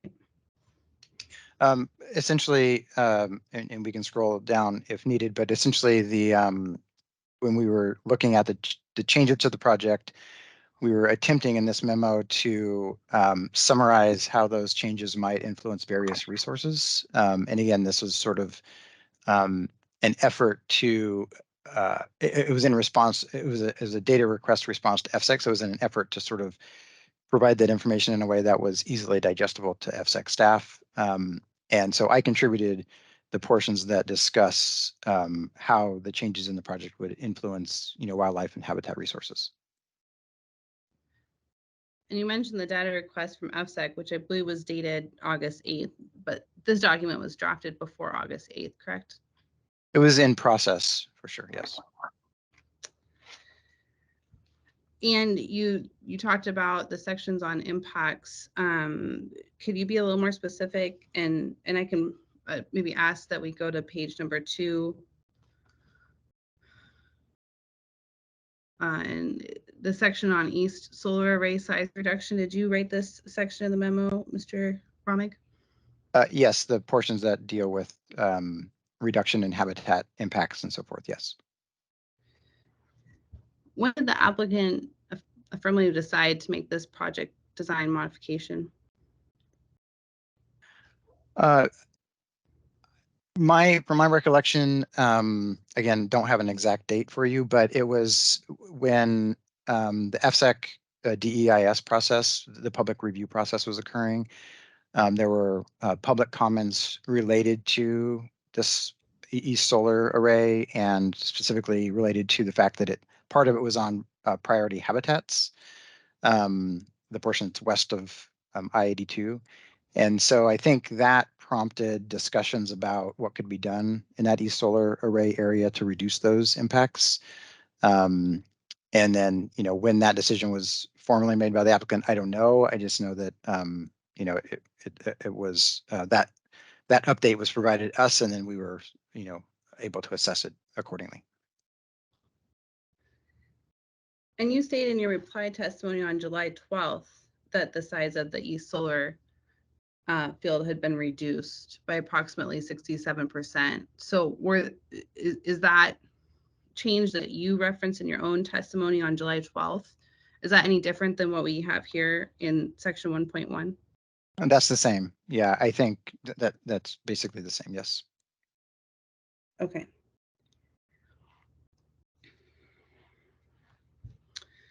If we could scroll down a little bit to section 1.2, did you author this section as well, Mr. Romig? Yes, again, the portions related to reducing impacts on wildlife.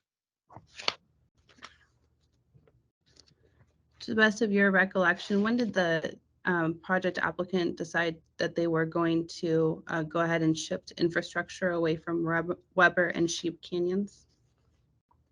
I think the genesis of this, and Mr. Jansen may have spoken about this earlier, there were some discussions some time ago with Washington Department of Fish and Wildlife. Mr. Jansen mentioned, being out in the field and talking about it. I distinctly remember conversations and meetings in probably late 2021 where we were sort of formalizing that commitment. the applicant was sort of formalizing that commitment to do everything that was possible to pull the infrastructure back away from the canyons. I think that it wound up in this memo. This is sort of a collection of those kinds of things that have been discussed over time with FSEC, WFW, and so forth. And so I would say late 2021 and then formalized in this memo just a little while ago. And I know that Mr. Jansen did talk about, conversations has happened, and I think in the interest of time, if we could, moving forward, just my questions are specific to when the decision was made, not necessarily when the recommendation came from WFW or any other party. So if we can move down to section 1.3, did you participate in writing this section of the memo? Yes, again, the bullets relative to species impacts and habitat impacts.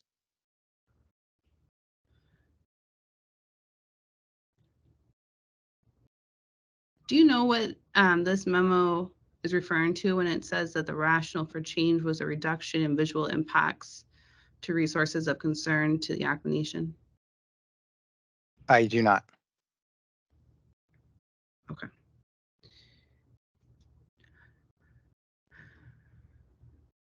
To the best of your recollection, do you know when the applicant decided to go ahead and modify the project design in order to remove these 4 turbines referenced in section 1.3? Again, I don't have an exact date for you. No, I don't know exactly when that occurred. Do you know generally when it occurred? Was it earlier this summer? I mean, that's probably a fair statement. I think this process has been iterative. You mentioned my mention about the changes to East Solar in my July testimony. I think all of this was happening around the same time, and the information was collected in this memo in early August. Maybe we can get at this more efficiently a different way. Were any of the modifications in sections 1.1, 1.2, or 1.3, were any of the decisions to modify the project in these ways made within the last month? I don't know the answer to that. But you authored these sections or co-authored these sections? I did. I assessed the changes in the impacts on species and habitat resources, as I mentioned. So, that information came in. This memo was dated, I think, August 9th or something like that, right? So that assessment occurred. That assessment certainly occurred within the last month. I don't know when the changes, when the decision to make the changes was made. I guess that's maybe the nuance I'm struggling with.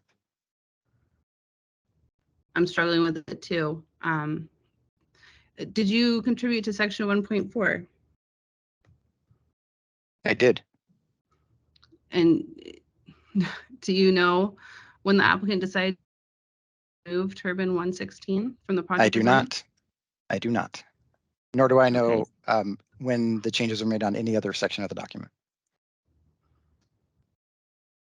Okay. Do you want us to write this document? I'm sorry, can you say that again, Ms. Wilkers? Do you know when you were asked to participate in writing this memo? I would say probably in the week or two before it's dated.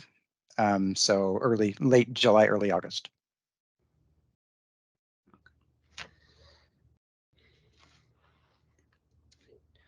To your Ms. knowledge, Volkers, I think I'm hearing a pattern of the questions here about the moon memo, and I think I understand your particular concern, if not all of the parties responding to the applicant's updates here.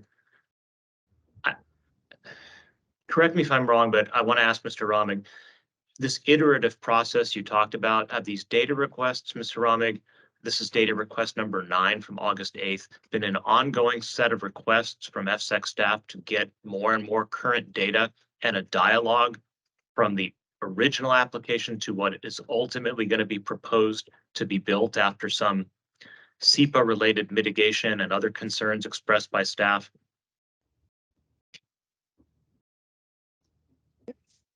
Yes, I think that's a fair assessment. I mean, and not to speak for them, but FSEC staff are in the process of working through response to, comments on the draft EIS, working towards a final EIS. And in conversations I have been involved in with FSEC, they're certainly interested in keeping in front of them anything that may be changing. Those changes are in response to, probably several things, many of which I'm not a privy to. I'm not the developer. And as I mentioned previously, I think decisions to make those have probably spanned from as early as late 2021 till probably as recently as, a month or two ago. I don't have all the details on the timing of those. I was involved in drafting this memo in the week or two before it was dated. And do you anticipate there's going to be a data request number 10 and maybe a moon memo number 10, probably after the adjudication? I can't speak to whether or not FSEC will have another data request. There, at some point, there will be a revised application, an updated application that reflects outcomes from this process and outcomes from the final EIS process down the road. That's a requirement. But whether that's through data requests or memos, I can't say.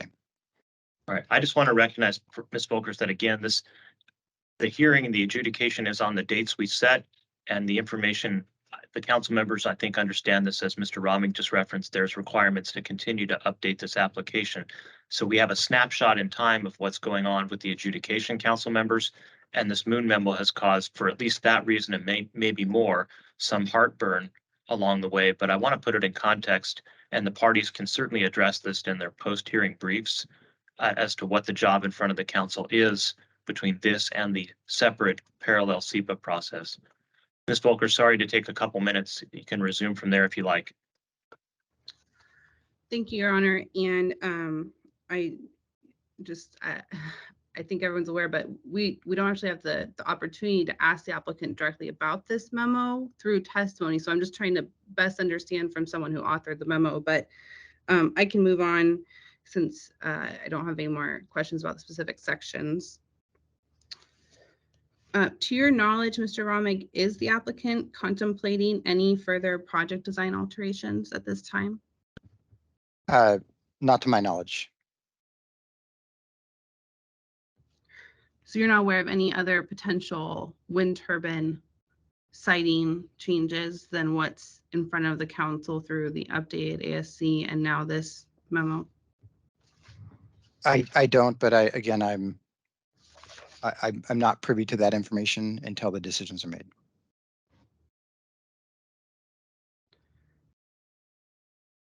Okay, so it's an iterative process. So in the iterative process, understanding that there might not be an exact decision made that you could point to, are you aware of any further discussions in this iterative process that we just walked through together that involve additional modifications to turbine siting of the project? No, I'm not aware of any. Thank you, Your Honor. Those are my questions for today. All right. Thank you so much, Ms. Volkers.